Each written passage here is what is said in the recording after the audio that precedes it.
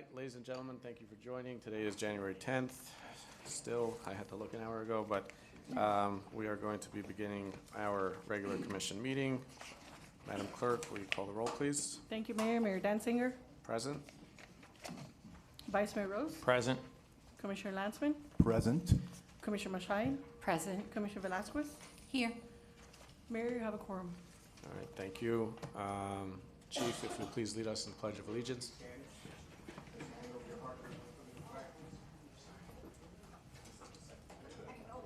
Pledge allegiance to the flag of the United States of America, to the republic for which it stands, one nation, under God, indivisible, with liberty and justice for all. Thank you, everybody. Opening up to item 1D, which is Mayor and Commission remarks. If it says Mayor first, does that mean I have to go first? Usually I'll open it up to the Commission. Does anybody have any comments? I get to go last, this way I can. All right. Just simple Happy New Year, and thank you all for being here tonight. Wow. This is recorded, right?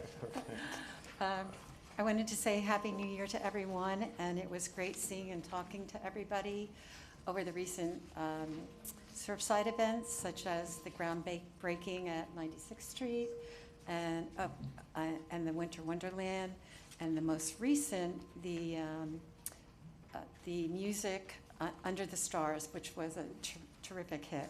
So it was a brilliant success, and the full moon joined us, and if you missed it, you still have 3 opportunities. And thanks to Parks and Rec and the Tourist Board for putting these on. Thank you. Thank you. Commissioner Velazquez?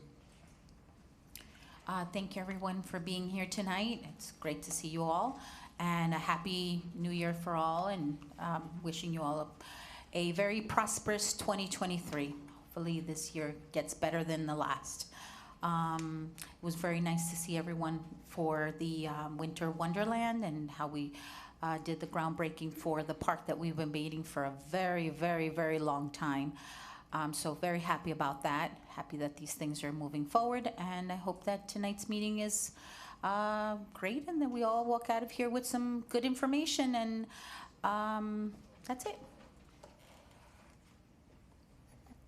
Happy New Year, everyone. I want to thank Tim and Adrian and the whole Parks and Rec team for the Winter Wonderland that was put on, the groundbreaking, and the winter camp. Heard really great feedback from residents. I also want to thank Frank, the Tourist Board, and his whole team. Really good feedback from the event Under the Stars we had last Saturday night.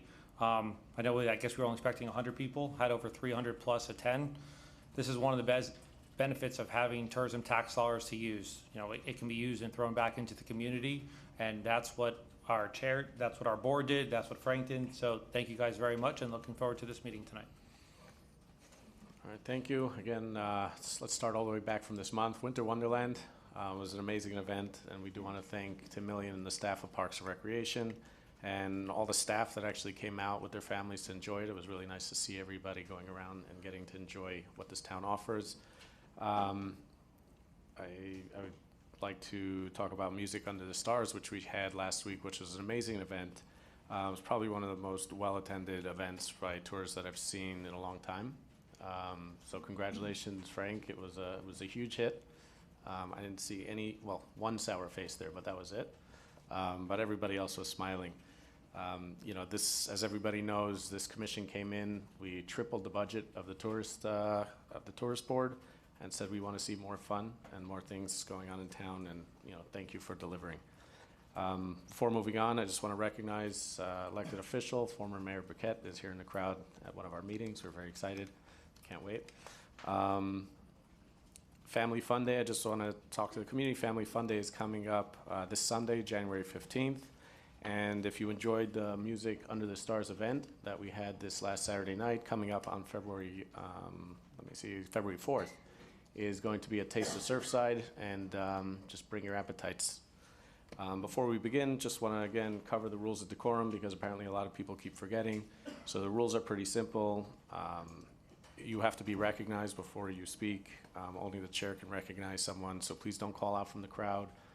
or yell out. This is not a conversation with the residents. You are here to participate and make your comments at the appropriate times. But the rest of the time, this is a commission discussion. But the same rules also apply to the commissioners. Please be recognized before you start your conversation or make your motions, and we'll have an amazing meeting.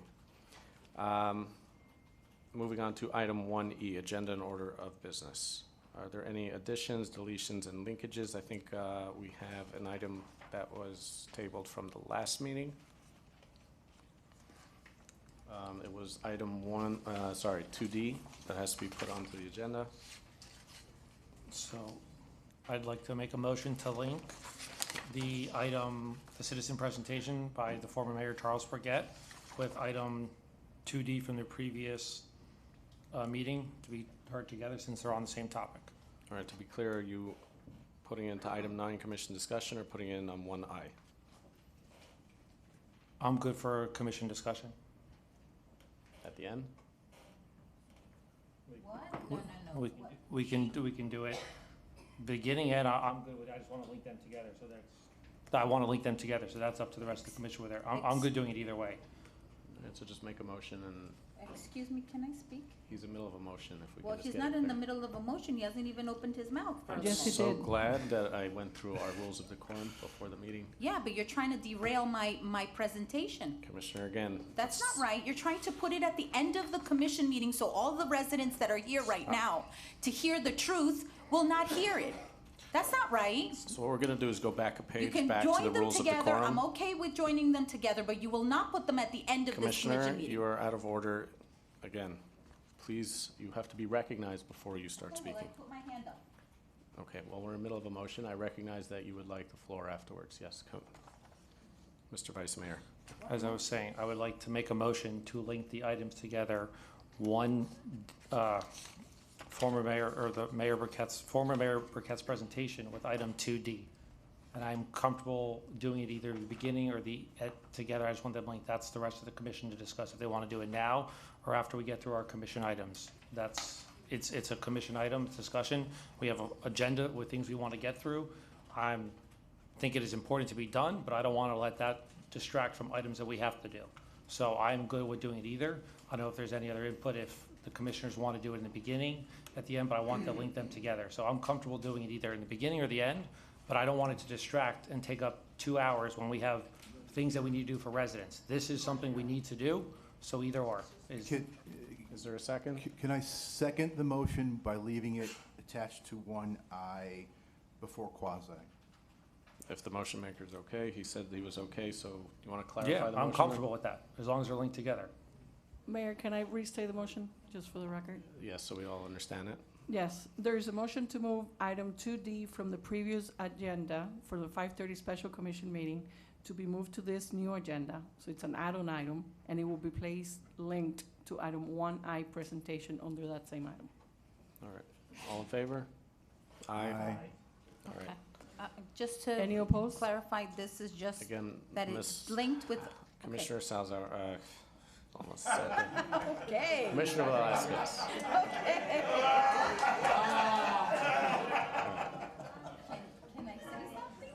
Oh, Freud. So I just want to make sure that both will be on 1I, correct? Yes. Yes. Okay, that's it, thank you. So I had all in favor, just for the record. Any opposed? The motion carries. All right. Moving on to item 1F, which is community notes. Sorry, before I move on, are there any other items that we want to add, delete, modify? No.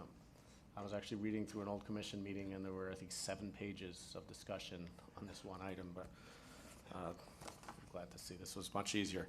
Moving on to item 1F, community notes. I wish I had nicer things to talk about, but today we are going to talk about Harvey Reuven, who was the county commissioner for the Miami-Dade County.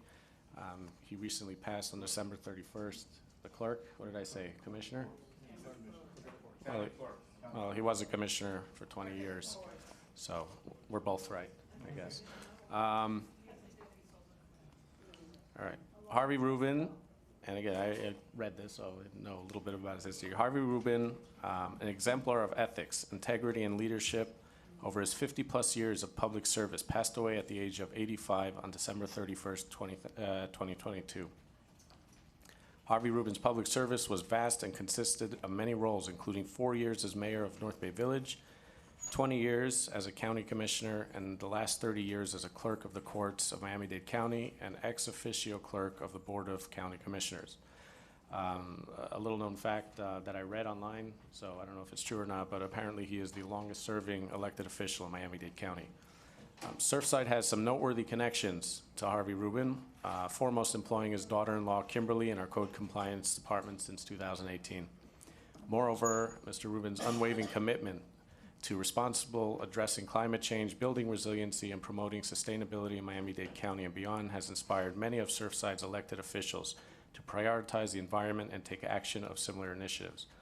Harvey Rubin was an early adopter for many pivotal environmental initiatives in Miami-Dade County, including championing a novel residential and commercial recycling system, establishing an endangered land preservation program, and leading the Sea Level Rise Task Force.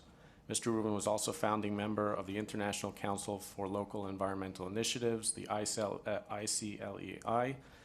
I'll be testing you guys later what that stood for, in 1990. An organization with more than 1,100 local governments that represented the interests of local authorities with the United Nations at the International Policy Forum to drive positive change on global scale through programs and campaign on local sustainability.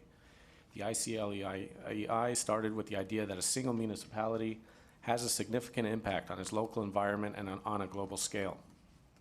The cumulative effect of a concerted local action could be profound. 25 years after its founding, Surfside forged a strategic relationship with the ICLEI to support strengthening the town's adaptation, mitigation, and resiliency initiatives. Mr. Rubin will be missed, and the town of Surfside sends its thoughts and blessings to Kimberly and her family. And we thank you for all that you have done and for all that you have inspired. Let us all take a moment of silence to reflect on his life and his impact.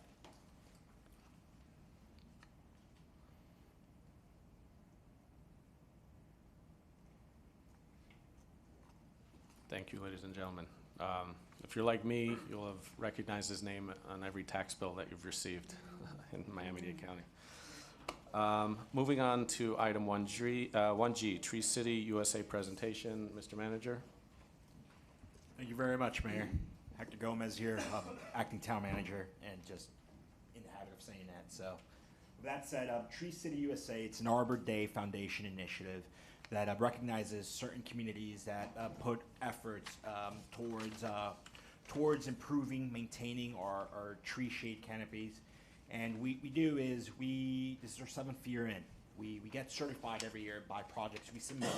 They get reviewed, and then we're acknowledged as a Tree City USA. That strategy helps us with a lot of resources, specifically when we go ahead and apply for grant applications. It's a big resiliency initiative.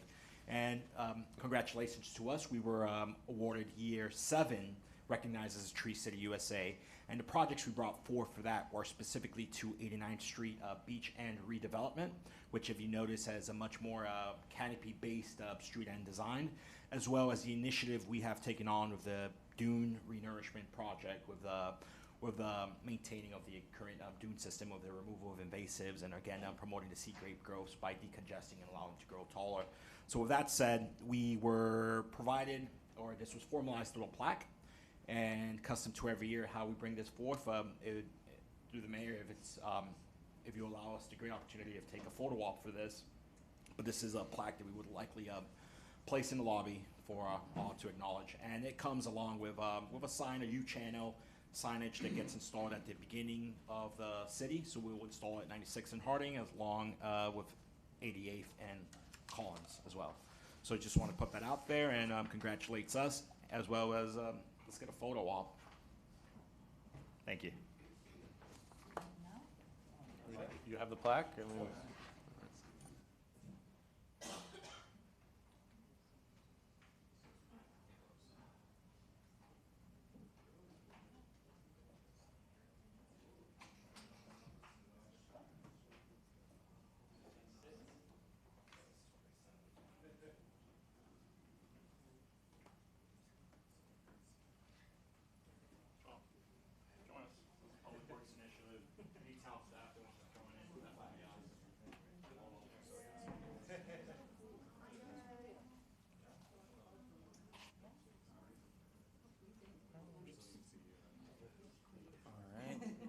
look this way. 1, 2, 3. Do a few. All right, we got it.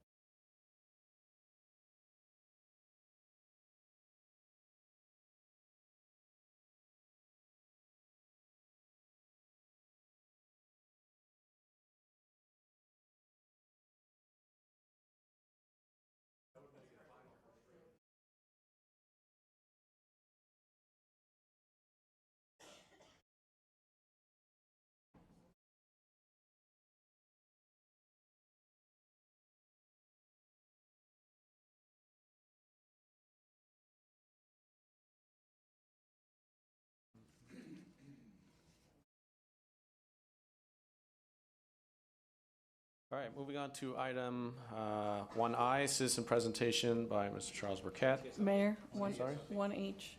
I skipped right over it. Sorry, Mr. Kilsheimer.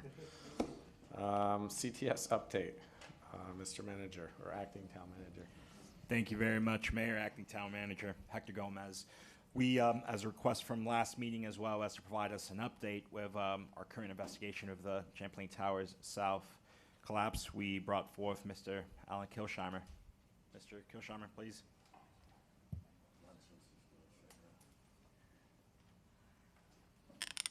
I think I'm supposed to say where I live, and I live part-time at the Marriott Residence Inn down the hall. That's a joke, but anyhow. I haven't been here for a couple months for two reasons. One is we're trying to save as much money as we can. And the second thing is we've been busy solving a bunch of issues. As you guys probably remember,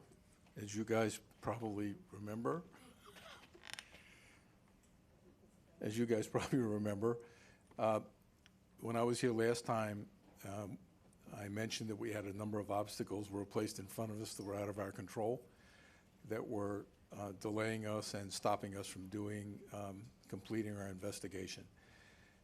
What I'd like to report is that almost all those things have been resolved in one form or another. We only have 1.5 things left to resolve. They both are involved with the federal government.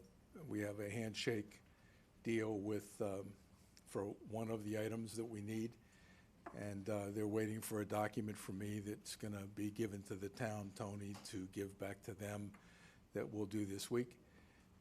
And then we begin negotiating the second set of things that we need. As you guys may or may not know, back in the summer, when the settlement was reached, the sampling and testing that was to be done on the site wasn't complete. And in fact, no engineering evaluations had been done to determine cause. As I understand it, the settlement was reached essentially by all of the various entities that anybody could dream of, whose names might have been mentioned written on the post office wall, put whatever money they had in insurance and else into this settlement to help these people who lost their units, lost their contents, but more importantly, lost their loved ones.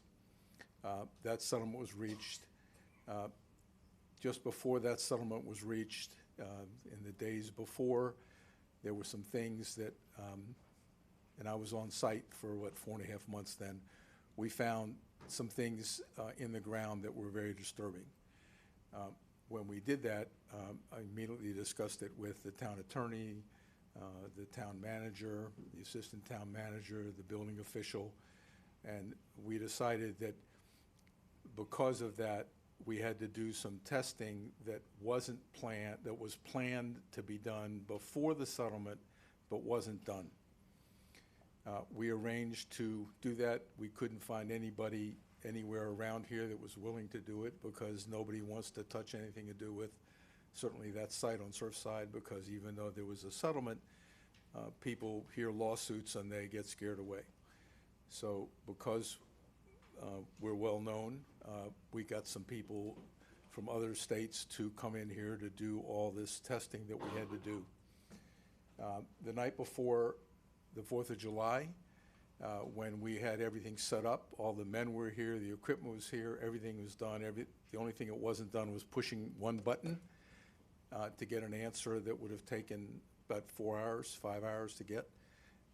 The town was given a letter from some attorneys that said essentially the town was responsible, if they did the test, even though these people knew about this test, that if they did the test, the town and me was going to be responsible for any damage claimed by anybody, anywhere, about anything. Now, we don't need the ACLU lawyer and the other lawyers here to tell us what that means. Nobody could possibly agree to that. So what we had to do is we had spent all that money, and now we had to find another way to do it. And since the land was being sold, we essentially were given the permission by the buyer of the land after they owned the property to let us do what amounted to a different test, because we couldn't do the first kind of test anymore because time had elapsed. So we did all that. What that has done is it's put us, I know a lot of people here have been very concerned about that the ground conditions underneath this site could have been a major contributor to the cause of this collapse. And what I can tell you is that we are 90% there in telling you that the ground conditions on this site did not have a major contributing factor to the collapse of that building. We also can tell you that, and if you guys don't know this or not, but the drawings that we believe that the building was built from actually have two kinds of foundations called for, and no one knew what those foundations were, which type it was. Well, we now know which type it was, and we know how those kinds of foundations were installed at that time. The last 10% of that particular component is based on sampling some materials that were in Connex boxes, which is like big railroad boxes, that were never tested by the Connex, by the geosyntax people that were there before, because the settlement occurred. Those were put in the hands of NIST, and we have, Tony has been able to negotiate with NIST that we get to we take those samples and test them the way we want. We share those results with NIST. They're waiting for a piece of paper from me that Tony's going to get. He has the letter already, and it's actually 24 pieces of paper. And I expect to have those in my hand and be able to do those tests. My hope is within the next month. The second thing that we need is if you guys remember when after the during the rescue and recovery operations, there were a number of pieces of the building that were really from the upper floors of the building that were taken off site that were considered evidence by the police department. I have no idea, not your police department, I have no idea who decided they were evidence or not, but they are very important for us to understand other things in this building that could have contributed heavily to the collapse. If you guys remember, they were in a warehouse by the airport. Long story short, we finally got access to that warehouse. We were not allowed to touch anything. We were allowed to walk around. We had a police escort and a NIST escort the whole time. We were allowed to fly a drone through the warehouse to get pictures of everything. We did as many GPRs as we could, which is called ground penetrating radar, and that was of the concrete to be able to see where the reinforcing steel was in the concrete without opening it up. We have all that information. All that's been done. The last part of that is to be able to sample those pieces that are in the warehouse and test them and see what the composition of all those different pieces are.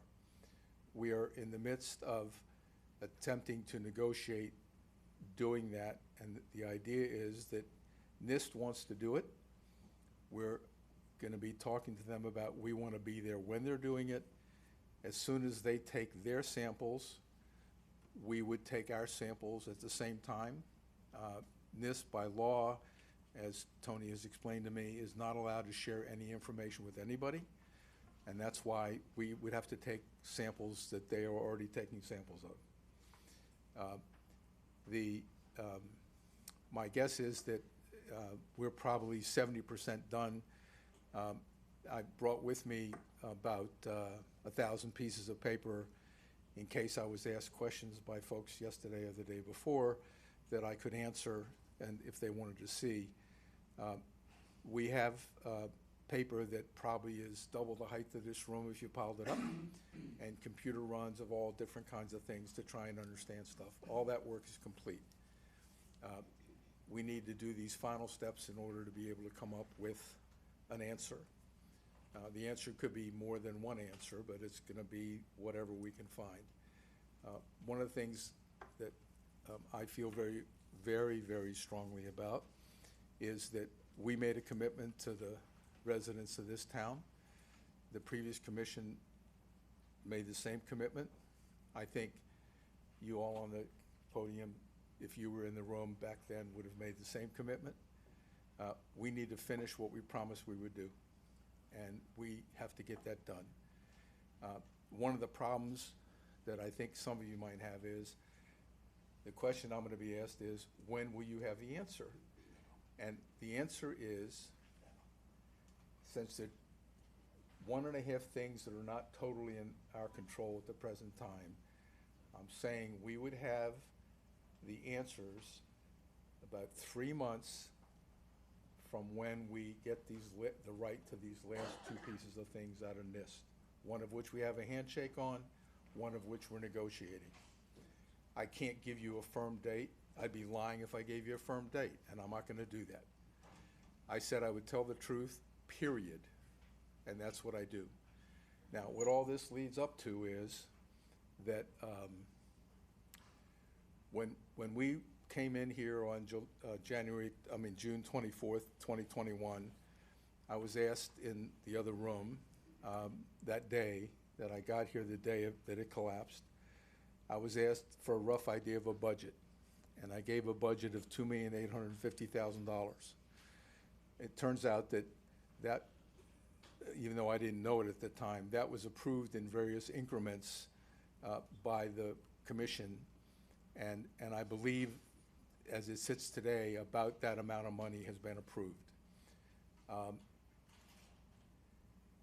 That includes the extra money that I asked for 5 months ago or 8 months ago.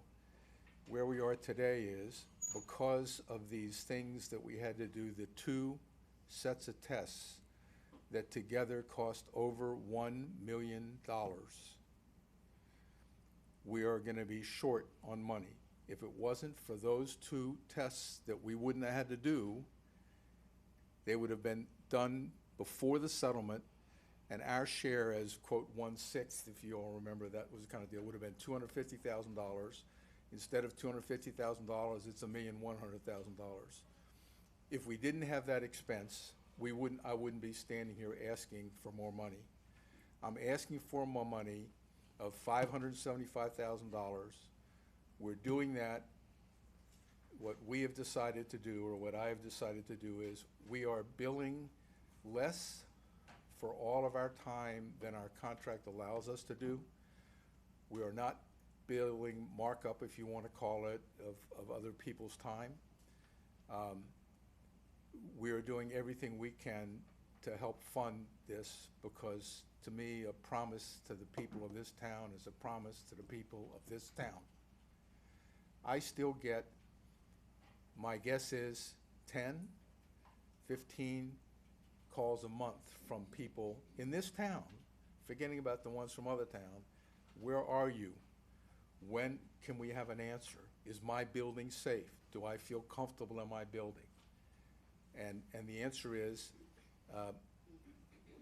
now the answer can be, is if you have a foundation system under your building that is similar to the one that was under the Champlain South, and you have the loads superimposed to those columns and foundations similar to what's on Champlain South, then that part of your building, again, as of right now, we're 90% sure is not part of what caused the problem. Now, as I think I've said before, we've had 30 or 40 or 50 different kinds of things that we thought could be an issue. We've eliminated probably all but about 10. One or two, I'm not sure how we can either prove or eliminate them yet, but we're working on that.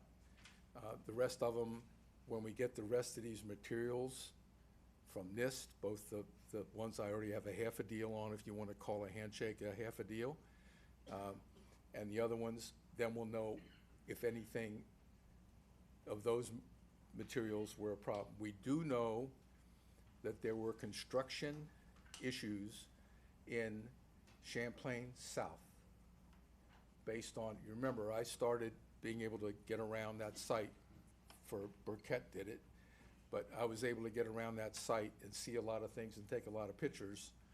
And so I know a lot of things that maybe a lot of people others don't know, at least they don't want to talk about. We know there were things that were not built in accordance with the drawings we believe that the building was permitted under. We also know that there were design mistakes in those drawings based on the building code that the building was designed for in the first place. Now, the deal is this, and I think some of the people in here might understand, when you design a building, you design it for a certain weight. It's the weight of the building and the weight of the people and contents in the building.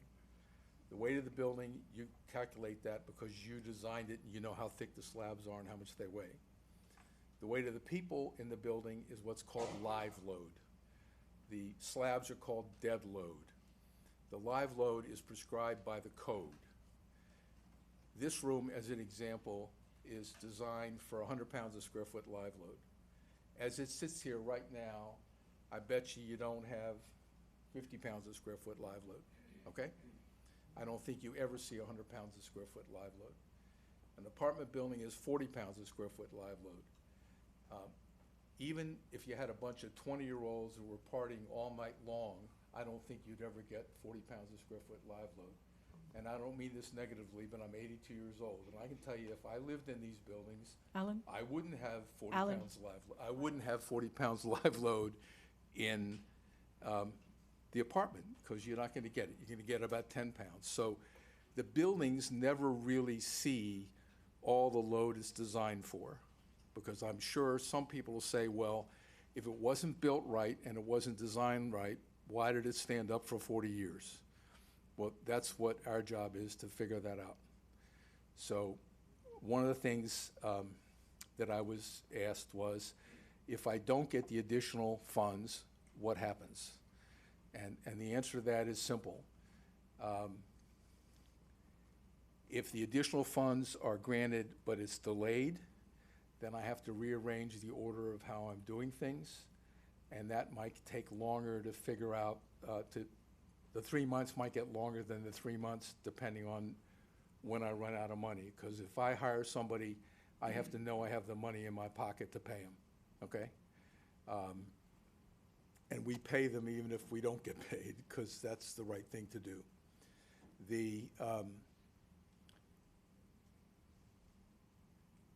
I currently have approved, essentially, you haven't gotten the bill for the month of December yet, but when you get the bill for the month of December, I'll have $275, give or take, $1,000 left in the money that's already been approved for us. That doesn't cover me very far, because one of the things I have to do is a $200,000 item, and these tests that I have to do on stuff that when we have them are, one of them is going to be like $75,000 to $100,000, and the other is going to be like $150,000 to $200,000. So if funds are delayed, then that means it'll take a little longer, and if funds aren't approved, then I'm in a box. And there's two ways out of that box from my vantage point. One is I have a report, and My report so far is about this thick, and it's written in engineering, but it has English interspersed in it to make sure people can understand what the engineering means. It would have 2 chapters that would say, not yet funded, or we can't answer this kind of thing because we don't have enough money to do it. The other thing is that we can see how much I can reach into my pocket, and contrary to what I heard yesterday, I don't have a house in Greece. I don't have another house anyplace. I live in the Marriott here or in Washington, D.C. And thanks to my wife and my daughters and my stepkids, I don't have a lot of money, all right? But the point is, I made a commitment to the people of this town, and we're gonna meet this commitment one way or another. Anybody have any questions for me? Well, just for clarification, when you say you're gonna meet that commitment one way or another, is that with the money and without?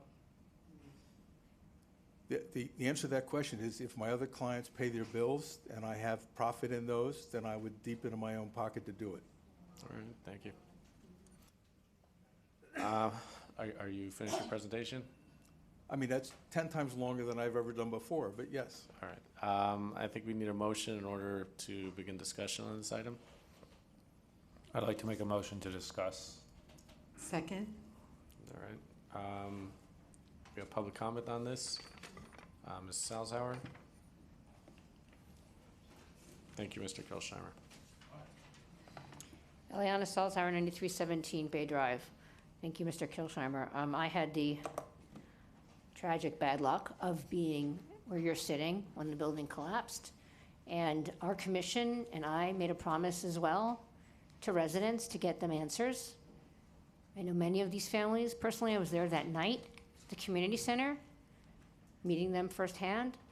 Going through it was certainly a very traumatic experience for the whole town. Part of healing from that experience is getting the answers. And sometimes those answers cost money.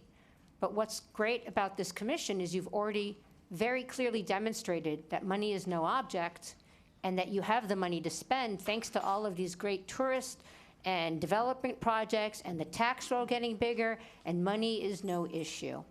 So if we have the money for things like pickleball courts and every other bell and whistle that you are now gifting our residents with, we certainly can get an answer to why so many of our residents lost their lives that night.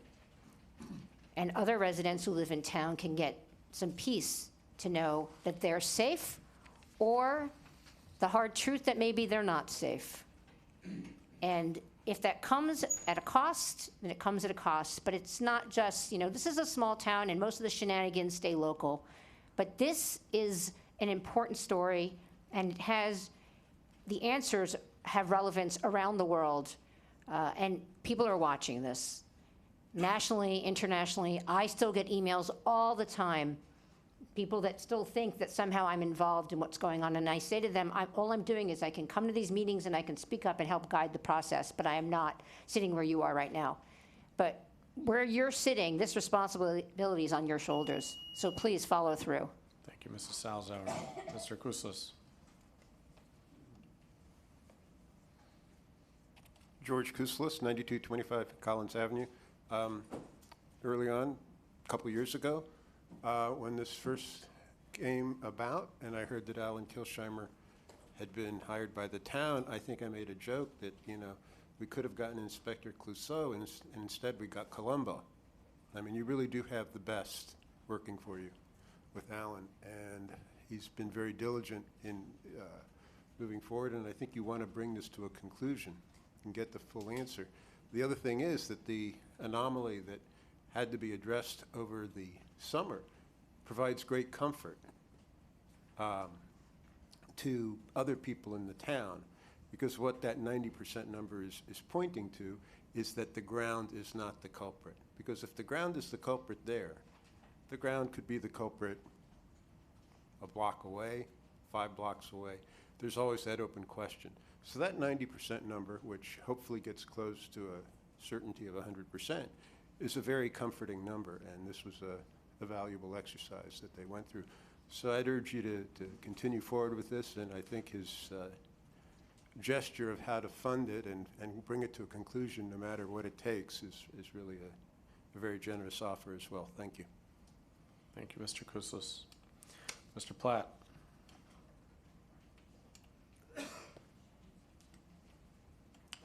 Jeffrey Platt, 9225 Collins Avenue. There's a question about this issue that's been lingering, and many residents have wondered. A year before the collapse, we had a beach renourishment project. Sorry.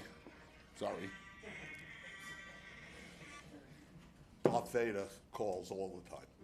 Anyway, we had a sand renourishment project where 400 trucks a day went down 88th Street, which is 10 feet from where CTS once stood. Nobody's ever looked at 88th Street and the trucks as a possible cause of the stability of the ground under 88th Street, which might have caused this thing to happen, since it was the north end of the building that collapsed, not the south end of the building. Be that as it may, 88th Street, rush, has been totally re-asphalted and covered. And now, the building on the north side of 88th Street, the blue-green building, is now all fenced off for extensive renovations. And I don't think Mr. Kilsheimer has ever looked at 88th Street as a possible cause. We keep looking at the building, the plans, but I don't think we want to find the federal government at fault or the Army Corps of Engineers at fault for this. I think we keep looking in the wrong direction, and I don't know why, and maybe Mr. Kilsheimer can put some clarity to that maybe that was investigated and maybe it was overlooked. Thank you, Mr. Platt. It's your presentation, so. No, to the mic, please. We've looked at that very, very thoroughly, okay? And no, it had nothing to do with it. Thank you. All right, seeing that there is no other public comment, I'll be closing the public comments portion of this item and opening up for discussion with the commission. Commissioner Landsman. Just a point of inquiry to our motion maker. Is the motion to include allocating the funds or simply the discussion? Right now, it's a discussion. You can always amend the motion. There's a current motion open. We could probably each of us spend 30 minutes on this and have a conversation, but we don't have the time, obviously. Very sore, very emotional, still a very open wound for everyone associated with the town, the families that live there, the families that lost loved ones, and a lot of things happened, interestingly enough, to settle this in record time, literally less than a year, to the tune of over $1 billion, to give some comfort to the families that lost loved ones and property, et cetera. What happened at that point is everyone then bailed. Everyone, the litigants, both sides of the equation decided, well, we're off the hook, we're out of here. What's unfortunate is the fact that the town of Surfside is basically funding this all by ourselves. It seems that there are very few other entities that are that interested in this conclusion besides the town of Surfside, on behalf of our residents and the families that lost loved ones who live elsewhere as well as in Surfside. So this additional funding is unfortunate, and I know that the test that was, Mr. Kilsheimer told me yesterday, $672,000 for that test that was one button push away, but the button couldn't be pushed, that money's out the door. Can't recover it, can't get it back, it was spent. $672,000 of the $2.8 million that's already been allocated. So I want to get this to conclusion. I think we all want this to be to some conclusion. There has to be some endpoint with some ideas. I frankly think at the point of the conclusion, there are going to be a lot of still what ifs, maybe 3 things, 4 things, and not this, he did it, she did it, they did it, which I think people really want. They want that villain. Who did this to our town, to our loved ones? Who? It's not going to be that kind of conclusion. It's going to be this contributed, this contributed, this contributed. Mr. Kilsheimer will make it as understandable as possible for those that are laymen in the terms of engineering, but still, it's going to be probably somewhat unsatisfying. So my opinion, my discussion is that I'm okay with allocating the funds with a couple of conditions. One is that we look for other contributors to this additional funding, whether it be individuals, entities, developers, whoever it might be. I think we need to share the load here because there are other people that want to know the answer as well as we do, but we can't bankrupt the town in this effort. I also would like Mr. Kilsheimer to, and as much as he's not going to do it, we need a time frame. We need to know when we will have this final answer. And if it's 2 years, if it's 4 years, it's not going to work. It's not going to work. The more time that transpires, the more time it takes, the less people are interested, the more frustrated people will be. It's got to be, we have an answer, we have the best possible answers possible, and we also are not going to ask for any more funds from the town of Surfside. And I'll leave it there. Thank you, Commissioner. For those residents talking in the crowd, I'm going to ask you to please refrain. We hear everything up here, and it's very distracting. Thanks. Commissioner. I also would like to see this come to conclusion. In my briefing, I was asking about if we can possibly get any more further state assistance or grants.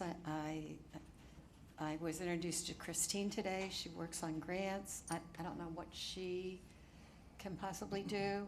And then I don't know if it fits into your time frame to try to, as Commissioner Landsman mentioned, to try to get money from other sources as well to help fund this amount. So I hope we can look into that and not mess with the time frame to get answers. Thank you. Thank you, Commissioner. Commissioner Velazquez. Thank you. Thank you, Mr. Kilsheimer, for your presentation today. I remember during our conversation you mentioned that that there was a portion of your report that you needed to give to, which you actually mentioned here, to NIST in order for them to give you access to these items that you need to test. I think that at this point, and although I do want to see answers, and I'm very happy for the 90% answer that you came here, and it gives me, I'm sure that for many residents, it's important to know that where their building stands, the soil is in good condition. That's very important.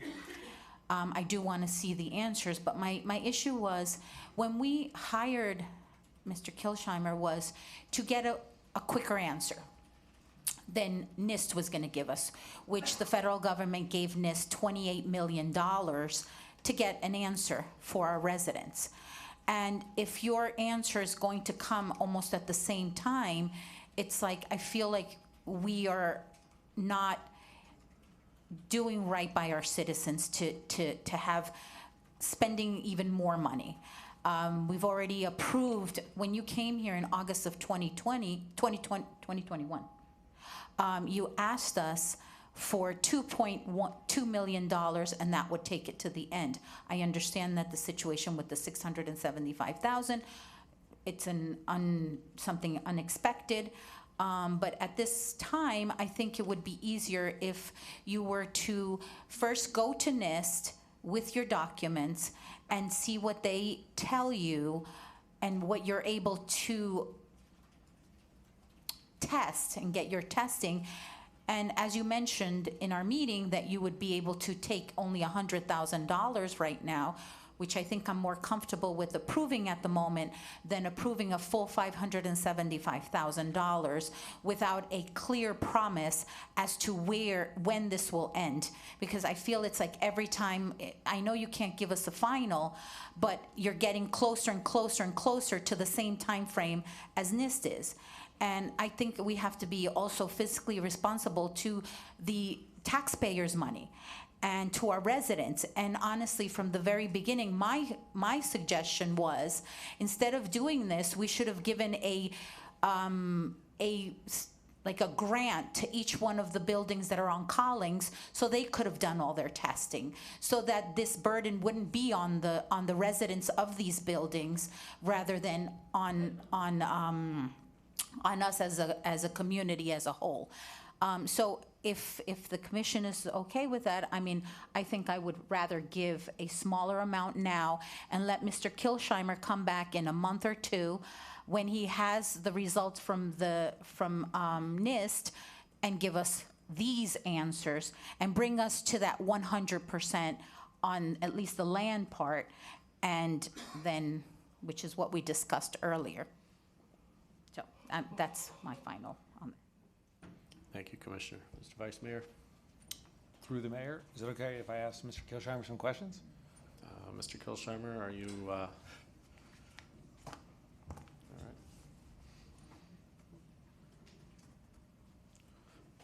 right. Thank you, Mr. Kilsheimer. So I guess the time frame obviously is one of them. So if you get access to what you need from NIST, you're confident from that time frame, 90, 120 days after, you'd be able to complete your report? I mean, that's the contingency right here, correct? Access to what you need from NIST? When I have the materials from this that we can do the tests on, Right, then we'll have, I believe we can have the report 90 days from that point. right. So that's kind of the solid date. If you got it in 4 months, 6 months, a year from now, it's really 90 days from that. That's the missing key right there. Right, that from and again, because I know a lot of folks, that probably is a year and a half to 2 years before NIST. Okay, perfect. Your report, 90 days after, let's say you get access to that information, I assume your report's going to be coming out before NIST's report?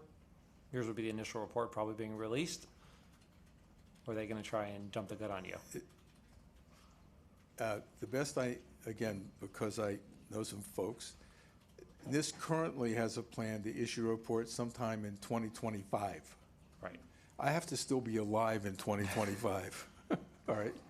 Yes, 3 months from now is not 2025. 3 months from this NIST stuff is not 2025. Okay. So I guess one of the things you mentioned earlier, that the drawings, the designs, the drawings weren't matched or done to what you saw on site.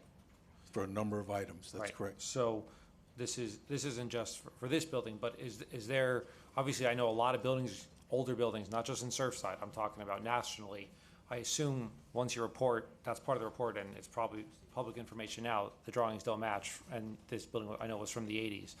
Is there going to be a process examination of, is there a way for older buildings to look at their existing building and be able to study to see what the documents, how it was supposed to be built, if they match up? Or, I know that's probably going to be one of your things to report, that not just Surfside, but there could be thousands of buildings where were potentially built not according to the documents. Well, you as a builder understand that there's never a building that's built exactly per the documents, right? Right. The key is what things weren't built properly. I know, as an example, the north building here has already figured out what its issues are and is taking steps to take care of those issues based on what was built versus what the drawings for their building showed, all right? I think there's some other people here in Surfside that are doing the same thing. I know there are a lot of buildings in this country that are doing the same thing. The issue is, it's an issue of magnitude, it's an issue of how bad the particular thing was. But again, I was designing buildings in the 70s and 80s and 90s, like I still am today. And I know the kinds of shortcuts people would take, and they can be looked at. It's a little more difficult in a condo because some of the things you want to see are upstairs, and there's usually tile floors and fancy walls and fancy ceilings. but you can get in there to see things. So my suggestion is for certainly buildings that were done in the 80s, certainly down in this area of the country, because it was I think you all have a nickname for what it was like back then, but I think back in July of 2021, we put together with the building official and the mayor at the time a memo that went to a number of the 40 or so buildings that suggested things that those people look at. That was a general thing. We now have a little better idea of what to look at, and we're thinking about suggesting that we give the town some suggestions that they might pass along to other people. Okay, and then so far, I know, because you and I have had our conversation, our briefing, that you've studied the subterranean and the ground level. What you're looking for, the additional funds, which is the big part, is going to help you start seeing the vertical elements of the building? There's two parts to it. One is there's a few chloride tests in the piles themselves that were never done, that we need to make sure we understand. So there's that part. But then it's everything from the first floor up, because the only tests that were run so far that were actually run were from the underside of the first floor down. Okay, and thank you.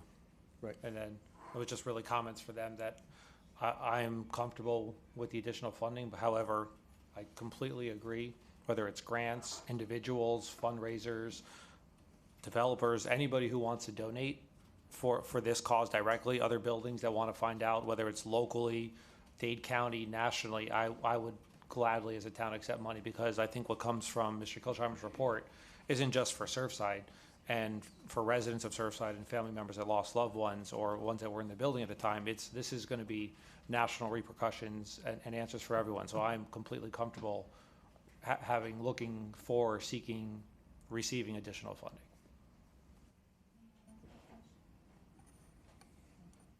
Mr. Kilsheimer, when you say 3 months from when NIST allows you to see the information that you need to see or test what you need to see, when is that? I have a better chance of answering that than I do of telling you what my wife's going to make for dinner when I get home tomorrow night, all right? Go for it. There's no way for me to know when they're going to do what they say they're going to do. What I can tell you is that we have gone from they wouldn't even talk to us to a point where not only are they talking to us, but they're agreeing to things. And I can tell you there are a number of national news organizations that have been following this. They kind of brought up the issue of maybe the government wasn't exactly helping us. And they are getting lots of calls, as I understand it, from them, from people. And I think the ice has been broken with NIST. And if I understand it correctly, they have the right to let us do what we want with samples as long as it doesn't delay their investigation. By the second step, things that I talked about, if we're going to doing our samples after they've done their samples, then we're not delaying them from doing their samples. Okay. And we don't rely on their tests. But this could be in a year from now, this could be 2 years from now, as this could be 3 months from now. You really have no way of telling us anytime soon when you're actually, so we're basing all this information on you being able to go in there and get your testing, which we really don't know when that's going to happen. And honestly, the whole situation was for you to get us an answer prior to them getting us an answer. So if you're telling me that they're going to give an answer in 2025, but if you're not able to go in there until 2024, and you might be coming out at the same time as they are, so why should we continue to invest in something that's may or may not give us the earlier time frame and response so we can give this to our residents? And I'll give you, I guess, two answers. The first question is that, having been doing this for a very long time, I don't believe there's any way that our information will be at the same time or even close to the same time as NIST. I have information that I know of kind of what some of their schedule points are. And in order for them to meet some of their own published schedule points, we'll get in there to do our stuff sooner rather than later. Now, I could lie to you and tell you it's 6 months. I'm not going to do that. You're right. I can't control what NIST does, but I can tell you something. Sometimes public opinion can help people, federal agencies, do things maybe a little easier and faster and fairer. And I think that the more public people tell the federal government maybe they ought to help out, maybe the senator that got $28 million for NIST ought to help out also, right? Absolutely. It just, and the last part of your question is, why should you do this? Because we promised to do it. But you promised to do it in a year and a half when No, you first came I here. actually said I would get it done in a year from when we had all the information. That's what I said. And that's what I said all the time until a year was up. And I said, I'm sorry, it's going to take me a year from when I have all the information. Now what I'm saying is I have all the information I need but 1.5 parts.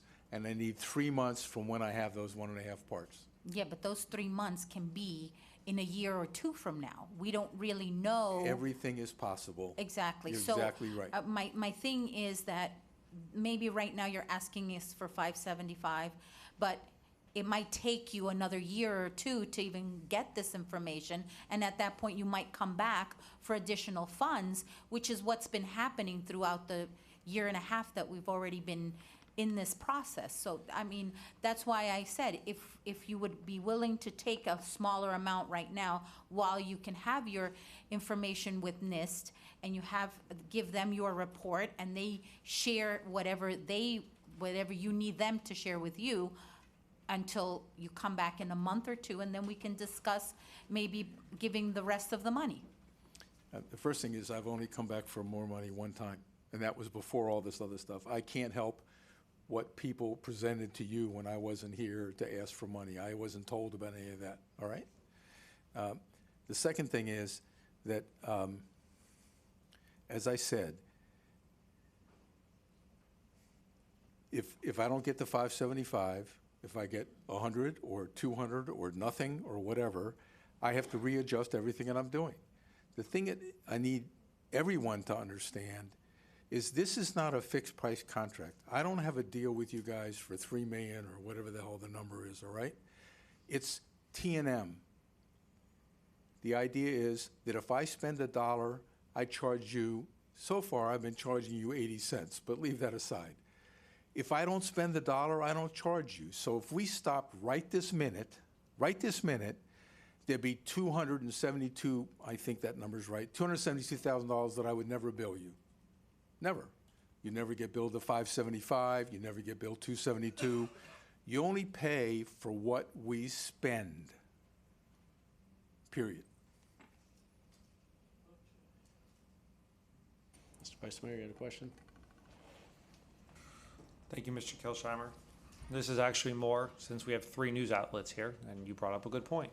I challenge 3, I'm calling out and challenging the news cameras that are here tonight, not to cover this story and not the hit piece that was brought up by former elected officials. So you're here, Mr. Kilsheimer brought it up, what we need, bring it out.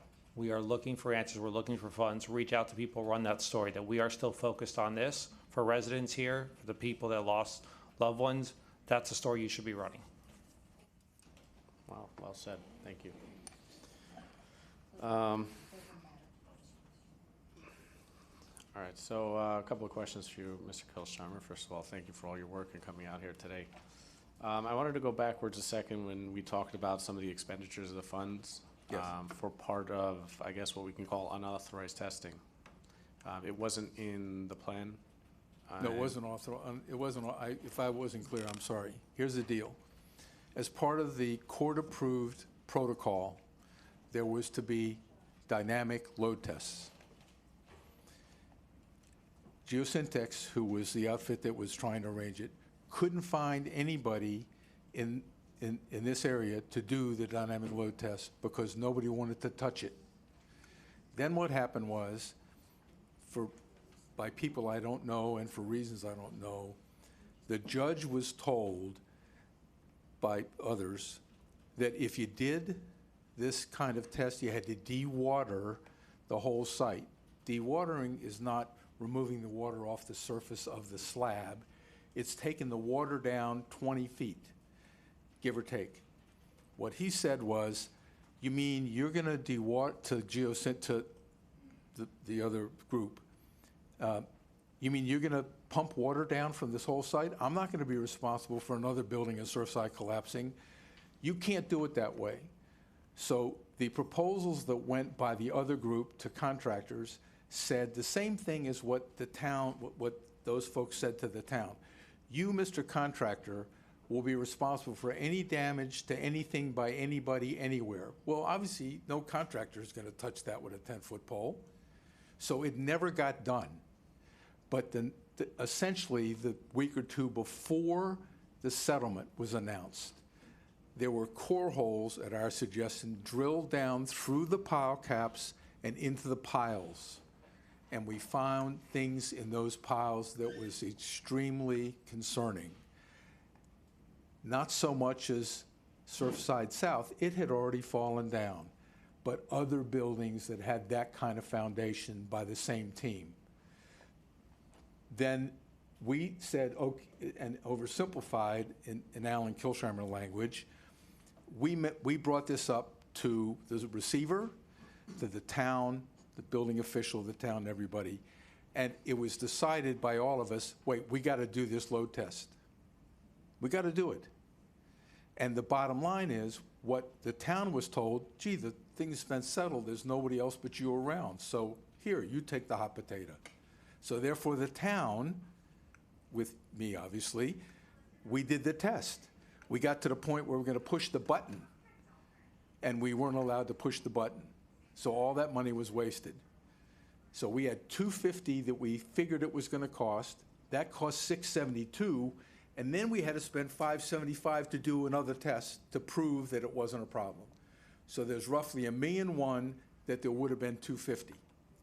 So my question is, and it's probably not for you, and the people who authorized it aren't here anymore, but who authorized to spend $1.2 million for a project when everything over $25,000 is supposed to come before the commission again? This puts us in a position where now we have to continue to fund this when a large amount of money, initially I thought it was 600, and that's roughly 25% of the initial budget. But if you're telling me $1 million, we're almost at 50% of the initial funding was spent on something that didn't come back before commission. But again, it's not really for you. I'll be well, I'm going to give you what I know, all right? The bottom line is, given the urgency of the situation, I don't think money was even discussed. It wasn't discussed. And the key was to find somebody to do the work. We had to go way out of town to find people to do the work, get them here and get it done, because you couldn't wait for a whole RFP type of process. I don't think money was ever discussed. It's not how things work when you're dealing with residents' money and taxes. I can only tell you the truth. But I do want to talk about, I guess, the report, right? Because we said we're 90% sure to issue that report. No. I said we're 90% sure that the geological conditions didn't contribute mainly to the collapse of Champlain South. Sorry, Mr. Kilsheimer. Cheryl, if you're going to be talking, I'm going to have to ask you to please leave. Continue. I apologize. No, I just said, I didn't say 90% report. I said we're 90% sure that the geological conditions didn't contribute to the collapse of Champlain South. That's what I said. Okay. And we're almost ready to submit the report. 3 months away is what I was hearing. My concern is the last time, this is not the first time that we've been asked to add additional funding to this project. The last time, and I know you said it wasn't you, but we had our finance director come up and say that we would have answers in September. He gave a definite deadline standing where you are today. We're in January now. I know that wasn't you, but in August, and I rewatched the meeting to be sure, Commissioner Velazquez asked for a deadline, and you told her 6 months. You Right. gave her a definitive And term in of August 6 is when months. we found the problem with the piles, and we had to do all this additional testing. That's So exactly here we right. are, 5.5 months later. Are we getting a report in 2-3 weeks, as promised in August? I didn't promise an interim report. You did. I didn't promise an interim report. Now, one of the things I am thinking about, is when I get to the 99% or 100% on the foundation system, to issue some type of memo that describes what I've described to you guys so far tonight, but with 99% assurity or whatever. So, I mean, this assurance, I heard months ago from this already, you know, while they didn't release a conclusion, they came out months ahead of time and said it's not the ground, although it wasn't an official report, because they won't compile that report until they finished. And we just seem to be, again, redoing some of the effort that's been put in. But I'm not aware of NIST issuing any such statement at all. I heard it firsthand, so. Mayor, just for the record, it's 8:17. All right, we have to put a pin in this and come back. If that's what you need. I do want, we could see if we can make a motion, but again, as far as financing, you know, we're talking about what was allocated was 8% of our town's annual budget. We're looking to go up to 10% of our town's annual budget. We are not New York City. We can't keep bankrolling and financing this. I personally am with the rest of the commission that I would like to start seeking alternative ways to fund this at this point, because as you know, we came in, we were supposed to be 1/6 of the expense, and now we're at 100. And like the vice mayor said, we have all these cameras here. You know, let's start reaching out. We have our grant writer here. Let's see what we can start bringing in. It sounds like we don't have a timeline right now because we're still trying to get materials from this, so I don't see the sense of urgency to come up with a resolution tonight as far as what we're funding, what we're not. Maybe we start looking for outside sources, and as we get closer, then we can sit down and talk again, and you can say, I've got access to it, here's what I need. And then we have more definitive of a conversation, because right now we still seem to be up in the air. Well, Does what that I should seem- say is, as I said, we'll work with what we have to work with, all right? Sorry.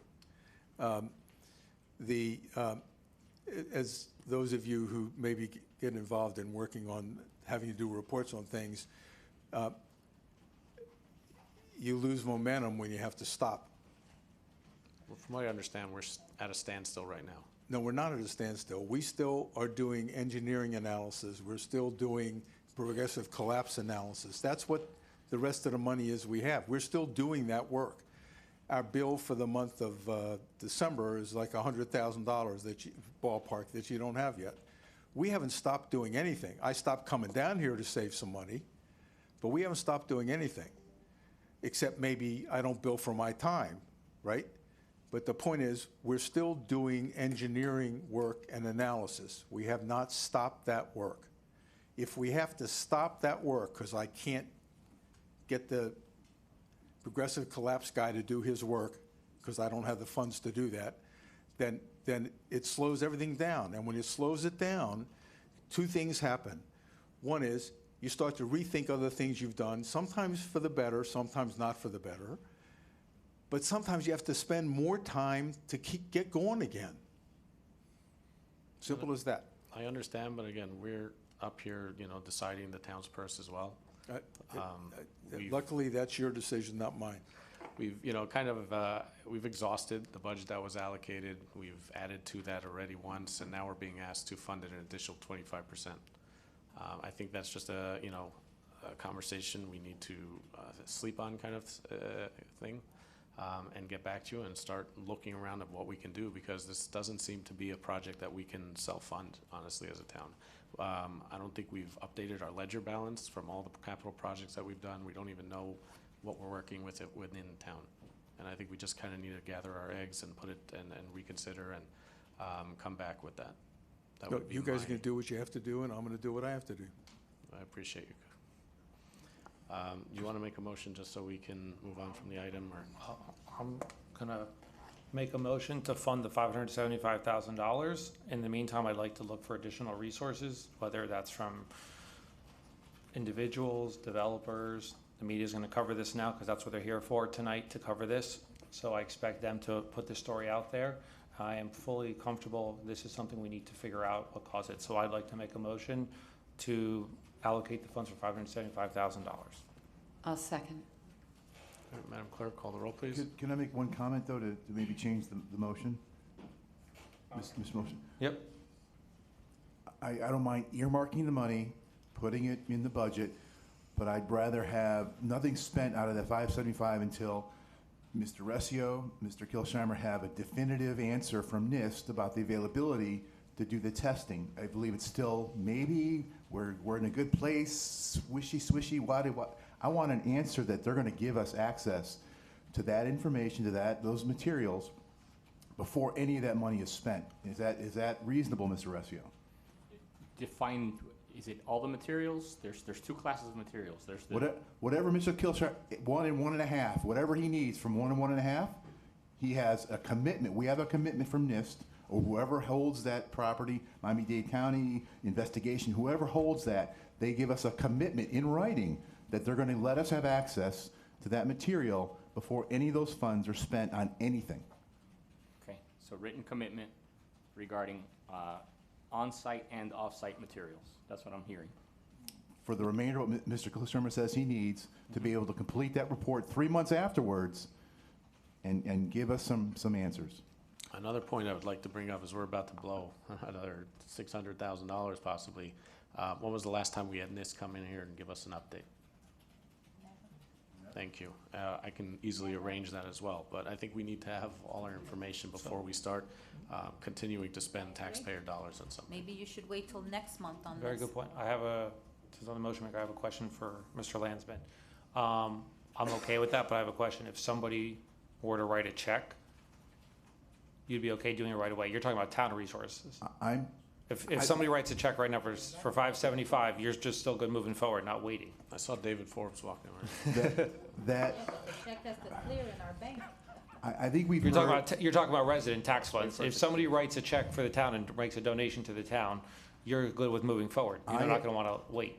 I think in the last year and a half, we've heard too many, maybe, need this, not get that, no access, lawsuit here. There's been too many variables without any real understanding. You say you're 90% for the ground, but nothing above the ground. There's too much left open. I don't think I want to spend anyone's money that might contribute to this cause unless we have a commitment to have access to those materials. I don't think anybody's money should be spent. But it can be collected, it could be earmarked, it could be set aside and available so that we don't lose time and don't lose the energy we've already put into this. But I want NIST to tell us, yes, you can have this information, this material, and here's when you can have it. All right, guys, if I can end discussion, good and welfare is supposed to start at 8:15. I'm about to get another, ethics complaint against me. If good with the amendment, we can call the vote. If that's okay. Can we just put this aside for next month and allow Mr. Kilsheimer to come back We have a with vote on a that. We have a commitment motion, Commissioner, we have for a next motion on the year, table next already. month? I don't see us, why do we have to spend this money right now? Commissioner. Okay, but did he accept your, I did if you were going to listen, yes. okay. So Well, can no, we clarify the motion? all I heard you vote, say and was that then you wanted to. Can move on to good and welfare, Commissioner please. Mashine? Can you? Could you clarify the Can you- motion? Yeah. It's Restate the to motion, fund the please. $575,000 with written communication from NIST, a commitment. Subject to written communication Correct. from NIST regarding access to the on-site materials and the off-site warehouse materials. And the time frame for that access. Did the vice mayor agree to that? I'm okay with that. Commissioner Mashine? It just sounds like a lot of, sounds complicated with your, Commissioner Mashine? That's what we got right now. okay. Is that a Yes. yes? Okay. Commissioner Velazquez?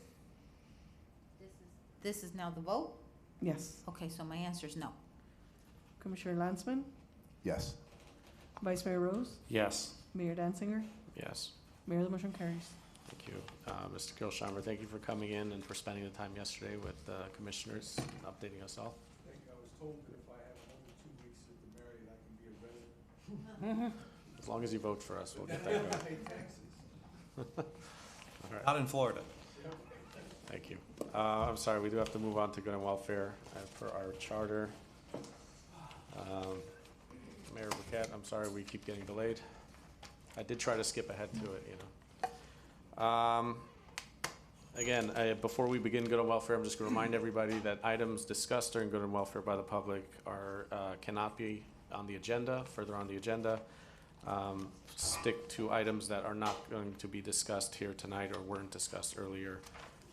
This is where you get to complain about your cat's, your neighbor's cat or the hedges or anything else that is not on the agenda tonight. There's 3 minutes per speaker. We will start with Mr. Henderson, Horace Henderson. I'm sorry? You skip? All right, Mrs. Salzauer.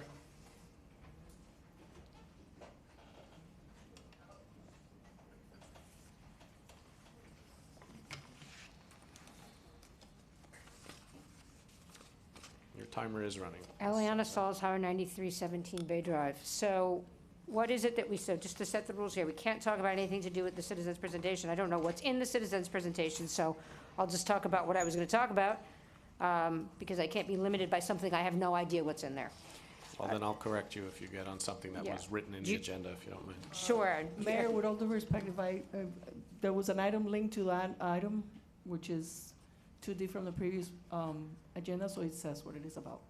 That's what I said. There is a full description. I know you read through the agenda, so.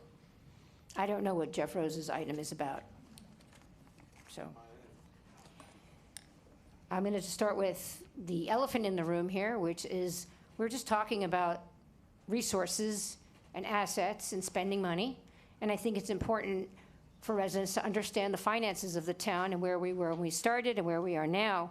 I think that sitting here and listening to you guys split hairs over $500-something thousand when, you know, almost 100 people died was really upsetting. And I know that there are family members watching that have been texting me who are pretty upset about the direction that the town has taken this. Mrs. Salzauer, your conversation is going right back to the item we just finished. If you can continue where you started from.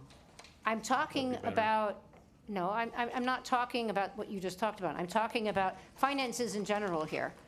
And resources, like you said, are very scarce and very important. So resources, let's say on the police department, should be spent on things solving real crimes. That's what resources in the police department should be for. They're not for conducting investigations into emails. When someone gets their ego bruised, that is not assault, that's not a crime. I think that residents were pretty upset to find out that there was a police investigation about an email that was a protected parody under the First Amendment. So if we want to talk about a waste of town resources, that would be the biggest one here.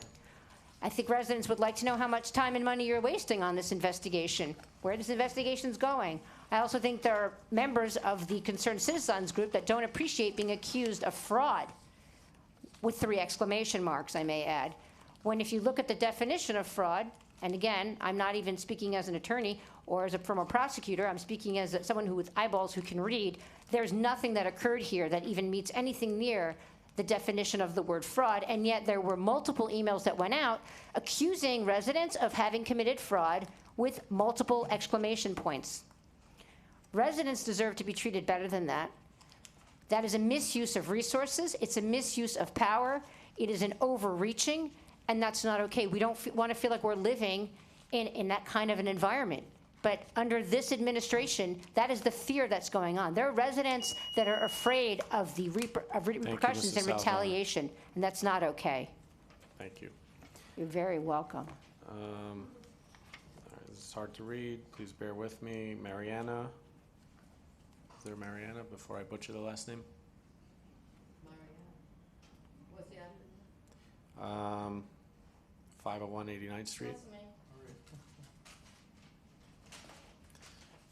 Well, an anticlimactic type of a subject. Marina Saravia, 501 89th Street. As I am walking, my subject here is food trucks. This is kind of getting out of hand. The food trucks all over the place. I'm not complaining. I see them anywhere. I see the styrofoam containers with the food waste all over. Okay, I pick them up and put in my trash.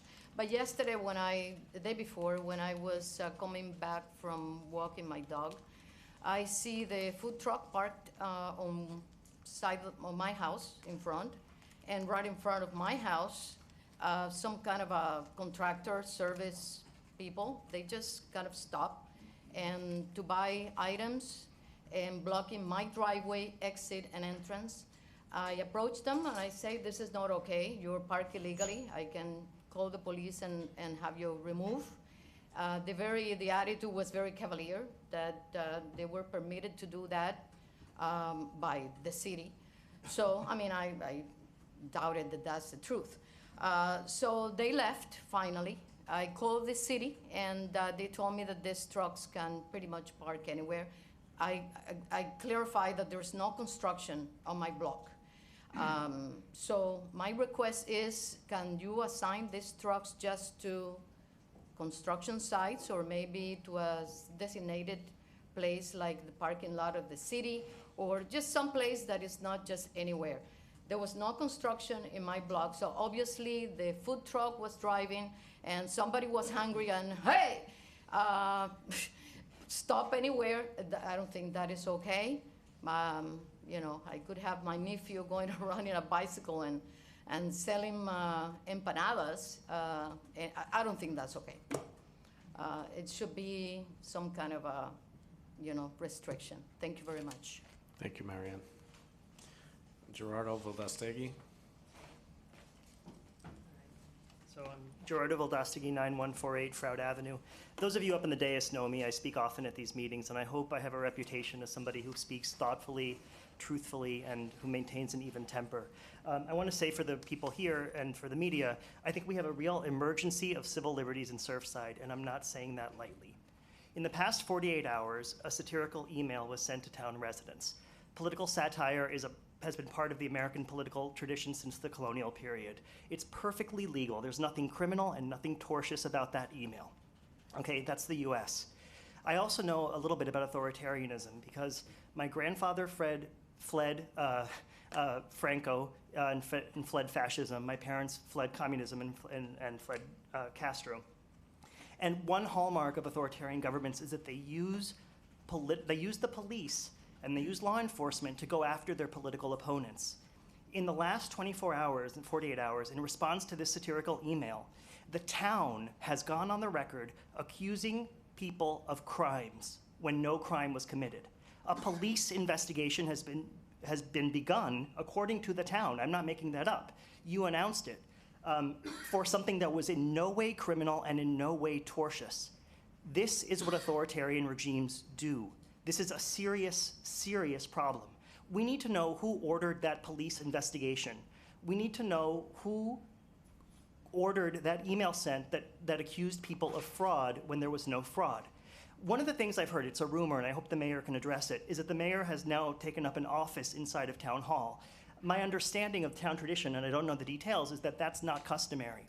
Part of the problem with that, in addition to the free office space, is that the mayor now has an opportunity to direct the police to investigate people, and there's no paper trail of that. That is a serious, serious concern, okay? I always speak the truth. I know the law, and I'm not exaggerating here.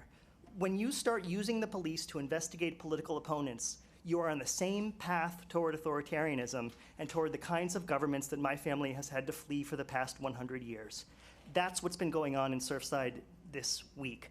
And by the way, that email served an important public interest. If you're in this room and you didn't like the email, well, okay, you should at least realize that it raises serious questions about whether the mayor told the truth about the resignation of Andrew Hyatt, and also about whether there was a sunshine law violation by this present commission. Those are important questions that need to be addressed, and sometimes satire is the best way to get that on the agenda. But the police should not be investigating people for calling attention to potential wrongdoing by elected officials.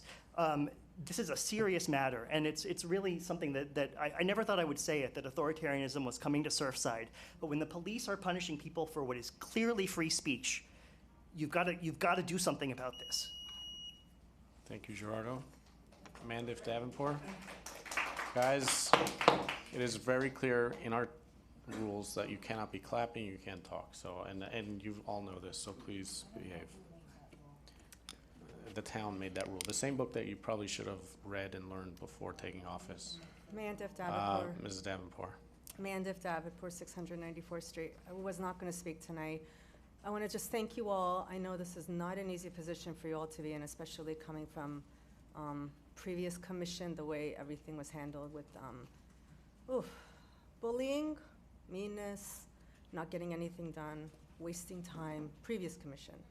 So I'm so sorry that you all have to go through this again when it's the same 3, 4, 5 people that come, get up on every single topic. I really want to apologize to you all because I do know you're all trying. Many residents have seen so many improvements in such a short time that you guys have been up here. Want to thank you for really everything you've done. Also want to, I'm so embarrassed for that email that went out. When you're a bully, and then you are mocking something that went out, that could possibly be illegal. I don't know, I'm not a lawyer or anything like that, but I think impersonating an elected official is illegal. I don't know, maybe I'm wrong. Subject to jail time. I hope whoever sent that email out will go to jail. I really pray. Ladies and gentlemen, I'm going to say this again. If you can please maintain decorum, I would appreciate it. Because bullying in any way on the playground, in a place like this, in a 10-block town like this, especially after what the previous commission did for so long to this entire town, is horrible. That those same people that were on the commission are kind of saying, it's okay to, let's continue bullying people and our mayor, and it's okay to be mean, disrespectful, rude. How many more words can I use to describe that email? Oh, defamation, hurting a person, I don't find this funny, hurting a person's future, business dealings, character, wrong, it's wrong. And if bullies think that that's okay, then we as a group in our little 10-block town need to look back and say, hey, those same people that are coming say, it's okay, this is Cuba, you guys are all Cuba, and what you're all doing is wrong. And if that person and those people are okaying an email that went out like that, then we have a big problem in the society. Thank you. Thank you, Mrs. Davenport. Moses Wertheimer.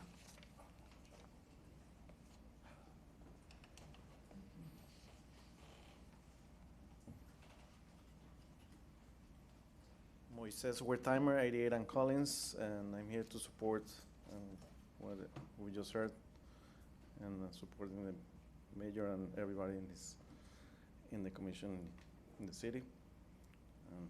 Hopefully everything's going to be resolved the way it should be done. Thank you for everything that you do. Thank you, Mr. Wertheimer. Ben Jacobson.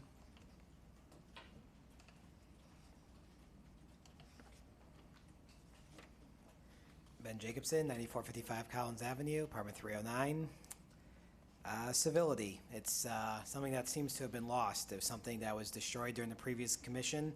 There were curse words, finger droppings, all kinds of things. We made the national news over and over. And part of what swept in this new commission was to bring back civility to the town.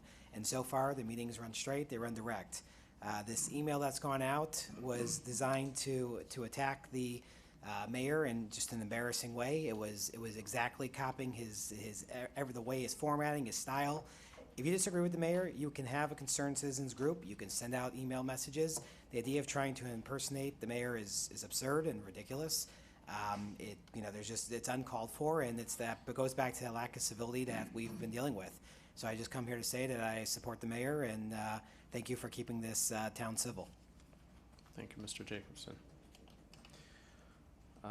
Seeing there are no other speaker cards for good and welfare. I had one in.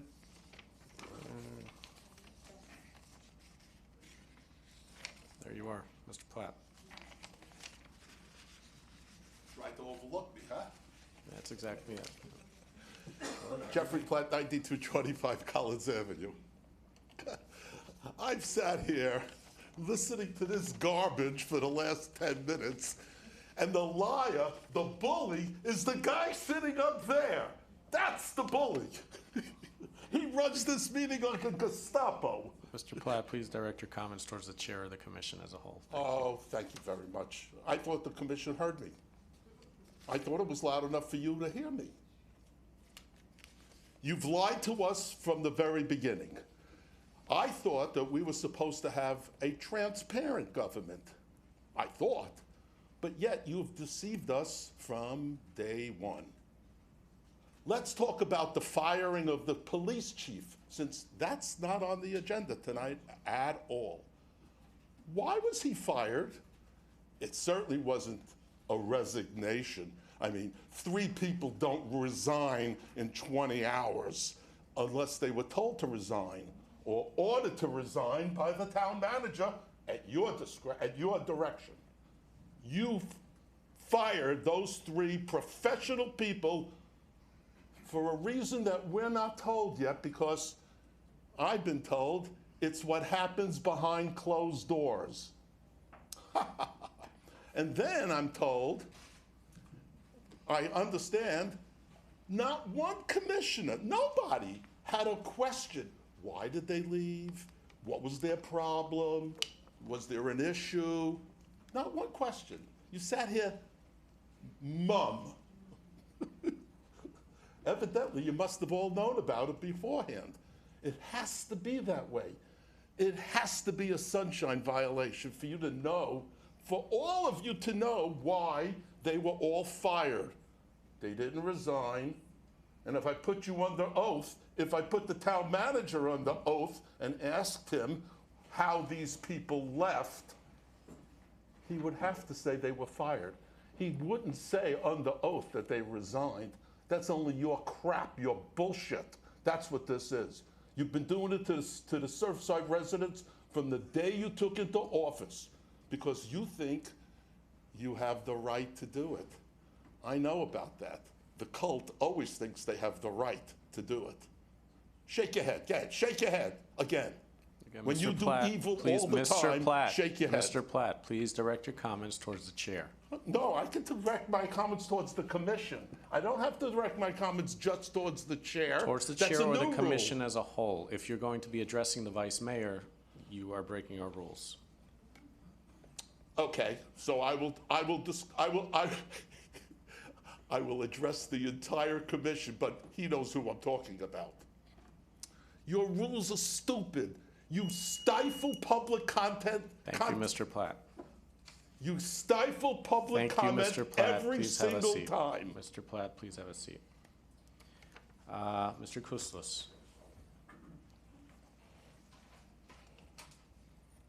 George Kuslis, 9225 Collins Avenue. If we were to rewind the clock back to this summer, you probably would hear several meetings in a row that sounded just like the past 3 minutes.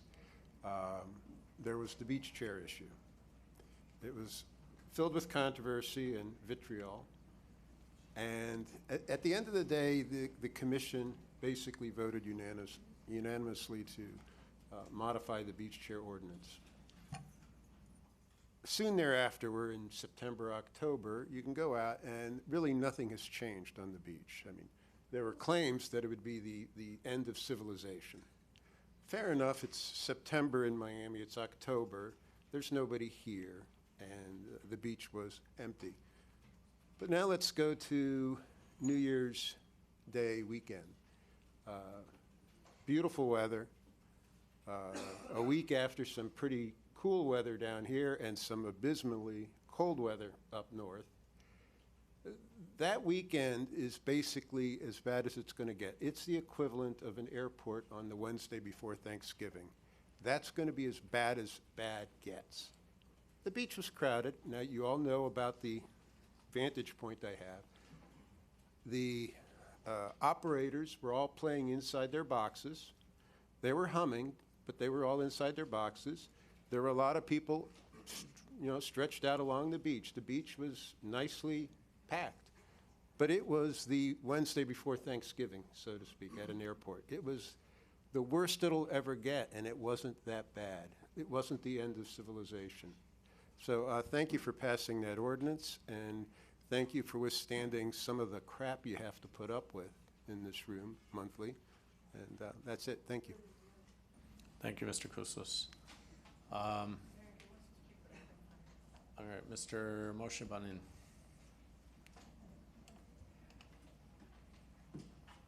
Sorry, your card seems to have got lost somewhere. Yeah. Hi, my name is Moshe Banin, 516 91st Street. I was actually staying here to try to hear the full Burkett presentation, but I did not take enough ADHD medication to get me through this evening, so I will speak briefly now. The main reason I'm speaking, I'm just going to say I didn't agree with certain things of the last commission, and I agreed with something, and it's the same with this commission. But my recommendation to concerned citizens, because I have to believe anyone who sits through this night is very pro or anti. I don't think there are very many people in the middle.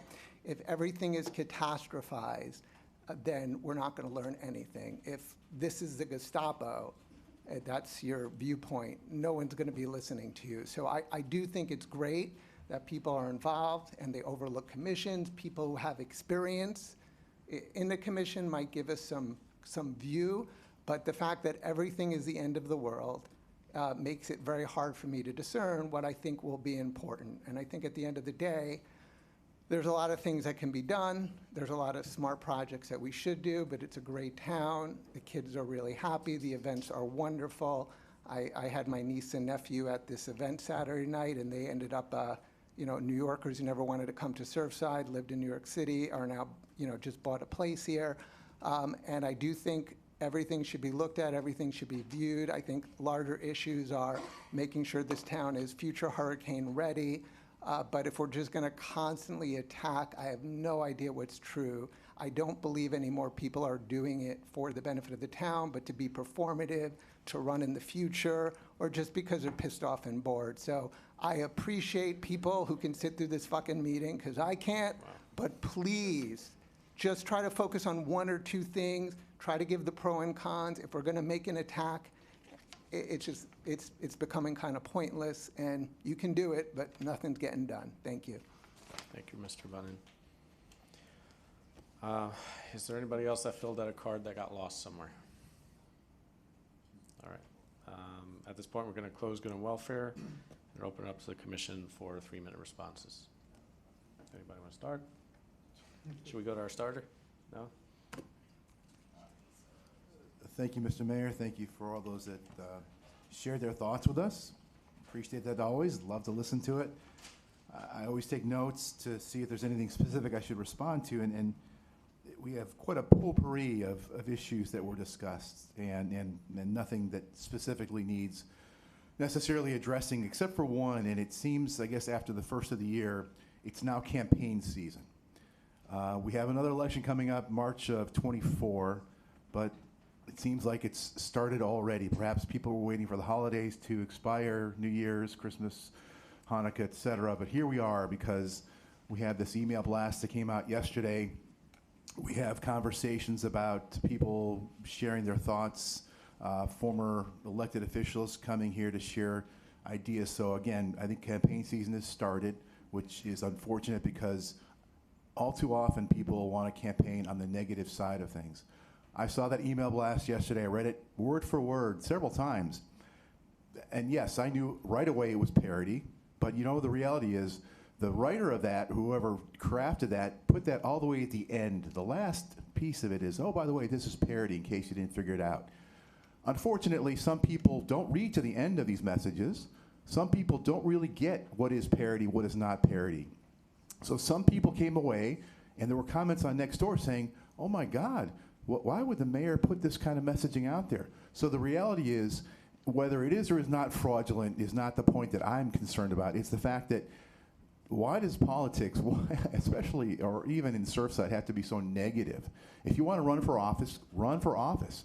But I prefer you to say what you might want to do for the community as opposed to pointing fingers at other people and saying, bad on you, bad on you, bad on you. So again, Campaign season has started. Every meeting we have going forward is going to be discussing things that are going to be all about posturing to become elected, re-elected, et cetera. Let's try to be civil with each other. Let's try to communicate with each other. It seems we always have two sides of the fence. Why can't we get together and communicate and work together to continue to make progress for our community? And I'll end it there. Thank you. Thank you, Commissioner. Commissioner Maisha? Just a couple comments, and I think that we need to leave the legal issues up to our legal team to decide if there are legal problems or not. And, you know, that's what I want to say. I don't want any more misinformation going around, but I trust our legal team, and I think that's where we should leave it. And my only other comment is, can somebody look into the food truck? Thank you. Thank you, Commissioner. Commissioner Velazquez?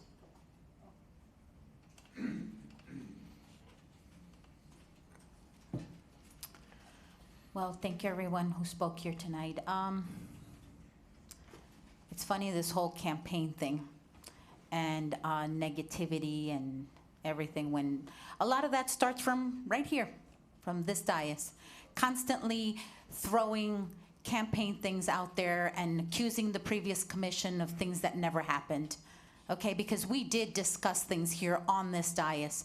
We didn't come here already with our minds set because this is what we were told to probably do, okay? And I think that that was a more clean way of handling business than to not even ask a question as to why the town manager resigned.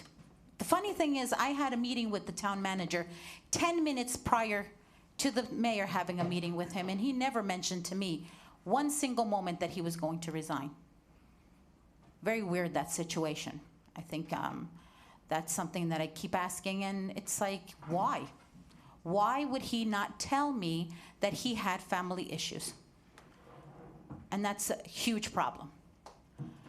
And to be constantly bashing other commissions that, yes, we did do a lot. We did an enormous amount of stuff. For example, the park, that was funded, designed, and everything by the previous commission. This commission has just gone and found the construction guy. That's it. The Abbott Avenue Drainage Project, that was something that was a huge problem for many residents, especially the ones on Abbott Avenue. I made that my business to make sure that those residents would not have this water problem going into their garages every single time it rained, because that is a government issue, and this town needs to fix that problem, okay? The undergrounding of the power lines, which actually I kind of feel someone's trying to derail this, but I don't have proof, so I can't make a full statement on that. But that's another item that the previous commission brought to this. And yet sometimes there was arguments. I'm not going to say there wasn't. There's arguments in this commission as well. We're talking about shutting people out, throwing people out, not letting them speak. That's not civil, and that's not decorum, okay? And on that note, thank you very much for coming.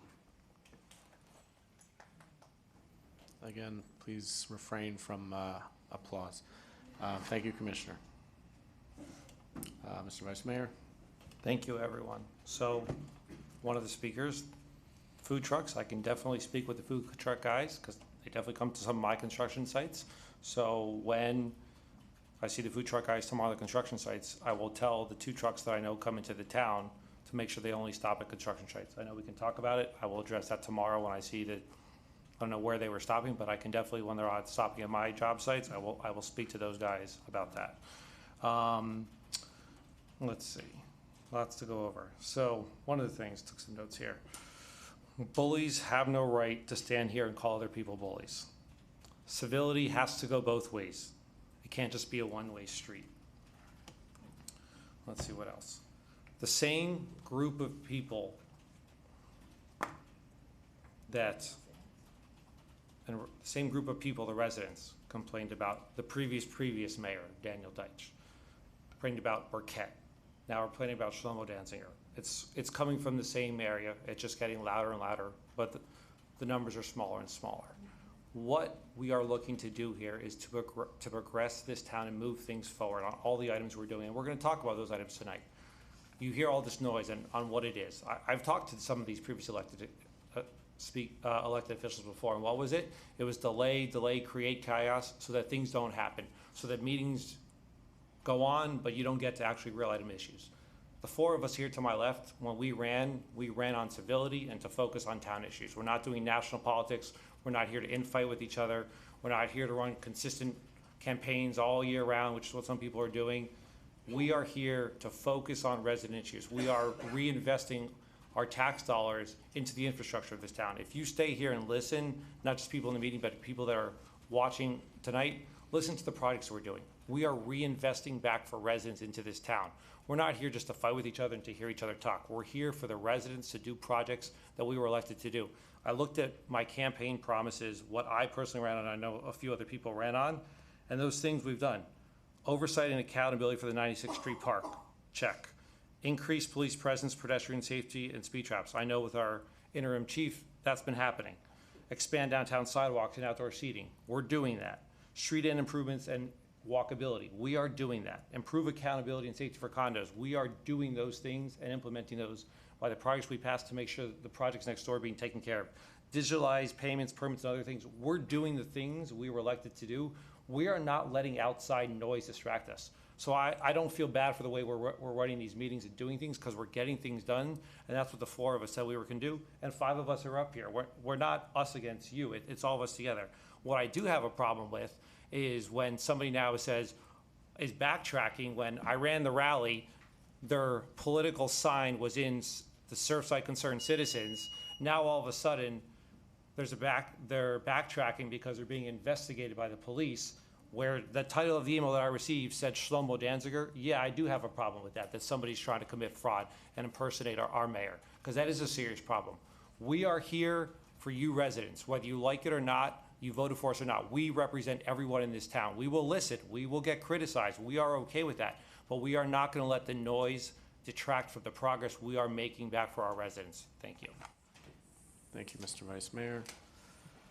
I feel like I need to start by reminding Commissioner Velazquez that she is part of the new commission and shares in every one of our accomplishments. For some reason, she keeps tying herself to the last one, but you know, we're all one team up here.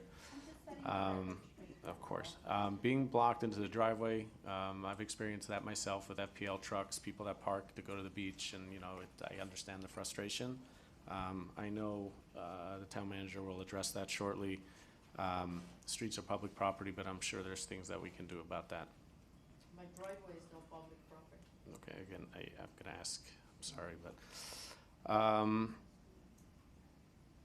there are, I guess there are state and federal statutes that make impersonation of an elected official a crime. If you put on a police officer's uniform, pull someone over, and then walk up to the window and say, "Just kidding," you're going to prison. At this point, it's up to the state attorney's office to determine if what happened constitutes a crime. But this action happened, and now it's got to be investigated. That's how this works. And just to address the other comment, I've heard this before about sunshine violations, because when the town manager resigned, nobody seemed surprised at the meeting. His letter of resignation was disseminated to the commission hours prior to the meeting. So we didn't find out about it on the spot. We heard about it hours before. We've had conversations with the attorneys or people within the town. We didn't find out about it the first time right there on the dais. I think that pretty much covers everything that I'm going to respond to. I'll turn it over to the manager. Mayor, thank you very much. Prior to specifically, you want me to address the concern of the food trucks, so I'll gladly address that point. Maria, thank you for bringing it to our attention. Obviously, with an increase of construction, there's a service provided to the contractors, to the workers, which involves food trucks as a service. There's things we could do right now just within what's allowed, checking for just confirming certain licenses are in place. But as an additional thing, more of a courtesy, is, you know, they are someone doing business in our town, so we will go ahead and proceed and discuss with a few vendors that we know. It's not a lot of food truck vendors, but there is, I believe, 2 or 3, just because I've been out there, I know who they are.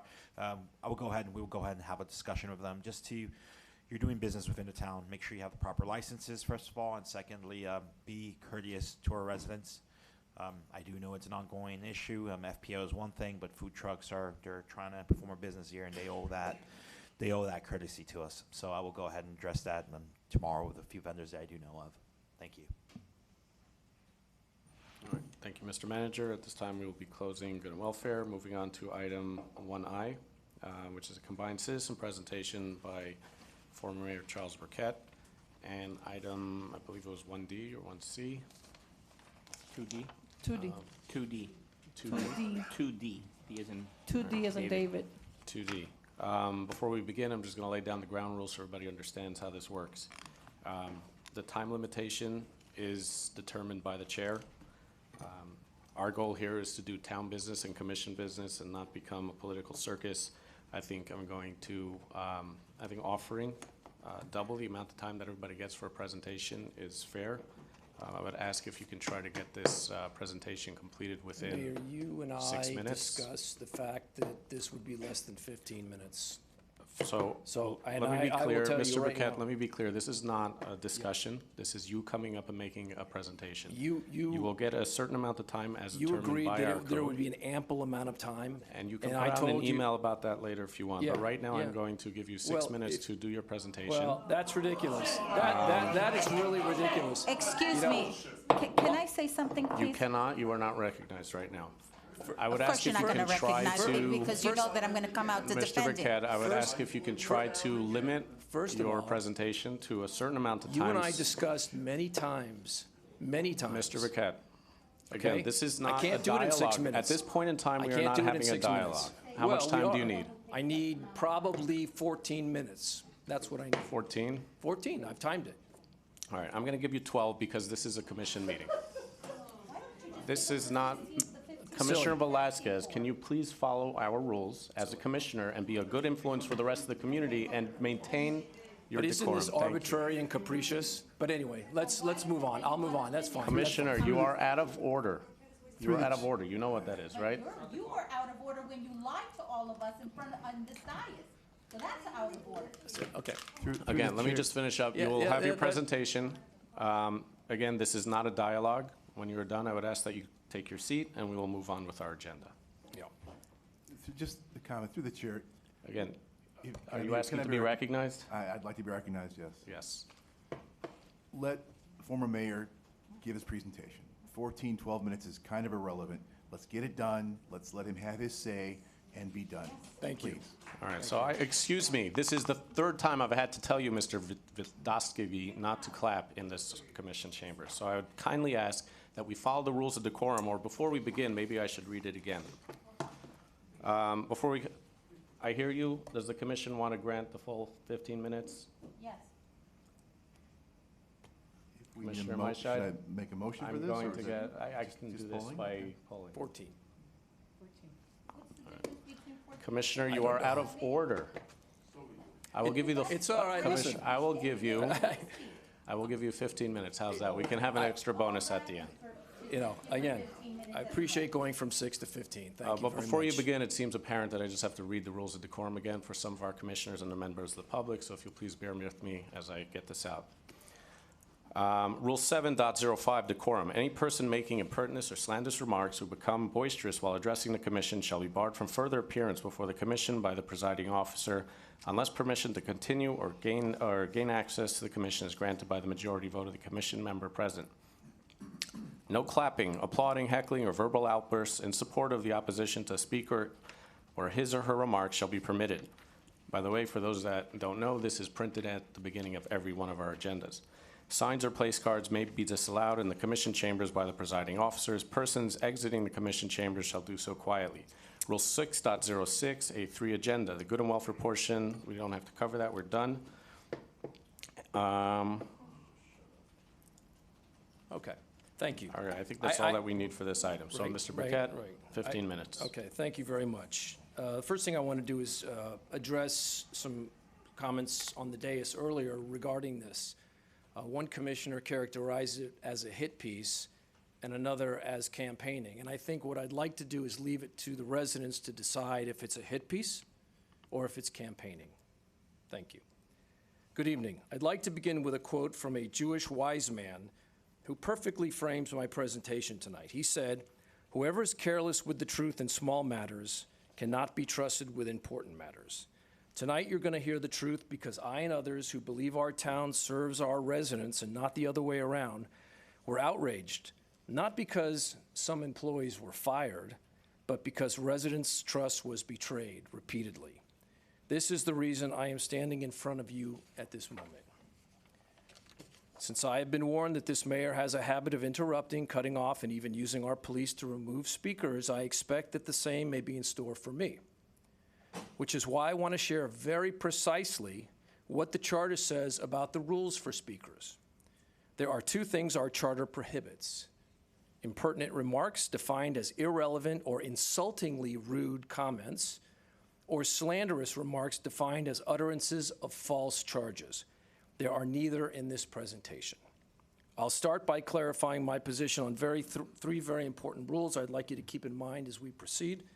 Subject to applicable laws, the commission may fire the town manager any times it believes it's in the best interest of the town to do so. Any elected official may vote to fire the town manager anytime he or she believes it's in the best interest of the town to do so. The town manager may fire any town employee anytime he believes it's in the best interest of the town to do so. These three rules are clear and easy to understand. Given our charter, they are mandatory and have been long respected in our town until last month. I'm not here to say that anyone cannot be fired. On the contrary, I believe that a town commission should have a staff that follows its policy directions. And a staff that will not do that, I believe that the town commission should part company with those who won't and hire staff that will. However, and this is the issue, there are two methods to make way for new staff. One is a professional process which abides by our rules, and the other is a Sopranos-style method which utilizes the any means justifies the ends tactics. Our mayor chose the latter. What follows are critical details about information you were and were not given at your last commission meeting. Information that you needed to make a fully informed decision when you cast your pivotal vote to replace the town's manager. As you can see in slide 2, the public entrusts its power to our elected officials who are required by the charter to act faithfully and honestly. In slide 3, you can see that our charter demands that elected officials should never forget that residents put the mayor and commissioners in office not to protect the elected officials, but to protect the residents. It is the concept of respect and protection of our residents that I wish to highlight tonight, because something that happened last month has damaged that respect considerably. About 4 weeks ago, the town manager was scheduled to have his performance reviewed. As part of the process, elected officials were asked to fill out a comprehensive numerical questionnaire. We know now that Commissioners Marshide and Landsman gave the manager the second highest rating. Jeff Rose's rating was just slightly below theirs. Commissioner Velazquez said she didn't have time to return the questionnaire, but gives the manager an above-average rating for his performance. In other words, the manager received good ratings by a supermajority of this commission. Please keep this in mind as the story progresses. Just minutes before that supermajority of our commission would have made public those good ratings at their meeting, the mayor, who failed to rate the manager, walked into the manager's office and told Mr. Hyatt that he needed to resign immediately. Mr. Hyatt had arrived at work that day happy and in the holiday spirit, expecting he might be given a raise, as he was aware of the good reviews that had been submitted. But instead, he was blindsided by threatening demands to resign by the mayor. In the face of threats and under duress, the manager ultimately agreed to capitulate to the mayor's demands. How do we know this? Because the former manager said so. Leaving aside for a moment that running a large organization by way of threats and coercion is repugnant, the mayor is forbidden by our town charter from taking part in the removal of town officers. The mayor's actions were violations of that law. It says, no member shall in any manner take part in the appointment or removal of officers and employees in the administrative service of the town. Moreover, the mayor's meeting to determine or to demand that the town manager resign minutes before his annual review was disrespectful and unprofessional. Shortly after the mayor's meeting with Mr. Hyatt, the mayor walked into the commission meeting and announced to his fellow elected officials, all the residents of Surfside and the world, that the reason the manager had resigned was because of family issues. The mayor willingly made that statement, knowing all the while that it was false. Seconds later, the mayor's deception was further compounded when he failed to disclose to the town commission and Surfside's residents that the real reason Mr. Hyatt resigned was not because he wanted or needed to resign, but only because the mayor, by way of coercion, had forced Mr. Hyatt's resignation. The two frauds, being dishonest to our commission and the residents about the actual reason for the resignation, and then omitting a significant fact that the resignation was solely the mayor's doing, is a second and third violation of our charter by the mayor. This was the statement that Mr. Shlomo Danzinger made at the meeting. I had a meeting with the town manager this afternoon. He had some family issues he cited and has submitted his resignation effective today. No town official or employee shall knowingly furnish false information on any public matter, part 1, nor knowingly omit significant facts when giving requested information to members of the public, which is precisely what happened.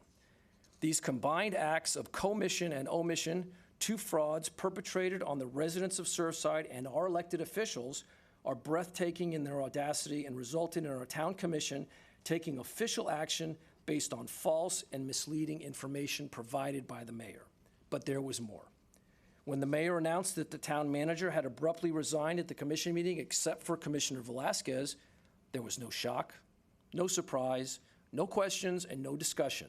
Only a lightning-quick motion to accept the resignation, move on to other business, leading most observers to conclude that the only ones unaware of the impending firing was the town manager himself, one elected official, and all of Surfside's residents.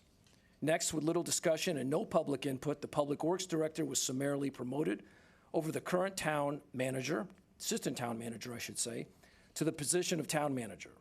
The new town manager left the meeting that night, came back to work the next morning, and then promptly fired not only the assistant town manager, but the police chief too. A coincidence? I don't think so. A coordinated coup? Maybe you should decide. As these two other town employees were summarily terminated, they were also coerced into signing resignation letters, which would later be used to deceive residents into believing that those employees also left their jobs willingly. They did no such thing. Are we really supposed to believe that a newly promoted former Public Works Director with no town manager experience decided on his own, overnight, as his very first order of town manager business, to fire a longtime dedicated and professional town assistant manager and a respected police chief, both former colleagues, with no deliberation, no analysis, no advance notice, and only days before one of the biggest holidays of the year, as if they had done something horribly bad and needed to be put out of the building as soon as possible? Again, I don't think so. The truth is, at least one of those fired employees was told by the new town manager that he had to go and that the commission was okay with it. My question is, how did the newly appointed town manager know that the commission was okay with it if the commission never discussed the disposition of the assistant town manager or the police chief publicly?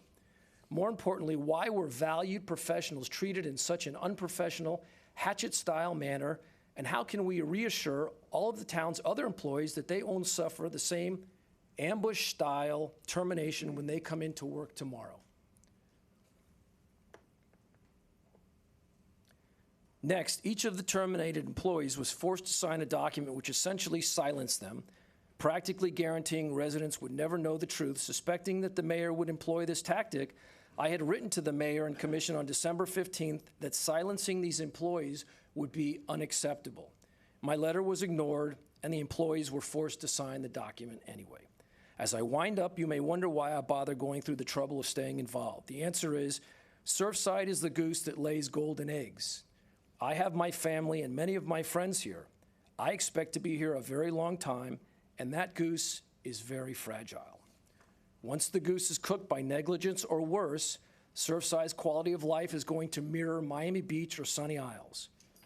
My task since I moved here 26 years ago was to protect our slice of paradise from bad things. Leaders who mislead us or who are not truthful invite those bad things to happen. Character matters, and as they say, lie to me once and I'll have to put a question mark by everything else you say. Leaders learn from their mistakes and they do not make them twice. On the other hand, failures believe that the ends justify the means, that shortcuts work, and that great power and status does not need to be deployed thoughtfully or responsibly. Surfside's mayor has not learned from his mistakes and worse, is not apologetic about any of his actions outlined in this discussion.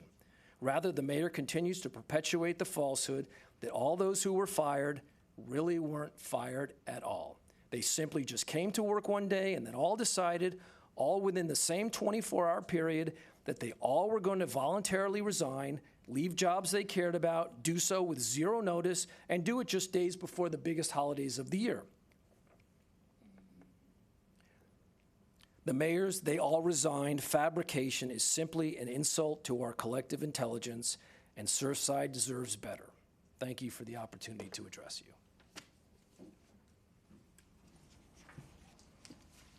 Thank you, Mr. Burkett. I'd like to just say for the record that the night of the election, we were all up here, and the former mayor was the only candidate who stuck around and congratulated me. And subsequent to that, we had many meetings. I valued your friendship. You assisted me as we transitioned through, and I want to appreciate it, and thank you for coming today. Anybody have any comments, want to respond?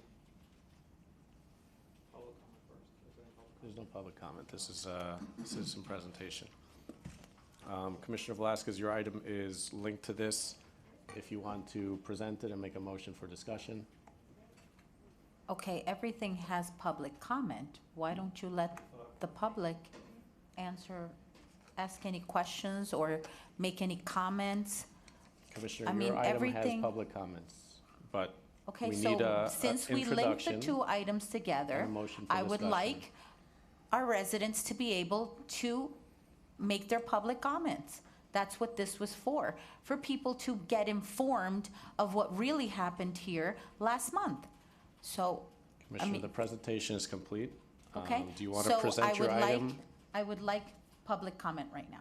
There is no public comment. Would you like to present your item? It is the same item. I know, but it's the same item. I don't have a presentation. It was the same item as what Mayor Burkett presented. So you have nothing. All right. We get to start with Mr. Platt.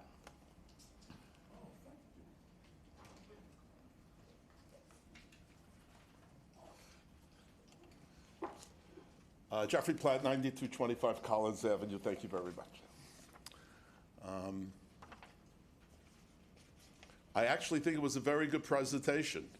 And everybody knows how the former mayor and I have disagreed about many things over the course of the last few years.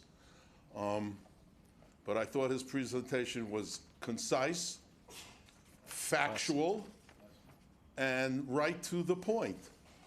And yet, I see no response. I see shaking of heads like, really? Oh, really?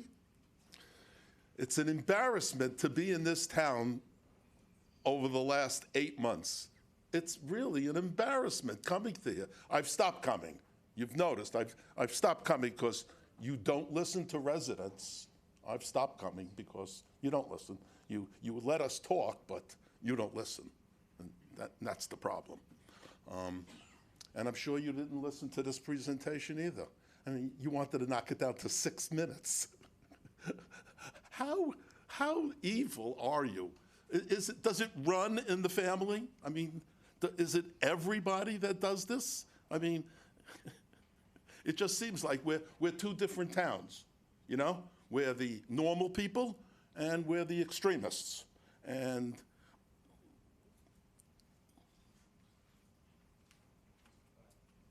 Thank you, Mr. Platt. Moving on to Mrs. Salzauer. Eliana Salzauer, 9317 Bay Drive. I do want to commend the former mayor. That was an excellent presentation. He's a lot calmer than I am. Gets the same points across there. I do want to say that there was something that was left out. The lie that was, or the half-truth that was told about the personal reasons why the manager had resigned directly influenced the vote of a sitting commissioner. Commissioner Velazquez was the only one who was surprised that he had resigned with no notice, and rightfully said, no notice, he's not going to get his benefits because you guys were all voting on giving the guy his benefits. And not just a little bit, but we're talking like it was 20 weeks' pay. That's a lot of money. For a commission that just sat up here and split hairs over money for investigation on the biggest tragedy that we've seen in this country in a long time, to then suddenly be like okay with giving someone who maybe had quit with no notice 20 weeks paid, that was not believable. And so Commissioner Velazquez said, what? If he resigned with no notice, I'm not going to vote to give him his severance. And you all sat there, and the mayor sat there, and the mayor did not say, oh, let me clear that up. I'm sorry. It wasn't actually no notice. I actually made him leave. And so the falsehood that was perpetuated up here deliberately influenced the vote of another sitting commissioner. And that's where a lie becomes a legal problem, because now you've omitted a fact that deliberately affected the vote of another sitting commissioner. And then after that happened, and after you all voted on that, then you went and appointed, again, Hector, who's perfectly lovely, and I do like him a lot, and he's great. But in a million years, when we were looking at town managers and accepting resumes, if someone didn't come to the table with significant town management experience, they didn't even get an interview.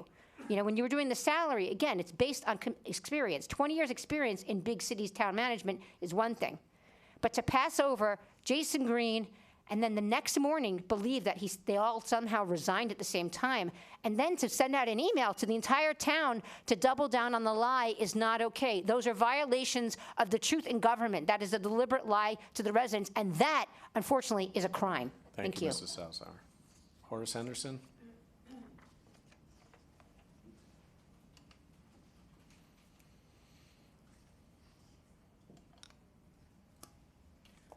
Horace Henderson, 9195 Collins Ave.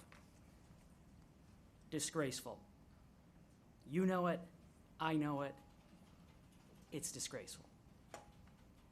We deserve a commission that will not break the law. Think about that. Disgraceful. Thank you, Mr. Henderson. Mandf Davoudpour.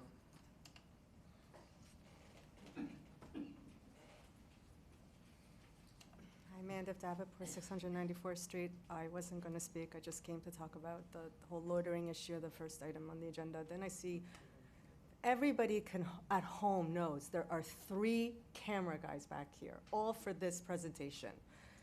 But I'm begging you all, let's move on from what the past commission did. We're all tired of this. We're 10 blocks. Please, Nelly, please. Let's just move on. Mrs. Davenport, please direct your comments towards the chair. Oh, sorry, yeah, that's right. I can't do that. I forget. I'm sorry. We have so many issues in our town. Why don't we just stop with like attacking and hey, they did that and they did this and I don't know. I can't prove it yet, but I'm going to now give a 15-minute presentation and waste more time. I mean, think about this. We have turtles. We have like lighting. Like I don't know, all this other stuff. Please, let's just move on and onto something else and stop with the anger. We live in a vacation town. This group keeps saying a slice of paradise. It really is. Let's enjoy it, please. Let's just be nice to each other. We really have a nice commission. Thank you for everything you guys do. And Mr. Mayor and all of you, we're with you, and there's many of us that are with you that cannot be here tonight. And really, we want to just thank you all. Thank you. Thank you, Mrs. Davenport. Moshe Banan. Is he here?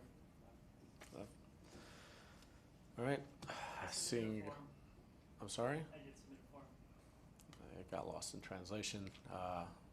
Mr. Gerardo Vildastegui. Yes. And I Gerardo didn't- Voldastigi, 9148 Froud Avenue. Thank you, Mayor Burkett, for that important and necessary presentation. I want to expand on the non-disparagement clause that the mayor, former mayor, referred to. And I want to say this. You could move tonight, we could have a motion from this commission to release Andrew Hyatt from the non-disparagement clause and also to release the other employees. I urge you to do that. Please make that motion. Promise him that you won't sue him if he tells the truth about what happened. Let me talk about disparagement. It's a legal term that rarely gets mentioned. It's a commercial tort, and it's not even in most first-year law school classes. Disparagement is a tort in commercial contexts. It's when you damage the property or the business of another person. It is extremely bizarre, highly bizarre, to have a non-disparagement clause for a public servant, because Surfside is not a business. Even though some people here might try to run it that way, it's not. And so the fact that the town attorneys put a non-disparagement clause in this is itself highly, highly suspect. It's not normal. It's also not normal because Andy Hyatt can't tell the truth about whether he had a family issue, because that could conceivably be disparaging the mayor. He can't tell the truth about whether there might have been a sunshine violation. And I want to underscore this point as well. If the mayor threatened to fire Mr. Hyatt, he can't have done that by himself. He has to have had a credible threat that 3 commissioners were going to vote to fire him. How could he make that credible threat if there was no public discussion of firing Mr. Hyatt? Those votes might have been wrangled. We don't know. They might have been wrangled in the darkness. That's why there's a potential sunshine violation here. And if the town attorneys are drafting non-disparagement clauses to keep the truth from coming out, they are covering up evidence of a possible crime. That's why the commission tonight, and I'm seriously asking you to do this, don't ignore me, vote to release Andrew Hyatt from the non-disparagement clause. You can do that. You can do that right now, and he can tell the truth about whether there was a family issue. And he can tell the truth whether he knows about any sunshine violations involving the commissioners or any possible go-betweens who might have been communicating for the commissioners on this issue. You have to look at the video, and look, if everybody's innocent up there, then that's okay. Then there's nothing to fear. But the thing is, this non-disparagement clause looks like a cover-up. You know what else looks like a cover-up? The reduction of the speaking time to 6 minutes for the mayor, for Mayor Burkett. You know what else looks like a cover-up? Trying to stifle public input on this. All of it put together looks like consciousness of guilt to me, but that's beside the point. What you've got to see is it's totally up to you right now to release Andrew Hyatt from the agreement, and you can do that. So please, release him. Thank you. Well, Mr. Voldastegi.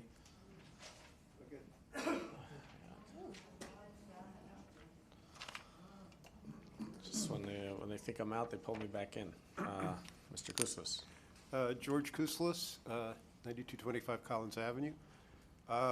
Maybe this is a case for Occam's razor, where the simplest answer is the correct answer. He was a monk. But anyway, the idea here is this: if anybody had been watching this TV show since late summer, they would see dissatisfaction and tension building on the dais with the efforts of the town manager, the rapidity of his ability to get things accomplished and to provide schedules and stuff like that. And month after month, it's getting worse. Anybody could have seen that. Yes, anybody could have seen it. September turns into October. October turns into November. We're watching the TV show. Mommy and Daddy are not getting along. And the final episode is right there for everyone to see in the TV guide, which is the review is coming up in December, the performance review. Things have to come to a head at that point. So anybody that's writing this script can see that the commission is dissatisfied. The town manager must be seeing some writing on the wall and reaches a conclusion at that meeting. That could be a very easy answer that satisfies all of the questions people have, including family issues. Because how many times have we heard where somebody decides to bow out and they need to come up with a decent excuse as to why that's happening? They're not going to say, well, you guys don't like me anymore, I'm resigning. No, I got family issues. It's a euphemism for something, but maybe that's what he said. It's a very simple and logical story that doesn't need to be as nefarious as people are making it out to be. Thank you. Thank you, Mr. Kouslis. Are there any other speaker cards that didn't make it to my desk? Nope. All right. At this point, I'm going to close public comment of this item. Commission, does anybody want to have any discussion on this?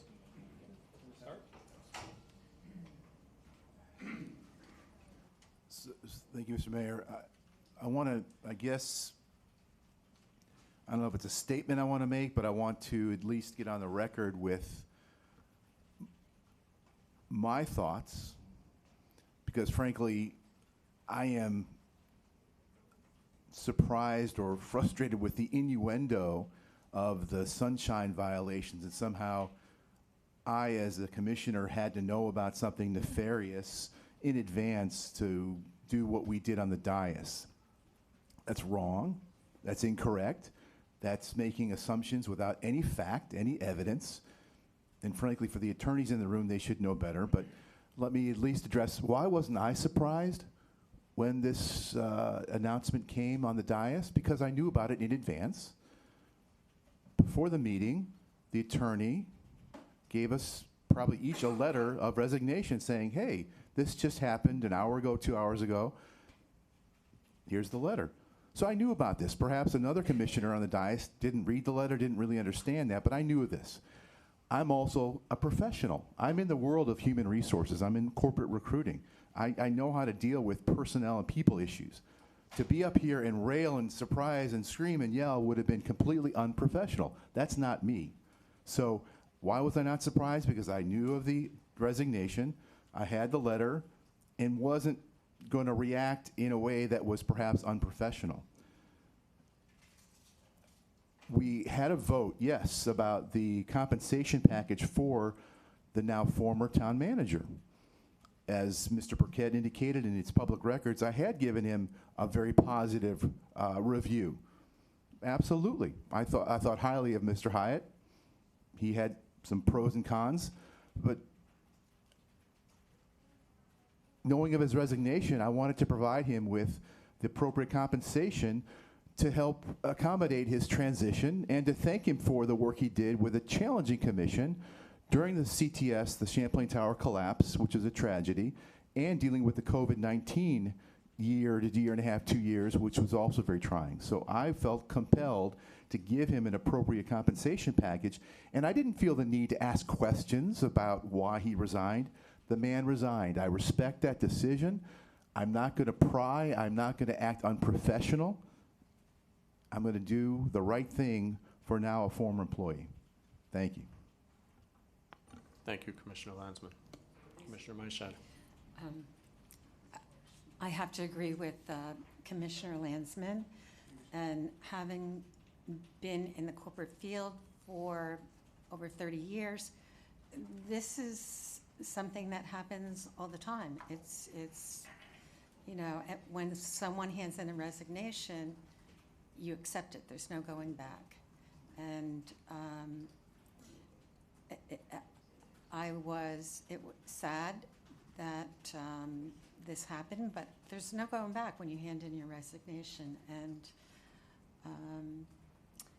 I think the matter's been resolved, and I think the parties all entered into a mutual agreement, and I think that's it. Thank you. Thank you, Commissioner. Commissioner Velazquez. Well, I do want to hear what the town manager, how this happened. And I urge this commission to accept a motion to remove this disparagement clause and let the town manager speak what happened that day. Because I had a meeting with the town manager 10 minutes before the mayor went in there and spoke to the town manager. And he never expressed to me that he was going into a family situation. I never saw Jason Green tell me that he was thinking of resigning. And even Chief Torre, he did not mention at all to me that they were thinking of resigning in any possible way. So I'd like tonight to make a motion to remove this disbarment clause and allow the town manager and Jason and Chief Torre to be able to speak the truth here, because our town, our residents, and myself deserve the truth. There you So go. be I clear, are made you my making a motion. motion? Nobody else is, any second? Are you making the motion? I am making the motion. All right, is there a second? Of course not. Motion fails. Of course not. Mis- There you go. So I too as well was given a letter of resignation a couple hours before the meeting. I think everybody in this town can respect what our previous town manager went through. And in my personal opinion, dealing with the COVID, during with the tragedy, there was no doubt that the compensation package was appropriate. So, Sorry, Mr. Vice Mayor. Mr. Platt, I'm going to ask you again to please refrain from talking. Thank you. now, also I don't know if I'm having deja vu or what even the word is, but the same people that said we should have kept him were the same people that said he didn't deserve to be paid the market rent. When we have the conversation today, I'm speaking. I'm speaking. And then I go back and I think about the presentation that was just given and our previous elected officials and some of the things that were done, because myself and Mr. Kouslis were on every Zoom, every meeting. There was a couple of commissioners that missed meetings. Mr. Kouslis and I did not miss any meetings during the previous commission. So I'm just gonna not even go through all the employees, but in no particular order, after multiple times with no proof or any evidence, our previous commissioners and mayor, what did they say? Our employees were corrupt, incompetent, and in people's pockets and being paid off. So who resigned 2 years ago? A town manager, an assistant town manager, a chief of police, a police captain, a building official, an assistant building official, a public works director, a code compliance director, a communications director, a water and sewer supervisor, aquatic supervisor, a Mr. town planner. Platt. All these people, when it's done before, it's somehow forgotten about. It's called Yet it's done. retirement. Commissioner Velasquez, you're People out of order. Everybody was retire. quiet during your I'm item. sorry for being Please out of refrain order. from But interrupting. it's called retirement. It's called being out of order. Please allow the same courtesy that we extend to you to your fellow commissioners. Thank you. Now, one of the speakers said normal and extremist. That's right. We have the two extremists right now on each side, who I've heard from multiple people now are working together to try and get reelected. That it is a plan to play nice because former elected officials are going to team up to get back into office. And that is what I've been told. So I think it was a very nice presentation. One former elected official has said multiple times on the record she doesn't plan to run for office. I'd like to ask the previous speaker who spoke, who did a beautiful presentation. He said this, he was doing this as a concerned citizen who's lived here. Do you plan on running for office again? Is this what this has to do with? Because it was said, this seems very politically motivated, that you haven't been. So through the chair. Mr. Burkett, you are not required to respond unless you want to. I'd like to know, is this something? Are we gonna have a dialogue now? Or Yeah. is it just It's a direct question. Is this a set me up and? No, this is a direct okay, question. Well, I said I was here. Yeah. Because I live here. Right. Because my friends are here. Because I don't want bad things to happen. And I think you're equating people that retired. No one said, listen, if they resigned, there's not an allegation. My question was, do you plan on running for I'm going to answer office your again? question. Do you plan on running for I'm going to Surfside's answer that office? question. Okay. I'm going to answer that question. Okay, but what you're equating is we're talking about people that had a gun to their head and were told they were going to resign. There was nobody in our administration that ever had a gun to their head. They really resigned.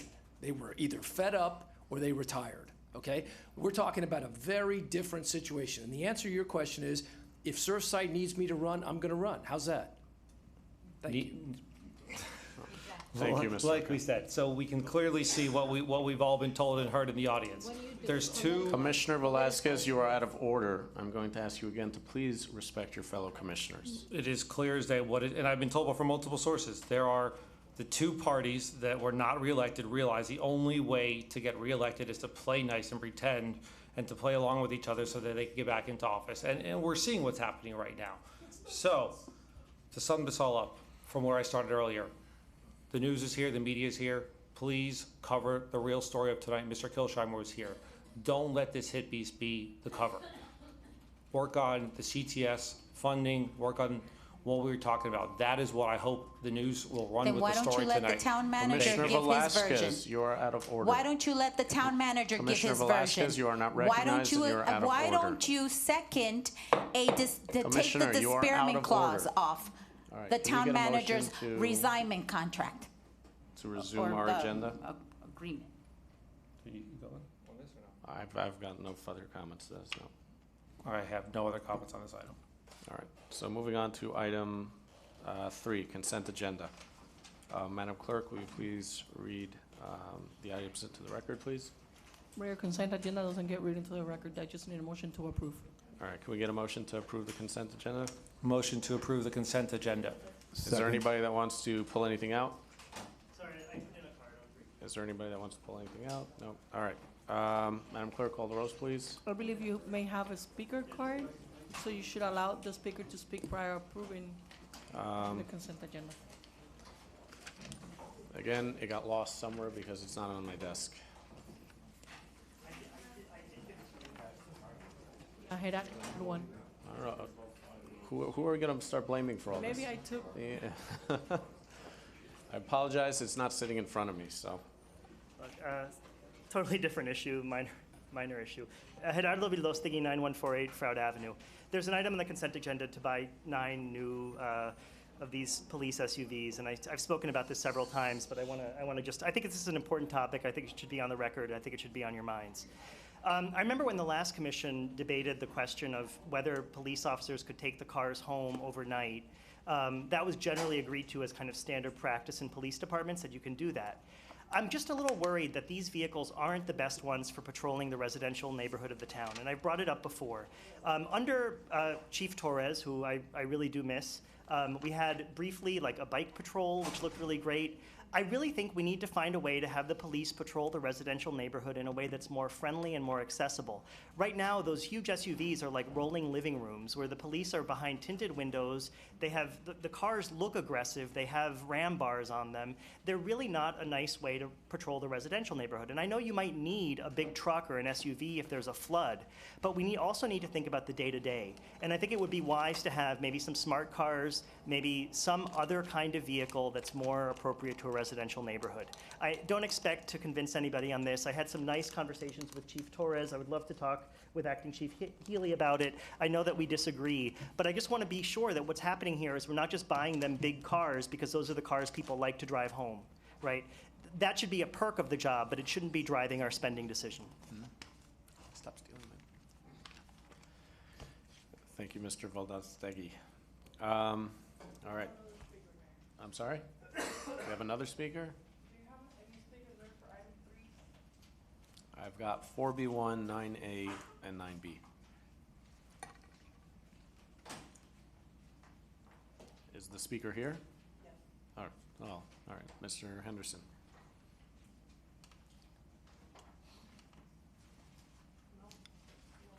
Want to just fill it out for him, for the record? Very simple question. Did all 9 cars break down all at once? Is there any reason why we're buying 9 new cars?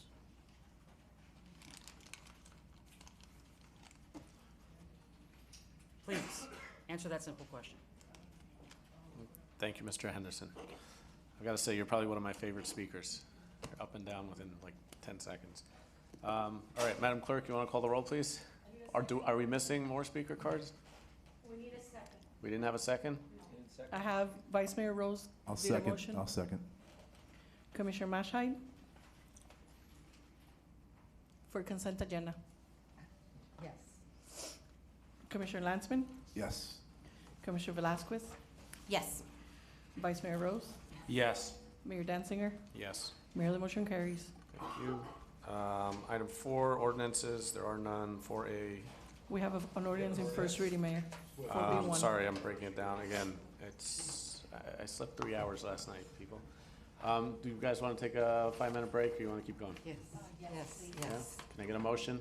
Move to break for- 5-minute recess? Motion to move 5-minute recess. Second. Aye. Second, third. A real 5 minutes, not 30. 5 minutes or 30 minutes? All right.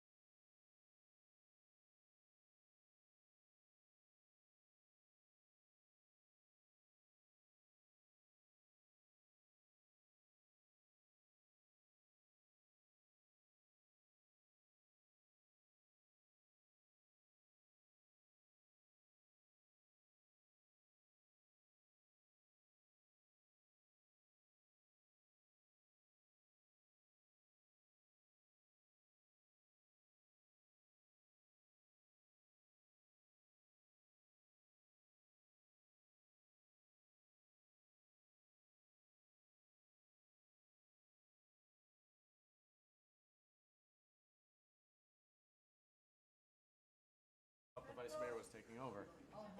Okay, All right. meeting is back to order at 9:58. 5 minutes from before. Mayor, let me call the roll. Mayor Danzinger, Present. Vice Mayor Rose, Here. Commissioner Mashine, Here. Commissioner Lansman, Present. Commissioner Velazquez. Here. Mayor, you have a quorum. Thank you. Did you ask me? I forgot. 4B1. Item 4B1, can I present? read the title of the ordinance into the record? Yes, please. An ordinance of the Town Commission of the Town of Surfside, Florida, amending the Town of Surfside Code of Ordinances by amending section 9061-1 subsection C of Article 5, Design Standards of Chapter 90 of the Town Code of Ordinances to modify the permitted width of curb cuts, providing for severability, providing for inclusion in the code, providing for an effective date. Item 4B1. Thank you, Madam Clerk. I know this item is under the town manager since it came in, but because this was submitted by Commissioner Lansman, I'd ask you to introduce it and then make a motion. Absolutely. Thank you, Mr. Mayor. I guess this one's not as controversial as some of the other issues because the room is cleared. We have a couple of residents here. No I'm not, cameras. I'm not, no cameras. Where's the media? We're talking curb cuts, media. This is, where's Walter Cronkite? Come on, this is really important news. He may be dead, I'm sorry. But if you want to speak about curb cuts, please put a comment card in. Mr. Bravo, thanks for staying. We did discuss this last month, and in its simplest form, it's simply changing a current ordinance that allows currently a curb cut for a driveway on a single-family home with a lot size of 50 feet or less can be only 18 feet. That can be restrictive with today's larger vehicles in some cases. Driveways themselves can be allowed to go out further as long as they don't take up more than 50% of the pervious area of that lawn, of that front yard, and you end up with these cuts that, and I'm illustrating that, can make for a very odd design. What I'm simply asking for is that we actually allow the curb cut, the opening between the two sides of the curb, to be increased by just 6 feet. So it's actually less concrete because the curb won't be there, and it will allow the driveway to be then 24 feet wide in a rectangular way so that there's no odd shapes if needed. It's an option and a choice. It's not a requirement. No one has to go out there and make their curb cut bigger. They don't have to go with a double wide driveway if they don't want to. It's simply to accommodate some larger vehicles, folks that are building homes or want to change their driveway. Since the conversation is one thing I'd like to add, and I know last month, we had a conversation about, it's a long one, but I want to get it all out so it's easy to vote yes on this. All right, but then I'm not coming back to you. You don't have to come back to me, that's fine. It's there's concerns about flooding, if there's additional opening, and we have rainwater going through to in our gutters to our storm drain, is that going to cause more water to be optioned to be flooding into that person's front yard? I believe if the design is correct, if the code is followed, then it won't actually increase the propensity for any flooding in that area. And I'll ask Mr. Manager if he'd like to share that. But I do want to add to the ordinance that we include what I think is a standard detail sheet for curb and gutter specifications in the ordinance, so that it's not, again, it's there. Our building department won't allow and won't approve it if it's not to specifications, but let's go ahead and include that in the ordinance so there's no question that it's got to be constructed properly, correctly to code, again, so that there isn't any opportunity for any additional flooding. And that's it. Can we get just a clear motion? I will move to approve this at first reading.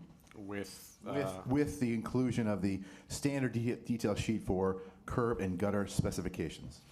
Second, but I have one thing to add. Did I read through it after?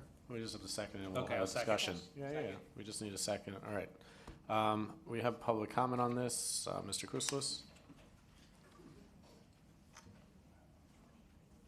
George Kouslis, 9225 Collins Avenue. I had emailed to all of you earlier a graphic to kind of, you look puzzled. One of you looks very puzzled, so you may not have seen it. But anyway, if you did receive the graphic, it's what I'll be referring to.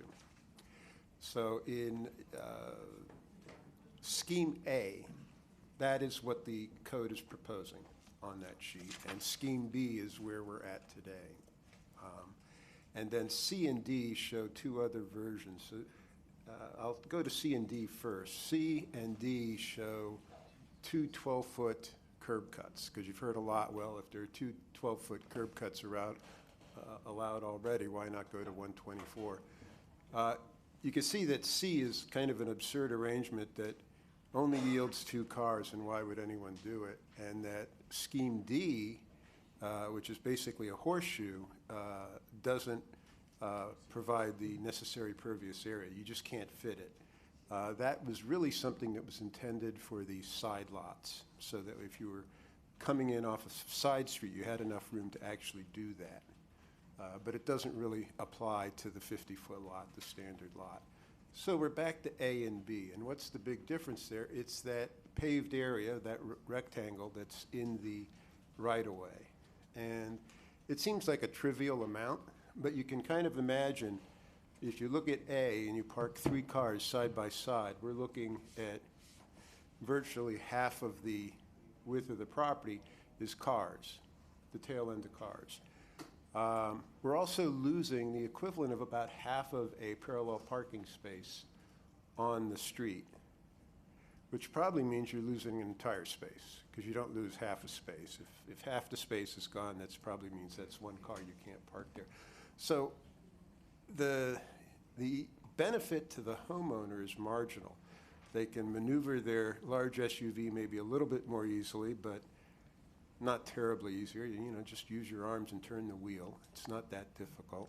And it's an 18-foot parking space, which is actually very large. If they stuck to the 18 and they're allowed to go bigger once they're on the property. And why is 18 big enough? Because a standard stall is about 8.5 to 9 feet, and that's presuming that you don't have much space to swing your door open because there'll be another car there. Here you basically just have lawn on either side of you. So 18 feet is plenty of room to park the largest cars, 2 of them side by side. But anyway, that's the thing there. So it's a marginal benefit to the homeowner.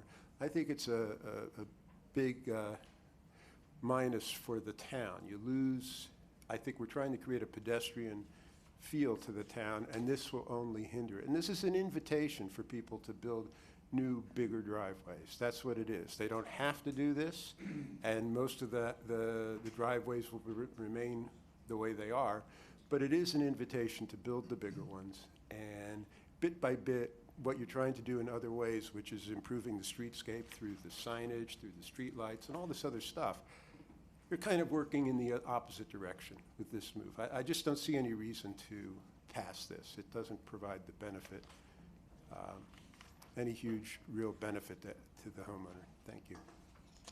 Thank you, Mr. Kouslis. Mrs. Salazar was not present. Any other speakers on this item that I didn't get their card? I don't know what it is. Gerardo, it's definitely not me. It's Yeah. Just if you don't mind filling out a card when you're done with them. Yeah, I did, but I will It's gone fill the out way another. of. I'll talk to Sandra later. Sure, Gerardo Velazquez, 9148 Froud Avenue. Sorry. I'm in agreement, by and large, with my neighbor, Mr. Chrysalis, over here. Part of me, there's 2 main reasons why I oppose this, and I want to lay them out. One of them is just that, you probably know this, apart from constitutional law, my other main interest in coming before this commission, and the reason why I'm still here at 10:05 is because I really care about pedestrian issues and transportation, and really trying to discourage auto dependency.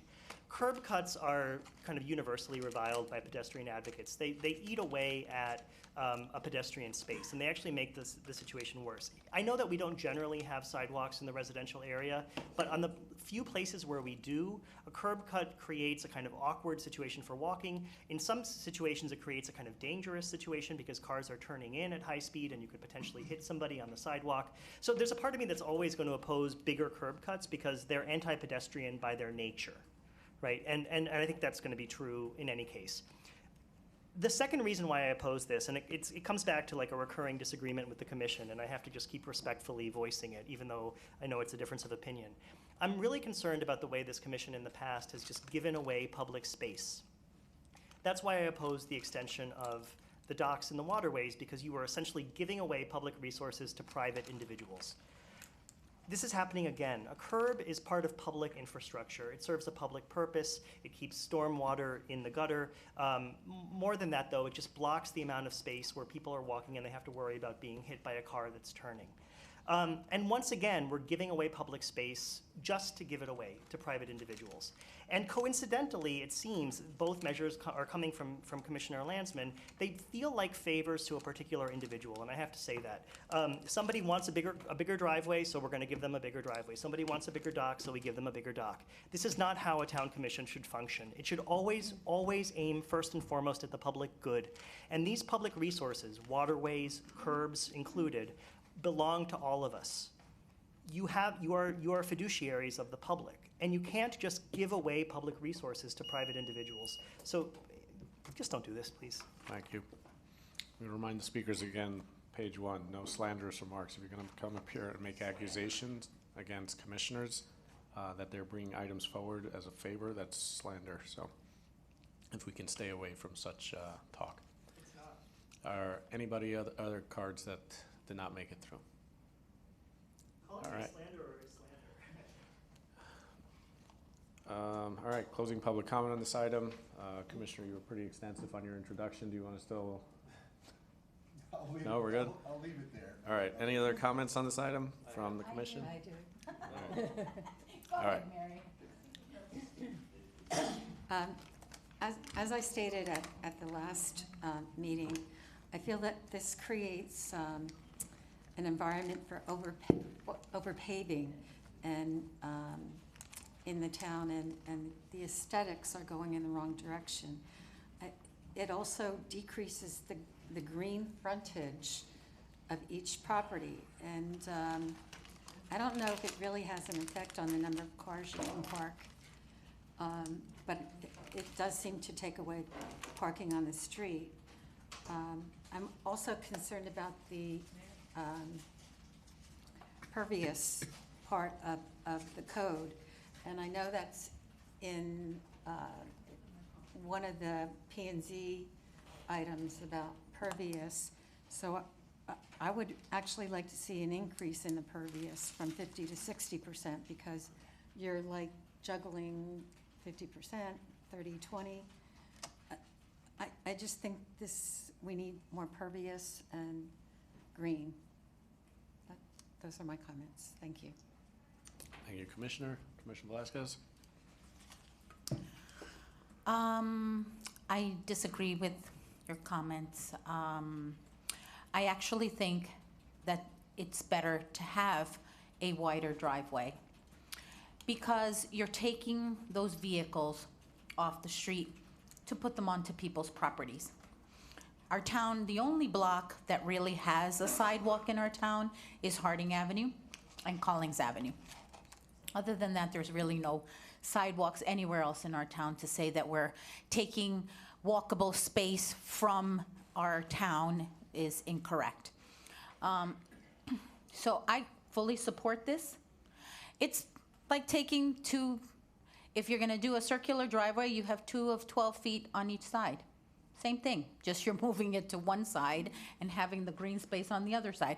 It's a thing of design, but it serves exactly the same thing. So if you're allowing someone to be able to do a circular driveway and having 2 separate spaces, or even 2 driveways like this without the circular, straight driveways without the circular piece, it's still the same thing.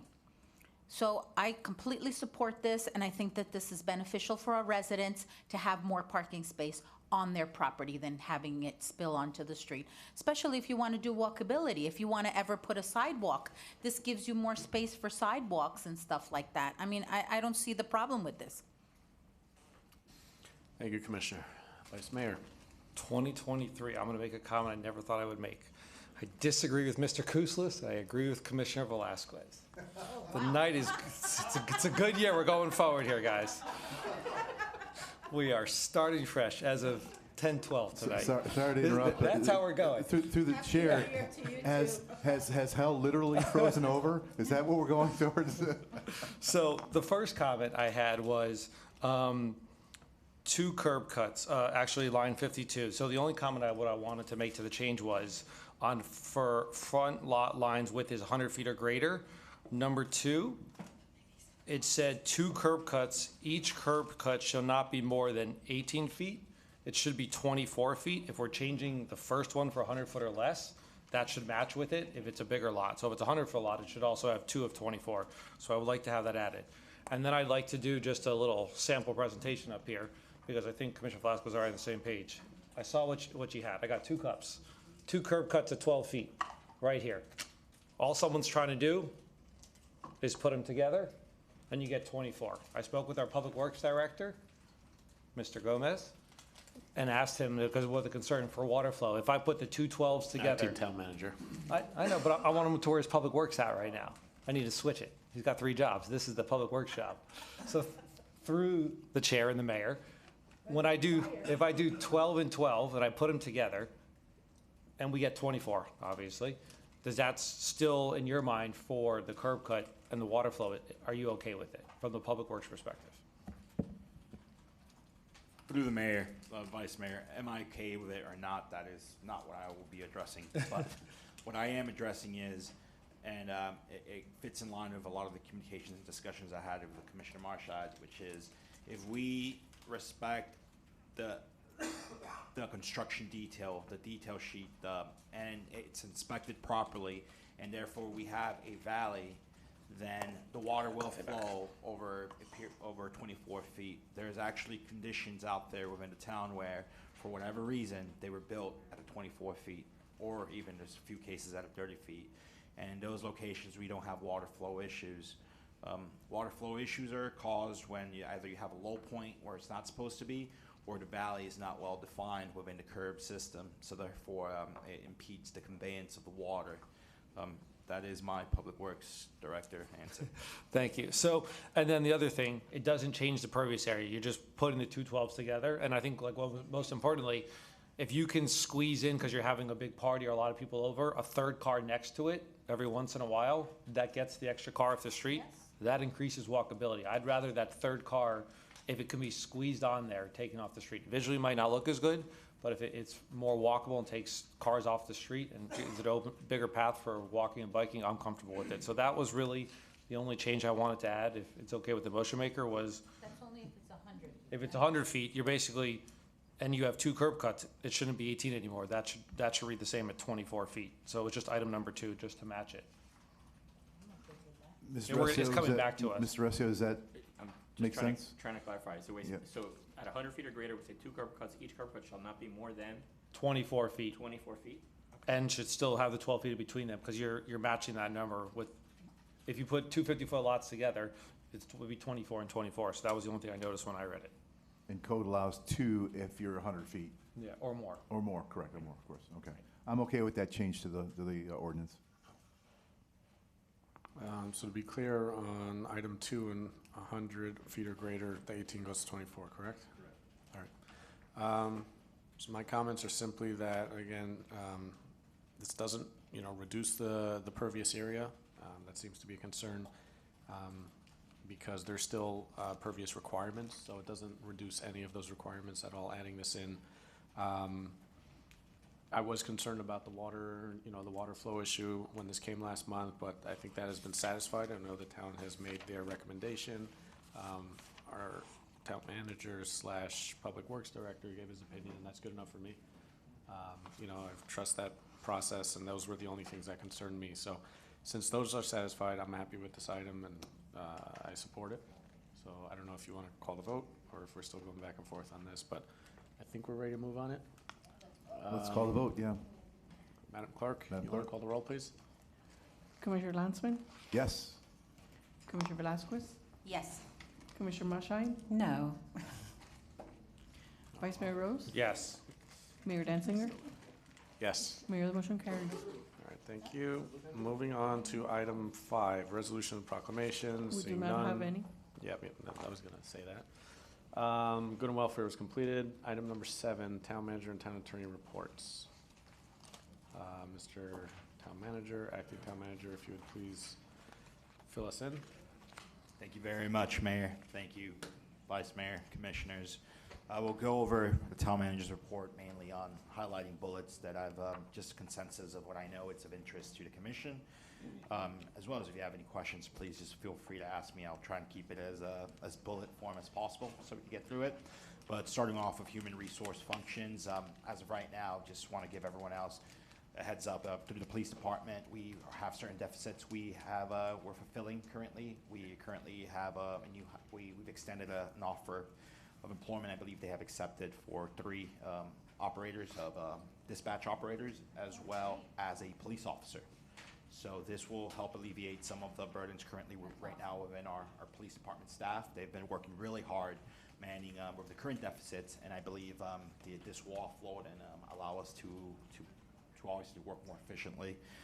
Through the Parks and Recs department, we've gone ahead and as well extended an offer, and they have accepted for a Parks and Recs supervisor.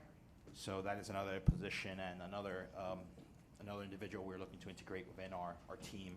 So that's the goal, to start filling spots to help us run more efficiently, and that's a good thing for all of us. Obviously, we will go over the town manager's process as the next item, so I'll just hold off to that there. Regards human resource items, as far as bigger projects, capital improvement projects, currently right now, absolutely, Commissioner, I apologize. Thank you. So thank you very much. As far as the bigger projects, the hot items, capital improvement wise, Abbott Avenue drainage improvements. We are finalized with drawings. We are finalized with technical specifications. At this time, we are drafting the request for a proposal. So the goal is to go out February live with the request for proposals. There was a certain amount of funds budgeted this fiscal year to proceed with this project, as well as a matching grant that we have through the state. So that is something we look to have out there live in February. Another project I want to bring forth, you've probably seen out there, is the manhole rehabilitation project. This is a project that was tasked through the Assistant Public Works Director. You will see those teams out there, and what they're doing is they're fixing manholes. We have a lot of infiltration in these manholes. These infiltrations is water that's treated, and it costs the town money. So there's direct savings from stopping the infiltrating water into the manholes. So that's something that's currently engaged right now. You will see those crews out there deployed. We try to do notifications just so that residents are aware of what's going on. The other project is 96th Street Park. As of today, we were finalizing the attachments to the contract, the schedule value, but as of tomorrow, we should have an executed contract. Regardless, doesn't change the notice to proceed date of January 17th. So that is next week. So next week, you will probably see a much more passive approach to commencing, perhaps not a bulldozer or backhoe, but definitely some trailers mobilizing and some fence perimeters being secured, some signage just going up. So that's officially engaging next week. So you will start seeing that as well.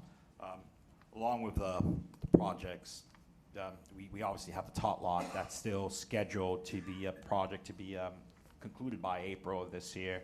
We've gone ahead as well, ordered the equipment that goes on the beach, and that's been ordered already, and now we're just waiting for that equipment to come so that we could start that project, which is the beach fitness equipment that's going to go out. I believe I shared some information regarding the schedule, as well as somehow how the equipment will look and some of the areas they're going to be installed in. Gearing it now more towards legislative priorities. We've gone ahead and provided, we're working on finalizing certain items of this list. Some of these items are more from a lobbying standpoint, where we're going to specifically tailor to request the lobbyist to approach, but then some of them are state appropriations, so some of them are more funding triggered. So 3 projects that were shortlisted that we're going to pursue through legislative appropriations to try and get some funding for are we're going to try and pursue some money for the construction of the Collins Avenue water main. Keep in mind, this is a water main that serves or sells 70% of the water sold within the town of Surfside. We're currently right now signed off with Nova Consulting for the engineering services, but we have to transition to a construction eventually, so we're already gearing up to try and get some monies for that. It's a much more bigger capital improvement projects, therefore we're starting already to try and get those funds, at least from where we could find them as outside resources. Undergrounding of the alley, it's another one we're going to try and pursue. The alley is part of the entire town-wide underground utilities project, but the alley itself is a small niche monster design-wise in itself. It doesn't really tie into the residential, but it's part of the requirements of the utilities undergrounding. So we feel we can treat that as a site-specific project to try and fund it through some kind of legislation. Legislative appropriations. And the goal again as well is pursue what other resources are out there to try to mitigate the $40 million.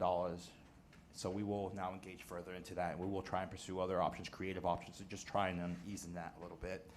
The last item is this commission tasked the town administration with a traffic study. It was funded for, and now we need to start thinking about what are the projects that are going to come out of this traffic study so that these appropriations come in at the right time so that we can start funding these projects that are going to be coming out of the traffic study specifically for the residential area. So what we're trying to do is gear ourselves, be ready for that. When this traffic study is done, we can already have certain projects that we can already hopefully have funded and hit the full running with them. So just thinking a little bit far ahead on that regards. As far as some items related to parks, the Beach Max contract, there was some back and forth with the commitments of the vendor, but we were able to execute a contract today. The main concern of the vendor was if the event that we cancel them, how do they get compensated for the investment that they put in for the beach chairs? And I think we've came to an agreement. So, well, we did. We signed it off. So they're due next week to provide us a schedule for truly how we're going to implement this beach chair max. So the goal is in the next few months, obviously, to have that deployed. The next thing is, you, Commissioner, through the mayor, yes, would you like me to finish and then just retain the questions, or unless the floor is yours. Trust me, I got a lot of questions too. So whichever way, yeah, I could just end it there and we could have questions. I'm more comfortable with that. All right. Might answer them before we get YMCA, that's the big contract we're trying to, Parks and Recs is engaging with. So that will be something that will be handled administratively, but it's ultimately a after-school program handled by the YMCA, which would be the vendor. So we're working on that right now. 96th Street Park, we touched on. Building department, this is probably one of the bigger ones we've worked in the past month through the efforts of a building official as well as our T, and then all the team behind them. The CSS portal, we came to the consensus really early on that we do more by doing less. So if we try and just throw every type of permit in the CSS portal, we're gonna get all the bugs hitting us at once from all angles. So we've decided to go through an incremental deployment of certain types of permits with every month deploying a new type of permit. It allows us to address certain bugs that we're yet to see, but at the same time, deploy certain types of permits that can already benefit the residents. So right off the bat, what are high volume permits, easy to pull, most of the times pulled by an owner builder, therefore the customer service is a little bit mitigated through the online, and we've officially deployed 3 types of permits and I'm gonna look for a thumbs up on that. Beautiful. So 3, there's as of right now, and mind you, so in the banner, town website, there is a section, CSS portal live, and the goal is to walk you through how the portal is, how to pull 3 types of permits, give you an update of where we're at with lobby, which is the next thing I'll update you. But the 3 types of permits we've deployed already are simple. One of them is just driveway permits. Which one? Driveway permits. Oh. Any type of driveways, driveways permits. Next one is fencing, specific to backyards. And then the last one, mechanical changeouts. Just simple mechanical changeouts that don't require a substantial amount of proving calculations and whatnot. AC units. So just 3 things that residents work on. Next month, we'll look to deploy 2 additional types, more involved. And then lastly, just build on that fleet. With that said, we will also explore other options out there. Perhaps the Tyler CSS portal was not best designed for us as a town. There may be a better option out there. Doesn't mean we're going to stop what we're doing right now. They could better serve our residents, but let's look at what's out there in the market. So that's something the building department was tasked with. On regards to the lobby, I know there's a lot of comments regarding the lobby, and the truth is, it comes back to what I requested last month. Let's open up. The faster we open the lobby, the faster we can get people where they need to be, faster we can better serve our residents immediately. Currently, right now, there's a delay time just with answering phones and whatnot, and that's just because we're kind of scattered throughout as for our building team. We owe it to the building team to open as soon as possible. So the goal is January 17th is a soft opening. What I mean by that is January 17th, we will be receiving residents at the new lobby kiosks. With that said, that week of the 17th is a soft opening. The following week, we want to do a hard opening, which integrates the full operation of the front lobby with code compliance, and that's something we'll circle around as far as we want to open at 9 a.m. and want to do some kind of ceremony at 9 a.m. We want to do it as soon as possible, so I'll request your input to see how we can accommodate some kind of ribbon cutting, but we do want to do some level of effort towards that. So the goal is January 23rd, have the lobby fully operational for the residents. We also want to memorialize that with a big significant event that I truly believe is within the building department, which we've officially issued the certificate of occupancy for the surf club. This is the biggest, it's a paramount. I've seen it from when it started to where we're at now. Surf club has been operating under a temporary certificate of occupancy. They have officially been granted their full CO, certificate of occupancy. This is the final step that a building has to do through a construction process, through the building process. This is the last document they receive stating your building is fully ready to go.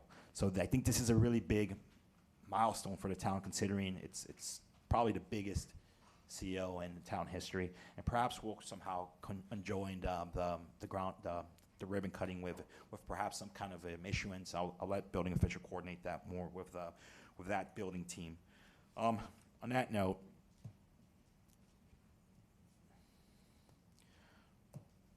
that is it for me for right now. I think I've carried that one for a while, so I will turn it over to if you have any questions, please.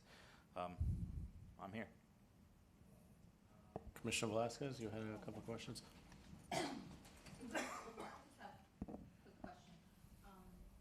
The beach chair contract, what's the length on that? Is it 1 year, 2 years? It's through the mayor. It is a 2-year contract. 2-year contract, okay. Also, when you mentioned the traffic study, do we know like when that's going to be completed? The scheduled completion is September of this year. With that said, the consultant was brought in November to give an update, and they are doing certain things to try and expedite that September date. Oh, good. Mid-year, probably not even mid-year, probably around March to June, I will bring him in again, and that way we can actually, if we could save a month or two by obviously having him push certain things. That's the goal, to try and finish before September. Lastly, the last set of data collection, which is a partial closure on Bay Drive to see what that means with the impacts on Byron Avenue, so we can have that data so that we can make a hard decision. That is going to be happening concurrently with the construction of 96th Street Park. So that is the last data pool that they need so they can start creating some hard models towards the northern side of town. So that will be done in February, considering where we're at now, and that way lets the town, the 96th Street Park, be at a point where that will not impact the other operation. Okay, that's all I wanted to know. Thank you. All right. Any other questions? You look like you're pondering this one. You good? Just a quick couple of questions, and just probably to recap a bit. The timeline schedule for 96th Street, we're still on for, have we done anything to modify that schedule? I know we wanted to have conversations about that. Mayor, absolutely. So the goal right now is, and what is allowed by the code and the way that the proposal was requested, and therefore their baseline schedule. Baseline is an initial schedule submitted for the project. As you go through the schedule, you start tracking the critical path of the schedule, and there's certain ways to accelerate the critical path. The critical path, I would say, is the longest possible time, the shortest possible durations of between activities before a project can be done. That puts us sometime in January of next year, January, February of next year. With that said, we are going to play out scenarios with what if we allow Saturdays to a minimal extent, perhaps Saturdays for interior work once the structural is done, or Saturday certain activities, but how much would that accelerate the schedule? That is something I will bring forth to the commission at a later date. If Saturdays is a viable date, if it's minimal impacts, it's at the discretion of the town manager. And in order to accelerate that project, I would bring that for consideration, and the goal is minimize the impact of what that construction means to the residents between 95th and 96th Street of Bay Drive. Thanks. All right, just a couple of updates on beach lighting. Phase 1, where are we up to on that? Mayor, the lights, the phase 1 were ordered. The vendor was made clear we need those lights January, and they gave me the lovely date of January 31st. Got to be more specific next time. So, unfortunately, Lesson learned. There we go. Just these lights are custom built to order. They're being made in Canada, so there's certain things along the way that might impact that. But with that said, they're supposed to ship out January 31st. Based on the initial order that we received, anticipate an additional 2 weeks for delivery. Mind you, this is a freight delivery that has to go through a interesting northeastern area right now. So with that said, anticipate 2 weeks after January 31st. I will provide further updates. Our team has reviewed what it will have to take for structurally, so they could be a little bit less wiggly. We have a good plan for those. So fortunately, the moment they arrive, we have already started some of the formwork that will be installed so that we can proceed with these. All right. Again, timeline, exercise equipment on the beach. I know you said you mentioned it's coming in. Do we have a more solid timeline on that? Yes, and I don't want to misspeak. I know I sent to the commission a schedule that was put together, and I believe it's in line with the same time that the top lots conclude. I believe it's March or April of 2023 where you will have that project fully finalized. The ones on the beach? The ones on the beach. They require to have a concrete pad, 4-inch concrete pad, so we could put the mounting on them. That's because of the structural calculations, because you're installing something out there, and we have certain hazards that we want to mitigate against. So fortunately, it involves just a concrete pad to be anchored into, and that's probably the more time-consuming part of the work, is clearing the area to put the concrete pad. The machines, don't be surprised if they're assembled within those few days once that concrete pad is there. It should be, and again, to confirm, I believe the date was a month prior to what I said for the tot lot, so March, April. Right. I mean, speaking of the tot lots, a little concerned because the schedule says construction is supposed to commence in December. Obviously, we're in January. So is the timeline still on schedule? As far as the procurement and certain lead items that need to be installed, yes. The schedule as it's presented there, it's still on schedule. With that said, is just some off-site items occurring right now, but doesn't mean it's not happening. It's just they're off-site items for faster installation on-site, which is specific to the equipment. All right, I was getting hopeful. I keep reading next door posts about construction trucks at the Hawthorne Tot Lot. I thought it was, it started already, but. And beach chairs he's set up for February. That was the original contract, correct? So even though the delay in the signing, does that? So the beach chair operator, he was brought forth to the commission, and he made certain commitments that, I cannot speak on his behalf since he spoke for himself. What I can tell you is we don't have a signed contract until today. He had certain concerns that we were able to mitigate and were passed. With that said, next week, I will have a meeting with him, Parks and Recs will have a meeting with him, and we will better define certain dates. With that said, I do not see February as a likelihood, but more probably towards March. With that said, I will provide an update, and it could be a one-on-one update, or it could be an update through the town manager's report in regards to how our meeting goes next week. All right. Online permitting, I know you spoke about it and you touched on it, but again, we kind of made a direction last month to make sure we're working both ends of that. Here we are almost a year later, and like you said, we've released driveway permits.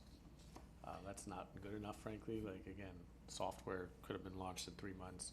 I'm hoping that we are going to be looking at out of the box solutions in tandem. I just want to know, because that was the direction already last month, so I don't know what progress has been made, what softwares we're looking at. Or are we still, in square one from where we are in December? Mayor, truthfully, we're not at square one because we are officially deployed with some level of service. With that said, is it the level of service we all wanted? No. We're with 3 permits, but there are 3 effective permit types, and it allows the residents to immediately do something. With that said, we will continue this incremental deployment, but we will always look at another alternative, and that is something that now we're pursuing with the building department. So we were going to look at options of other municipalities, what they're doing. I believe their building official already has recommendations. Keep in mind, the month of December, we were not fully staffed, so there's certain obstacles there that usually don't occur during other months. With that said, I believe we're beyond that. We're fully staffed building. We had certain priorities we wanted to address. Unfortunately, that involved finishing the lobby, as well as getting us to the point where we could start deploying incremental permits. We have that system operating where we can now start adding items. There was a lot of bugs to be addressed, and that is correct. And there are other softwares out there, and perhaps Tyler is not the best, but that is something we will assess internally, and we will bring forth a recommendation to transition over to another software. But the fact that we're contracted with Tyler, I think we should still exploit the services we have there, and if it allows us to provide a service to the residents, it just means that we have to double up and do those two projects parallel. Yeah, fair enough. December was a difficult month to work through, between the holidays. So that's all the questions I have, unless there's any others. I think we need the Vice Mayor. Thank you, Mr. Mayor. So, great summary. Glad to hear about the building going online. Glad to hear that we're going to be running things parallel, just potentially looking other ways. One of the questions I guess I had is, because I know we have this full project list. So if things start getting delayed, I'd almost like to, if there was some way to track it so that when we come back the next month, if all of a sudden, and I just, no particular order, just because I'm on this, all of a sudden downtown walkability improvements, there's an item that gets delayed for 2 months. Maybe it's brought to us during the briefing so that we're not here on the dais being like, what's going on? There's no shock, so that we're well aware, and then we can explain to residents potentially why things are delayed, why they're on schedule, why they're ahead of schedule. So that was just for me.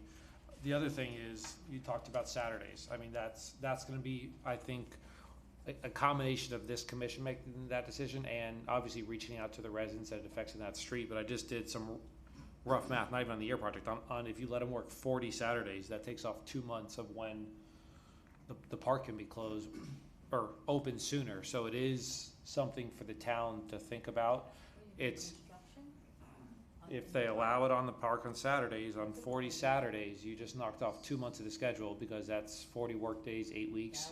So, but it is a sensitive thing because we don't allow work in town on the Saturdays at all. So clearly those residents affected by the street, I mean, I know we have an empty double parcel next door, and there's some other ones, but we do have to take into consideration those residents, if they're comfortable with it, the minimal amount of noise. But then again, they may say, if you're telling me you're going to finish 2 months quicker, they may be on board. I think it's a combination of how we feel comfortable and speaking with those residents, if that's something they would entertain or not. Because benefit of the whole of the town, the park's open quicker, they have less construction, but at the same time, and they hear noise on Saturday, which is the weekend. So I think there's something we're going to have to pro-con and make a decision as a commission when it comes to that point. So if any have had these discussions with the town manager already a while back, we were trying to figure out how to, decrease that time. But that was a major requirement, was to start going out. I don't know if you already did, you talked about that, but without, the resident input and approval on that block, that is not something I would consider. But that's a requirement. Yeah, no, we could shave time, but again, if I'm not going to put trucks and construction on a block, they get the choice. Do you want shorter time frame? But one of the direction was to, I know the contractor was come back with what that time frame is. How much do we save by doing this? So we can go back to the homeowners and say, we're talking about 12-month construction versus 8 or 7, or we need some sort of timeline. So I know we've been working on that, but if you want to add to that. Mayor, Vice Mayor, just to address both points, just want to be clear how the code reads: at the sole discretion of the town manager. So it is probably a decision I will consult you, but ultimately, if the residents are on board with that street, and we see it's positive overall, where it provides services faster, I think we're in line with the same goal and visions. I will make the best decision possible based on once we have that information. Take that in the most respectful way. With that said, on regards to the first topic, which was, it is my job to update you. It is my job to update you through this meeting as well, not this meeting. And if something is delayed for whatever reason, I would like to feel that it is my responsibility to advise you as soon as possible. What we are working on is we have all these projects, we have all these project detail sheets. How do we start comprehensively providing that in one sole document? And fortunately, we have technology on our side. And what you're seeing here is the birth of another rise, another wave of town of Surfside capital improvement projects. Capital improvement within any type of operation involves some level of comprehensive planning. We are working on a current GIS map that's going to be on the town website, that's going to be geo-referenced, which just allows little shaded areas within the map of different projects. You'll be able to click that project. You will be able to see what project that is. You will be able to see the backup information for that project. You will be able to see schedules. And that is something that will be interactive out there for everyone. That is probably the primary tool I am going to start transitioning to. With that said, there's ways to create printouts, and that will be what you will be seeing. And it's just a way to create something we established and taking it to the next level, allow our residents to see where we're at for certain projects, as well as funding sources, et cetera. So I hope that answers that. All right. Sounds good to me. Do we have a motion to approve town manager's report? Motion to approve the town manager's report? Second. Do you want to call the roll, or all in favor? All in favor, say aye. Aye. Any opposed? The motion carries. All right, item 7B, town attorney's report. Thank you, Mr. Mayor. I can be brief. I can go into it in depth. Let's do the brief section, We'll because do we the still brief. have some big All right. items. So there were two litigation cases that I guess I can highlight. The first is the Solar Mark Condominium Association case, which was the stormwater fee ordinance that they're challenging. That was argued at summary judgment, two competing motions for summary judgment in October. Proposed orders were submitted shortly thereafter, and we're waiting for the judge to make a decision. There's a trial set for March of this year if a judge refuses to issue a summary judgment, but we don't think that's gonna be the case, because there are no facts that are in dispute. So that's why I went to that. We're trying to wind that up. The other case is an appeal. This is Shannon Gallagher appealing the approval of the Hillcrest project. She submitted she submitted an initial petition. She amended that initial petition. She amended it again, and that's finally been finalized. On January 6th, which was last Friday, the town issued their response to that petition. The amended, but The amended petition, exactly. And the property owner, the applicant, issued a response as well. She now has an opportunity to reply, to respond to, I don't know how many times that will be amended, but the court has given her a lot of leeway. And then it will be, I guess, set for oral argument at some point, but it's a slow process. So that's where we are with the two that our firm is handling.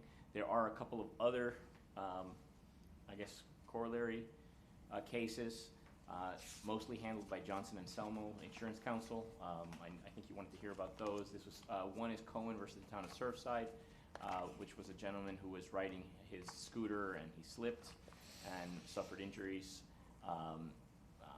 Went after Publix, Sherwin-Williams, and the town of Surfside. Right now, the town does not believe that it should be liable for Mr. Cohen's injuries. We moved for a summary judgment, but that didn't, Johnson & Selmo, the insurance counsel, moved for summary judgment on behalf of the town. They were unsuccessful in that motion. However, they intend to defend the matter, and they think that the damages claim will fall within the insurance limits in any event. The next case is Weinschneider versus the town of Surfside. This is an allegation that there was a poorly maintained town road at 95th Street near Collins. It's a slip and fall. There was an issue with the plaintiff's attorney who passed away back in the late summer. So being left with an attorney, they gave the plaintiff some time, and the court issued an order on December 24th saying that they had to hire new counsel or proceed without counsel. well, that answers my question. I wanted to know if they all had the same attorney, but I guess not. If all his slip and falls were represented by the same attorney? They are, yeah. But one just died, is that? No, that's, I see. The plaintiffs. The town's attorneys are all the same. Yeah, no, I know that. Got the it, plaintiff. okay, yeah. But no, I don't, no, they're not, they're separate plaintiffs. Okay. And then the last case is a former employee versus the town of Surfside alleging equal employment issues, harassment and discrimination, and that was, the town's position statement was submitted to the EEOC on October 28, 2022, and we're waiting a response from the EEOC. There are a couple of workers' comp claims, actually 3 workers' comp claims. They all relate to the officers, police department. And What are we doing to them? what's that? So what are we doing to them? Yeah. On the first one, there's a final hearing set for February 13th, 2023, before the judge of compensation claims. On the second one, the second and the third one, those two, the town and their carrier servicing agent is providing the ongoing care. And there are no additional claims at this time based on those. I hope that answers your Thank you. questions. If you have Chief, it questions. sounds like we're working them very hard. Good job.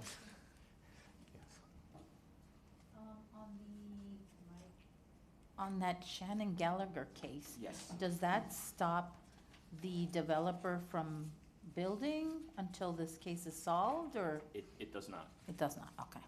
That's all I wanted to know. Any other questions? Good. Can we get a motion to approve the town attorney's report? Motion to approve the town attorney's report. Second. All in favor? Aye. All right, moving on, item A, there is nothing. Moving on to item 9, mayor, commission, and staff communication, town manager recruitment process. Mr. Town Manager, do you want to introduce the item? Thank you very much, Mayor. You know, this is obviously something that is just part of the process, the next steps to find a permanent town manager position. I was tasked, and privileged to be provided this for 90 days. Keep in mind, our charter states 90 days, so at some point we would have to reevaluate any extensions required until we fulfill this process, but that's aside from the point. With that said, the town manager process is ultimately and truly a decision, a contract, an understanding between the elected officials and their employee, which is the town manager. So at the end of the day, whichever path you take is a path that you decide on, and it could be any path. What we've brought forth and provided are just paths that have effectively worked in the past, as well as other options possible, so that it could better advise you in such a way that obviously you pursue this in a successful manner. So before I get into the details of what's provided in the memo, understand that for the most part, it is something we have undertaken in-house. We have a human resource department that is administration human resource department, but is able to leverage and assist with an executive level search. And that is through through the long tenure of Ms. Yamilet Slate McLeod, who is our current human resource director. So she is here in case you have any specific questions regarding any previous searches, as well as her impine opinion on the various options. So the talent option it's really straightforward one. It's just a process. What I would request is beforehand is to trust the process. You know, we set up a method that works. Just trust that we can run it, and in doing so, I believe you'll have an effective and successful search. With that said, we will go into that in a second. I circled around 2 different proposals. One proposal is from probably one of the top in the nation executive search type of consultants. They've we've used them to obtain previous town manager Guillermo Omadillo. We've used them for previous finance director John Nelson. Bay Harbor Islands has used them to obtain their current town manager. It is a more costlier approach, but understand that they do provide for a warranty where if the individual does not, for whatever reason, it does not work out, and obviously there's certain merits to that, you're ultimately being given a guarantee that they will proceed to do a new search for you. You will see that number is around the $36,000 range for that proposal. The second proposal is no guarantee. What's the process? That's a local outfit that reached out after they saw the meeting, and we've requested a proposal from them. That is half the price. That is around the $16,000 range. So that's just to put it in perspective. It's a turnkey operation. They'll have interviews with each of you individually. They will see what you're looking for. They will cast a net. They have a database, perhaps. That's what you're paying for. And they are providing you the best possible person based on what their portfolios are, based on what their search derives. Lastly, if we were to do it in-house, that's where we're bringing it back in. We have to do that process. We have to do the process, and it involves your input. And perhaps if we pursue that route, we can get some of that input through this meeting, so that way we can just start that process that much faster for you. The goal, again, is to find you someone. It seems across the board, you're gonna look at a 90 to 120 days turnaround from start to finish. So have that number, and that's the number to translate across all the different methods. And it starts with simply reviewing, and this is now going into the way we would approach it. It starts with reviewing, and I'll touch based on 3 items, and then I'll turn it over, because I don't want to get into from A to Z, but I want you at least to know from A to C, and then from C to Z, we have 90 to 120 days to obviously tweak if needed. But ultimately involves of us reviewing the job description. Understand that the job description is the official job description of the town. It's the one that comes along with the advertisement, and it is what you're expecting for that town manager to perform. It is the qualifications you're expecting from them, and it is truly the job description of that. It is consistent with providing a job description like all the other positions. Review that, see if there's something you want to add or remove within that. The second thing is put together the advertisement. We did a good job, I believe, through Exhibit C, which is an advertisement flyer, but obviously it's that is our advertisement. Is there anything specific you want to put in that sheet? Is there something along the lines of something that's more attractive and whatnot? A pay range? Do you want to include a pay range in that? And it has a QR code, so obviously the idea is it takes you to the link to apply. But is there any way you want to word that advertisement? Is something you want to put specifically to attract a specific type of candidate? Additional step along with that is how wide of a net do we want to cast? Do we want to go local? Do we want to go state of Florida? Do we want to go nationwide? We've provided a list of options. We've used this effective list before, and it has certain detailed areas, but at the same time it has nationwide agencies or associations like the ICMA, which is the Town Managers Association, so it will go through their job postings and it will go through that route. So take a look at that. If there's anything specific or anywhere you want us to specifically look at, you tell us how far out to go fishing, and that's part of that. And then lastly, it states, the memo goes off to state that we go off of these instruments you give us, we go off and perform our search, we go off and receive resumes, and now how do we evaluate those resumes? It involves several tiers, and really what we're doing is we're screening. The first step is everyone reviews the resumes. Everyone then ranks the resumes. And based on how the ranking comes into place, it creates the short list for interviewing. Then we proceed to interview. And then that interview process involves another level of screening to try and get the top candidate. And it's all based on a scoring system. Scoring system based on how you score certain candidates, and ideally the way the numbers work is the top candidate always comes out on top. Lastly, you're left with the decision of who do we move forward with. Hopefully you're left with one candidate, perhaps you have two. It is the way of how you would want to conduct these interviews, but there's many ways we could do them. We could do round robins, or we could do a one interview with a moderator. We could do individual interviews. We will create that structure. I don't want you to focus too much on that now, since we have time to get there. But I do want you to focus on, first of all, how we're going to go and look for this individual. And that's really what I would like for this conversation to be based off of. Again, that's just some information to get you started. We do have our human resource director here to opine on any information you may have. And I'll turn it over to you. All right. Thank you, Town Manager. I think there are two things that we really have to figure out tonight. And that's the search method that we want to utilize and the salary range. Is there anything else? If we can ask our HR director, who we appreciate you staying here all night for this, is there anything else that we need to be discussing tonight required to be moving forward? Through the manager. If I may, Yeah, through the manager. please. Actually, the chair is the only one that can recognize the speaker. Good evening, Mayor, But Vice yes, Mayor. all questions do go through the manager. Good evening, Mayor, Vice Mayor, Commissioners, Mr. Manager.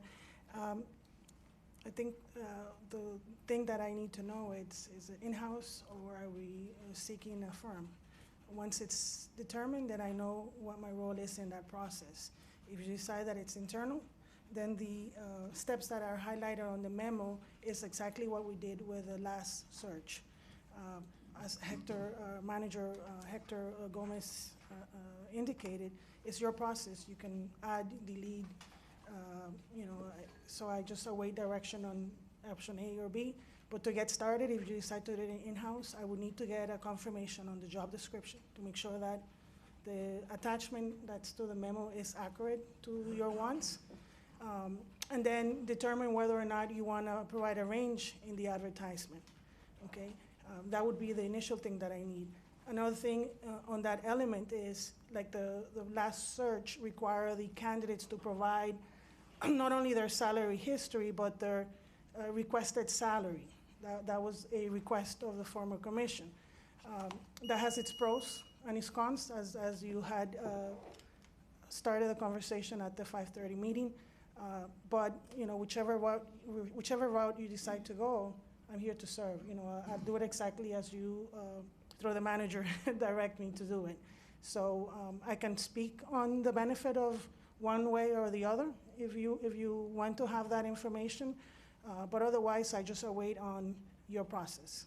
You tell me, and I'll do it. If you want me to do it, of course. All right, thank you. Anybody want to start?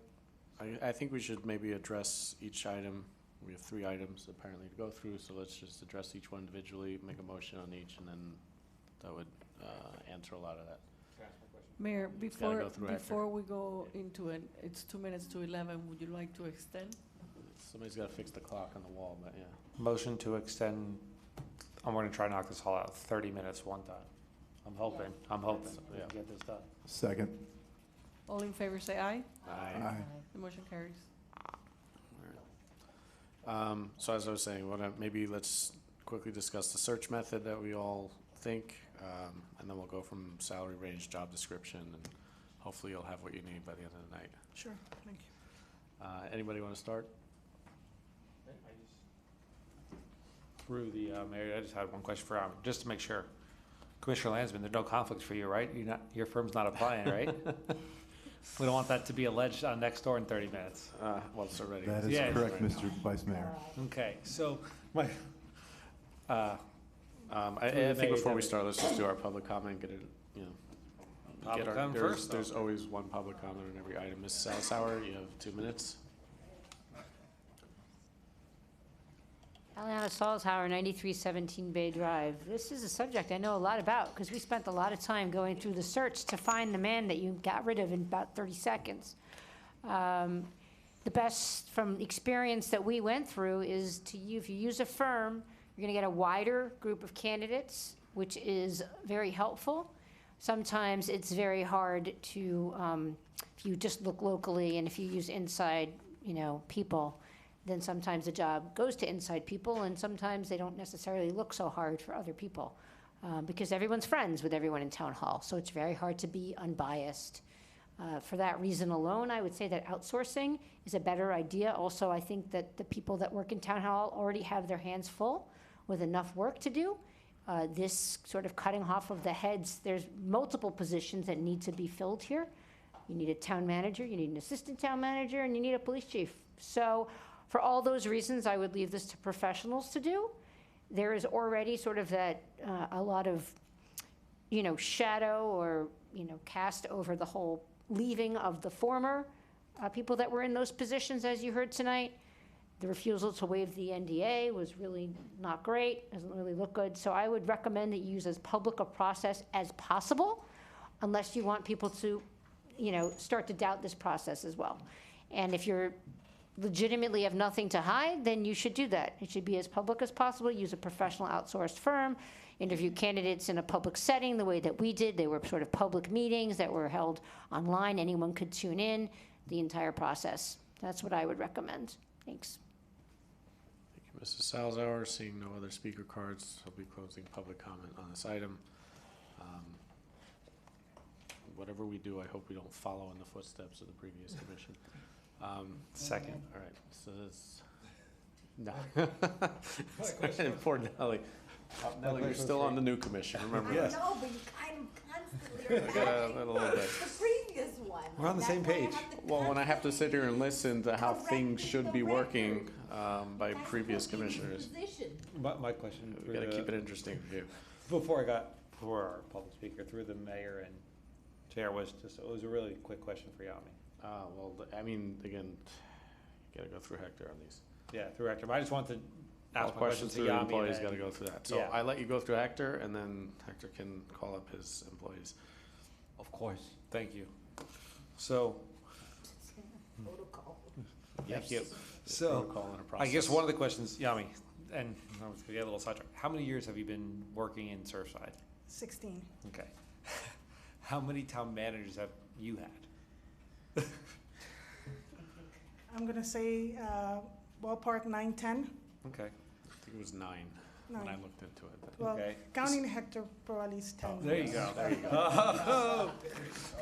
So, and then of the 10, you've been HR director all those 16 years? Yes, sir. So you've done, I guess, 9 searches, or about 8 or not. How many have you done versus the firms? When's it usually, how you handled it in the past? I guess you've done both. We've done both, except that we've only done a search with an executive firm once. Without the last time? That was Mr. Omedio's search. So Okay, we've only yeah. used an executive search for the town manager's position once in my 16 years here. Okay. I don't know before. Okay, perfect. I was just wanted to know how we did before, because it seems like a lot of them were done. I know I'm gonna actually have I'm gonna be listening a lot when Mr. Landsman speaks, because I know this is his wheelhouse and his specialty, so I'm looking to hearing from it. Thank you. You're welcome. Want to hear from the expert. Thank you to my colleagues. I am in the recruitment field, yes, have been for a long time. And I guess a question again for Yami as well, if I may, through the mayor, through the manager, through everybody. Of course. Yami, may just a question again. And the vice mayor was spot on. We appreciate your long service to the town of Surfside, and the perhaps insanity of having to go through 9 or 10 different town managers in almost one a year, it seems like, which is way too many for anyone to deal with. So you've done, of those 9, you've done 8 in-house. The one was outsourced that you found, Mr. Guillermo. Correct. We use a firm from Allyn Danzinger to do the search for Mr. Omedio. Okay. Do you just a question for you, given where we are today with changes, some resignations, new commission, how comfortable do you feel executing this search within our own HR department? I know you have an assistant now that helps and can, so do you feel comfortable in pursuing this? I feel very comfortable as long as the process is defined. Okay. And I certainly, if allowed, would volunteer to spend some time to go into some of this, if appropriate. I don't know. Again, I work for a company in-house. I don't search. I'm not an outside search consultant, so it would never be my work to do this. But if I can help in any way, I'll volunteer those services. So, thank you. And yes, I did see the 2 proposals. Frankly, they're not overwhelmingly expensive. Typical executive search is 30% first-year cash comp.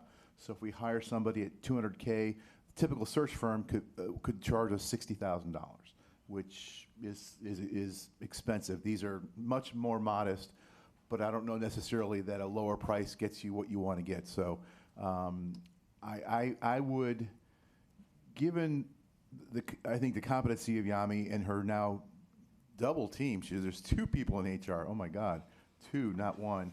I'd feel comfortable keeping it in-house, letting Yami, because she knows where to post the job, you know how to accept resumes and how to run the process. I feel confident that would be a good strategy and save that money because we have other things to invest in. All right. Thank you, Commissioner.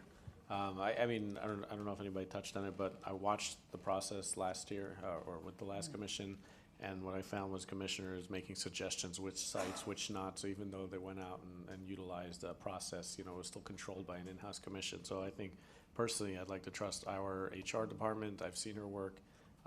There's a reason why she's here that long. She's extremely capable. Her department is ramped up, and I know you're ready. You said you're good to go, and I don't see why we have to go to an outside source just to satisfy some sort of curiosity when we have the capabilities in-house. Her department's doubled. I mean, it's huge now. 400%. 200% growth in the last year. Commissioner Maisha, do you want to say something, and then I'll come right back to you. I agree. I think that, and I looked into it also, your history and the fact that we've only used an outside source once. So I'm very comfortable with going inside, and I would like to stay within a local area, and not go nationwide, because I think it would be a faster startup period for people that understand South Florida. Anyway, that's my other comment. Thank you, makes sense. Commissioner? I'm super happy to hear that you guys all want to keep Yami to do this, because I think she did a great job the last time. I have that experience personally. You brought in a whole bunch of resumes. I mean, the book was big. She came in with all the backgrounds on each one of the town managers. I think she did an amazing job, and I'm really comfortable and happy that she would take on this again. And it also saves our town money. I don't feel like we should be spending $36,000 on hiring an outside company when we have one of our staff members that's highly competent in this situation, and it's done it more than once. So I personally feel very comfortable here. In terms of the reach, I would prefer to go out, because there's a lot of talent out there that want to move to Florida and that would bring good things to our town. I prefer definitely to have cast a wider net than just keeping it local and around Florida only. And I just want to touch on that, because I think Commissioner Maishat made a good point. When you go, there's a benefit to local, because there's state laws. The town manager is required to know certain laws within the state. They need to have contacts within FPL, within government, within state government. You bring somebody in from out of town, from New York or Georgia, they're starting all over again. To find somebody that's been in the system, if that's where we go with it, and that understands that and has that method, that's a big part of their job. To bring somebody in that's going to have to learn from scratch. I've seen the manager book. It's very extensive and large. There's a lot of legal. There's a lot of things like that. And if you bring that in, that's state specific. So if you start going out of state, it's going to be a very long learning curve for them. Not to mention their use is cut down, because we need something. Who do they call? Which senator? Which governor? Which rep in FPL? They've got no connections here. So I think a local search is just going to bring up a stronger candidate. Not, that's my opinion on that. Well, based on experience from the last time, I don't think there was that many Florida applicants. There was from all over. I remember probably, I don't know, it was only like 10 maybe that were from Florida, if that many. I know the last 5, no, actually, some of the people that were on the last 5. Yeah, it could be the salary range. I mean, remember, you were offering like 120 or something? We didn't offer any money. Maybe that's for sure why. We didn't offer any salary range. It was open to people. No, it's not funny. It's not funny because we didn't do that. It was open to them giving us their suggested salary that they wanted. So, I mean, if the person came back and they wanted a salary of $200,000, well, that was what it was on it. Speaking for myself, when I was on the job market, if I didn't see a listing with a salary range, I didn't bother applying.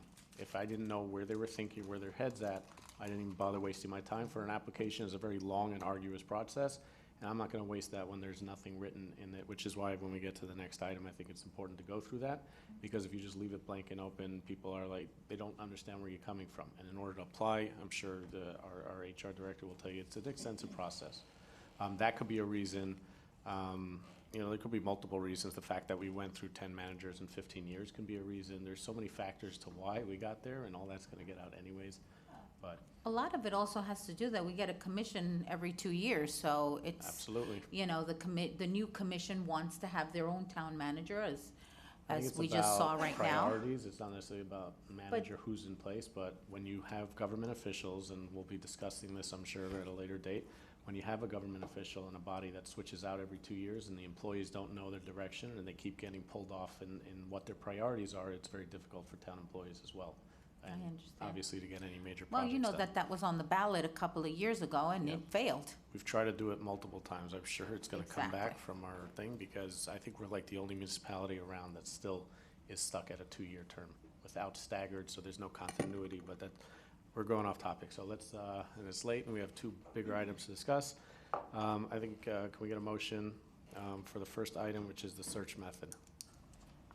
I'd like to make a motion to keep it in-house and work with Yami on the search. I'll second that. All right. All in favor, say aye. Aye. Aye. Any opposed? The motion carries. All right, great, look, maybe we'll get out by 11:30. Salary range, so, as I just said, Mayor, if I may, job description is first. Who decided who's first? It's attachment A. Oh, okay. Well, Mayor, just with all due respect, it is your process. Wow. See, we created a monster here. I'm just Stuff telling gets you. real after 11 o'clock here. So why don't you work on that one? Which one? Job description? Yeah, I know not to argue with Sandra. What? It's for minutes purposes. Yeah, there are, It's I the mean, the order job of the agenda. description, I just gotta say, I read through it, and it was written by the previous town manager. I felt that at the very least, the job description should reflect what's in the charter as required by the town manager. There wasn't a lot in there, that touched on, you know, his requirements with the commission. There was like one little hint to it, the rest just talked about all his, management requirements within the town. But obviously, the town manager is the conduit, is the employee of the town commission, and there wasn't a lot in there. There's more in our code and in our charter than what was in the job description. At the very least, that should be in there. But I think that may be something we want to get back to, and since we have it in-house, maybe we can review, come up with some suggestions, and come back to that, because I'm sure that at 11:30, we're not coming up with that. Is that fair? Just a point of sharing, whatever you want to. I thought you were going to make a point of inquiry or something. No inquiry. In my 25 years of recruiting, I've come to the realization that very few candidates actually ever read a job description. It's rare. They see a job title, they see a location, they see that's what I want to do, and they may apply. Money's not even part of it. It's No, usually well, a I job description, agree. location. My experience in corporate is when you do something wrong, they point to the job description paper, so it's important to have those things in there. That's also rare, but we can discuss it offline. But yes, we can. Come work for your company. We right? should. Again, I've interviewed literally thousands probably, and very few people even understand what they're looking for in some cases. But I digress. I would say it's extensive, it's long, it's probably got way too much. It probably needs to be shortened and more concise. I do think we need to not try to accomplish it here today, because it will take much more time than we have 15 minutes left. So let's circle back on it. Let's circle back on that, absolutely. But still have Yami get it out before the next, I don't want to have to go to the next meeting. So maybe it's fair to just at least add the minimum requirements that's in the town charter and town code. There's a description in the town manager position, and then whatever we have there, and then we can always come back to this next month if we want to modify it, I'm sure, right? Okay. It'll attract people that are interested in new opportunities as a town manager. They'll look up Surfside, what's our demographics, what's our location. It'll attract people regardless of what is in the content, the base of the job description. But I think, yes, we can add that and get it out, again, as soon as possible. Again, so my concern is not necessarily with the job description. People know what it is, they're town managers, they know, but ultimately what you put in there is a legal document, and it sits in the file, and whenever they look back, they go, what was in my job description? So I want to make sure that there are certain things in there, at the very least. I mean, yes, it's in our code, so it's part of the job, but whatever, I don't want to be disparaging. Let's move on to, I think we're good to move on with that, right? You have direction, sorry. We have direction? Yeah, and again, I want Jim, sorry. I want this process to be as clear as possible, and I will defer it to Yami. Do you feel that's enough information to move forward? And in the process, if we want to engage on a one-by-one, just to make sure there's something to be added or not, that way it's moving forward so that hopefully by the next month, if you have a document you can look at and pretty much just approve. Okay. Moving on to the third item, is it salary range? Did I miss anything? Nope, okay. Salary range, again, as I discussed before, I think it's important to have some sort of range on there. If you leave it open, I think you can lose out on candidate submissions. Commissioner Landsman can speak on that as well. I can only speak as an applicant over the years. There could be a high and a low, and I think for this, we kind of have to look at possibly the survey that was done, just so we have an idea. Personally, Bay Harbor Islands, wow, that's a lot of money, but Bay Harbor Islands has the same population base, pretty much a very similar budget and a similar revenue base. So if we're gonna look at any of these, I mean, Bal Harbor is off the table, but, you know, Bay Harbor is a very similar town to be looking at in terms of salary rate. You know, again, they're not richer than us, they're not poorer than us, they don't have more residents, they don't have more projects. Can't you look at like North Bay Village? North Bay Village is Why do you have to go to Bay Harbor? again, let me- We're not going backwards. yeah, I just said why, but North Bay Village does not have the same revenue or budget or any of those things that we do. I agree with that. It's closer to the population. It's closer, it's 33154. And I agree with that number. I don't think you should put a salary range.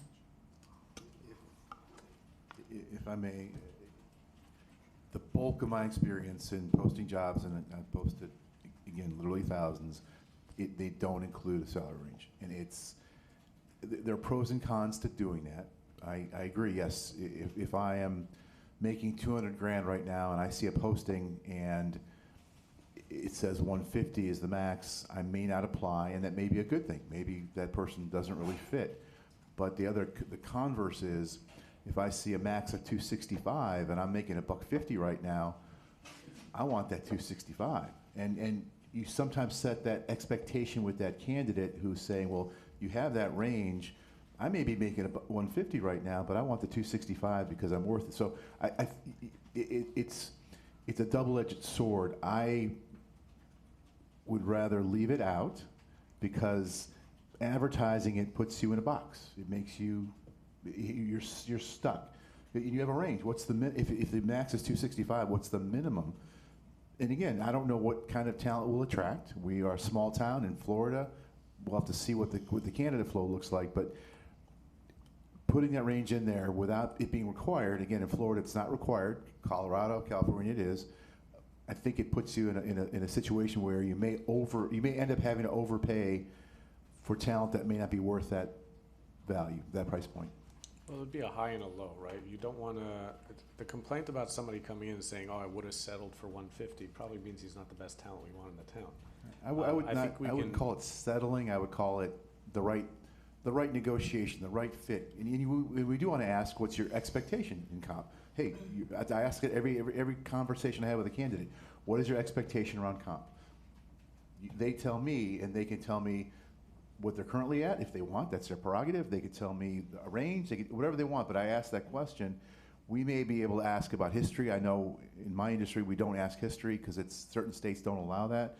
Florida allows a lot of things. So again, I would ask us not to put that in the posting and let us have the ability to negotiate with a candidate that we like when it comes time to negotiate. I think you spoke, right? I would just like to have Yummy's. Commissioner, please speak into the mic. Through the mayor and the town manager. Could I have your comments on this through your experience? Good evening again. All of our postings for all of the other town positions list a salary range. We use the range that we have on our approved pay plans. There's only been one instance right now where we put it as depending on qualifications and experience, and that is because we're having a hard time to fill the position, and that is for the assistant building official position. Other than that, all of our ads include a minimum and a maximum. In reference to the request of salary history, we request it all the time. The last search requested that the candidates provide their desired salary. I can tell you that based on my participation on that search, I would hear comments, oh, this person wants X amount, and then you no longer saw it. So that is the con of that process, right? Because if you already, a statement of, this person wants to get 200,000 and you don't want, perhaps that's not your number for the job, then you perhaps put it aside and not consider it. So the more you show, the more it becomes a discussion amongst you guys members of the commission on where you want to go. I just need clear clarification on what you want on that ad. If you want to arrange, obviously I'll post it. If you want to request that they provide their salary history, of course, I'll request it. And if you want disclosure of what their desired salary is, it's your process, I'll include it. But please understand that that would happen. Thank you. You're Okay, welcome. before you go, Yami, don't stay. I mean, I'm not as concerned about salary history. You hire a guy from North Florida, they're gonna be making less than somebody who's living in South Florida, so, you know, like, just because somebody came up and made 120 up in Jacksonville doesn't mean that he'll settle for 120 when rent down here is much more. So, you know, we gotta be careful with that. But there is a, you know, setting a range, that means we're discussing what our limit is. If you know, if our limit is 200, 230, 240, why go through that process of, you know, scouting out someone and reviewing them and going through that process when he wants 250 and we've already determined that our limit is 230? So it just seems to lower our work. Again, without having a salary range and just getting blank, you know, people might submit their desired salary and they're way off and they get thrown out, versus anybody who shows up to us, we know that they will settle for a dollar amount in there, depending on their experience and things like that. That's just my opinion, but I'm sorry, sorry. Commissioner Velazquez, I know you were waiting. You mentioned that Through the mayor, through the manager, oh, to the. through the mayor, through the manager, through everybody, okay. Through the mouth, through the gums. You mentioned that the assistant building director, you put no salary in that, The system building official, official, correct. no salary. Depending on Why was that qualification. again? Why did you mention? Because we're having a hard time in filling the position. There you go. And the neighboring cities are actually searching right now, and the salary that they're offering is higher than our building official. So that, I mean, you asked, I gotta respond. I That is just the don't reason understand why we want to pay so much money when, I mean, you guys want to make the salary so high. I don't understand why it's like, I don't get this. I mean, someone can easily live comfortably with $185,000. Somebody can live comfortably with $200,000. Here in Florida or even in New York. I don't understand why is it that we want to put such a high number on this. I mean, I don't agree with this. I think we should keep this open and let people tell us what they want, and then you pick what. And I don't know where you got that we were choosing applications based on salary, because I chose the people that I chose the last time were based on their resume, on their education, on their experience. I didn't think of anybody based on salary. Mayor. There was salaries that were cheaper than even Andy offered. And I didn't pick that. And then, actually, then it came down to the interviews. Once you run Commissioner, into can we stay on the I item understand. is for We tonight, are, but we we keep are. going backwards. I We're am, talking but about this your is commission all process 2 relevant. years ago. But It's I not, though, understand because that. we're a new commission, we're a new Okay. process. We don't have to go through the Okay, history. I understand that, but I'm trying to make a point here. Everything, and then when you go through the interviews, for example, there was the guy from Texas. I really liked him. His resume was great. Commissioner, His we don't salary have an was applicant great. from When Texas we here did- tonight. But Can hold we on one please just second. stay on When the we item? did the interview, his interview was terrible. So at that point, I disqualified him based on that interview. And it wasn't based on his resume. It starts off on the resume, and then from there you work on the interviews. But I don't think that it's a good idea to put a salary range. And then you guys, I don't know, why don't you just put 400,000, let's get it over with. All right, is this a fight with, is this a question to our HR director? I'm lost at this point already. At this point, I already made my question, now it's a statement. So your question turned into a statement? Yeah, well, all I right. asked her the question, she answered it, which was about the assistant building director, and that's it. All right, Mr. Vice Mayor? Your Honorable Vice Mayor. Thank you. So clearly, I think we should have the ability to retain and recruit good people and pay market rent. And you just said it with the assistant building official. When our neighboring cities are paying more for an assistant in their building, it starts right there to show you the problem. Residents of Surfside deserve quality. And if you have to pay for quality, we recruit quality, we promote quality, and that's what we need to do. And that starts with, and I've said it from before, it starts with number one. So I am completely comfortable with a range. For me, I'll just go off this. I would say 220 to 260, I'm comfortable, but I don't want to pay at the top of the range. What I like to do is recruit and then evaluate after that and say, okay, you know, when we do their evaluations, you know, do there. But I believe we look at our neighboring towns, our residents deserve quality just like our neighboring cities do. Our employees deserve quality, to be treated right and be compensated right, and I am comfortable bringing it to market. And I don't think we should be behind it. We shouldn't be losing to our neighboring cities. We should be taking care of our employees. We should be recruiting good people to come here. And in this job market, you pay for what you get, and we need top quality because our residents deserve that. We're not gonna give them somebody's second or third hand. And the local search, I'm comfortable with that because of the reasons you said. You wanna have connections in town. If you want somebody that's living here, you know, I put on my notes for myself, so I'll just knock it out so I don't have to talk much more. What I am looking for in a new town manager.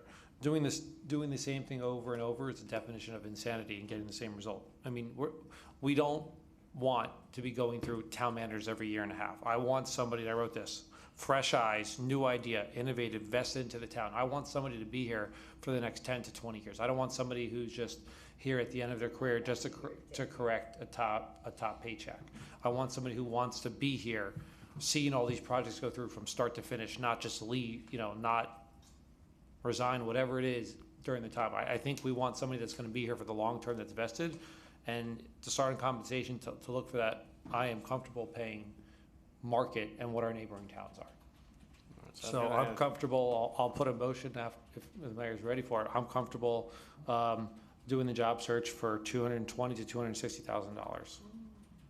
I've just got a question, because tonight we've made a decision to pay our acting town manager, who's essentially doing the work plus $185, and we're gonna tell people now that the low point is $220. You know how I felt about it the first time. I was comfortable paying him. I was comfortable paying I feel bad for our acting the town manager, but that's what I'm saying. Like, I've been comfortable with that number. Something has to meet in the middle at that point. All right, Through the mayor, just a point of opinion. A Still high have to get salary the- does you not. can't just say through the mayor, Commissioner. You Through have the to mayor. actually get the Through the mayor floor. to- You know, I'm like- To our vice mayor, a high salary does not guarantee quality. No. It's simply saying. Commissioners, let's you're- let the speaker speak, please. Simply saying, I want to pay you 220 or 260, you must be better than someone that's going to be paid 185 is absolutely off and impossible to predict. We want to pay the person appropriately. If we have to have a range, I would start it at or below 185. I would not start it at 220. I think that's setting us up for putting us in a box that we may not find someone that's worth 220, but we have no choice then to pay somebody at least 220. What if no applicants are worth 220 in our opinions? We're stuck. So I think then we're still looking because I want to pay market. We can't talked look about a forever. pay study and everything. Mayor, I I'm need a trying to motion to speak. extend the meeting. Motion to extend the meeting 15 minutes. Second. All in favor, say aye. Aye. If, Commissioner, let's let I mean, come on. Could you imagine if I cut you off every single time I try and speak? Shut up already. Every time. You'd be blasting me on next door all over saying all these things. Let's go. I'm trying to talk. I haven't even said anything about next door, so what are you Okay. talking about? So Guys, I am completely Where's comfortable. my gavel? Hold on. All right. You and your next I am door. getting completely serious. comfortable paying market. That's what I'm saying. We see where our neighboring towns are. Why? We look at our neighboring towns. We're not as, our residents don't deserve as good as Bay Harbor residents and Sunny Isles. They do. And I don't think we should limit ourselves just to try and pay the low end to save some dollars. This is the person that deals with the commission that's gonna be overseeing all these projects, and I don't think we should shortchange ourselves looking for somebody. So I am comfortable paying market, and my motion is on the table at 220 to 260. Your motion It is on my the money. I table. still live here and actually own a house here. Exactly, no comment there. Is that a motion? There's a motion on the table? Yeah. There is a motion on the table, but I don't have a second yet. I'll second it. So I just wanted to comment on the range. I think we definitely have to be in the market, in the right area. And I'm looking at the pay studies and just the midpoint. I looked at arrange a 222 to the Bay Harbor Islands at 265. Or you can do, but we definitely need to be in the marketplace. So what are you looking for, like a Harvard graduate? All right, Commissioner, you're not recognized. This is Let's the let the way Commissioner talk. a lot of companies do. You can't lowball it. You have to be in the Commissioner, market. Commissioner, please. Are you asking me to amend it and I increase it am- 5,000? Or are you good 220, 260? Because you just said 265. Are you okay with the 220 to 260? Or do you want? 220 to 265? Is that what you want? 260, I think was the number. Did you say That's the motion. 220? I said So lower? 220 to 265. Oh, To 260, oh, 260 is what I I would said. like 265. I'm open to amending my motion for that number. I'm in agreement. As the with that. second, I will accept the amendment. Again, Commissioners, look at the paper in front of you, okay? Page 140. These are the neighboring sounds. Commissioner, can I please talk without interruption? Commissioner, thank you. Commissioner, these are the cities in the lower beach area, all right? These are, Golden Beach? I don't know why, Commissioner, why do I gotta tell you 6 times in the meeting? Nobody cuts you off when you talk. Please be respectful of everybody else on the dais and the rest of your commission. Thank you. These are the neighboring cities. We are, I mean, embarrassingly low, all right? We are right above a city who's essentially poor. I mean, that's not the right word, but they don't have the funds that we have. They don't have the resources we have, and we're right next to them. Because it's public, yes, it is public. You can go do your research and you'll find out. Again, I'm not answering you because this is my time to talk. Nobody cuts you off. Please give that respect to the rest of the commission. I think we have 3. I've seconded the vote. Madam Clerk, you want to call the roll, please? Commissioner Velazquez? No. Commissioner Lansman? No. Commissioner Mushai? Yes. Vice Mayor Rose? Yes. Mayor Danzinger? Yes. Mayor, the motion carries. Thank you. Moving on to item 2D. Wait, sorry, that is the wrong. I'm on the wrong agenda. 9B, seawall height requirements.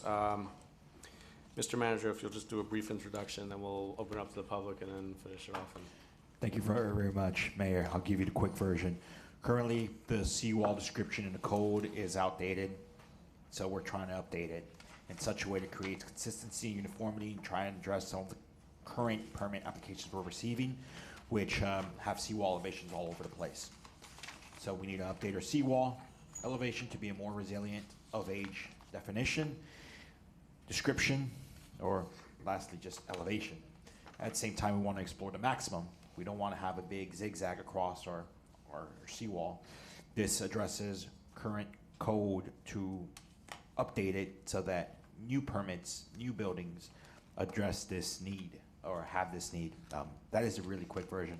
We're seeking, obviously to come back with something for first reading based on recommendations, and we will go ahead and review what is out there that other municipalities have done. So we're gonna try and do, what we're gonna do is a desktop review based on the engineering that other municipalities have done, and we're gonna seek the recommendation through one of our engineering companies. All right, thank you, Mr. Manager. This seems like a simple enough item, but we have to Allyn Salzauer. Can I get a point of information real quick? Sure. Through the top. Yes, sir. When you say new, I mean, we're not just talking about new construction, we're talking about new seawalls, even if they're on older homes, correct? So you just mean a new seawall in general? I mean, whenever someone comes in to pull a permit and it involves some kind of seawall work, that's what I mean. Okay, not a new construction house only, just even if it could be an original legacy house, but they need a new seawall, we want them to bring it up. Through the mayor, I understand, yes, that is correct. If you have an existing permit out there, that is what the town will honor through the existing code that's here, correct. That was just, okay. Thank you. Mrs. Salzauer, starting your clock. First of all, you have to start the clock when they get to the mic. I only have one, very brief thing to say. This is great. So I'm not opposing everything all the time over here. Just your dumb ideas like wasting taxpayer money to overpay for a job when the HR professional Mrs. up Salzauer, there why do I have to keep is reminding guiding you to stick to items on the agenda? Yeah, Right now, we're on okay. item 9B. Please Great. keep all your comments. This is your last warning for the night because we've gone through this multiple times. As a sitting commissioner, you should have known this. I Yeah. don't have to keep explaining it to you every meeting. Please stick to the item on the agenda. Yes, sir. And stop wasting our time. I Yes, think Your we'd all like to get Majesty, home at some point. let me get to the point. The point is that the seawalls are here to protect the entire town, not just for the residents that live on the water. That's what keeps the water in the part with the water and not in the streets and the yards. So we should be enforcing this, and we should be raising the seawalls as much as we can. This is how we keep our town resilient. So thank you for doing that. This is great that you're taking the initiative with items like that. And I would like to make sure that this is applied as soon as possible, because this town is one bad storm away from being Atlantis. So this would be great. Thank you for doing this. Thank you, Mrs. Salzauer. Mr. Kouslis. Thank God the previous speaker came up so we all understand how seawalls work. I had no idea. George Kouslis, 9225 Collins Avenue.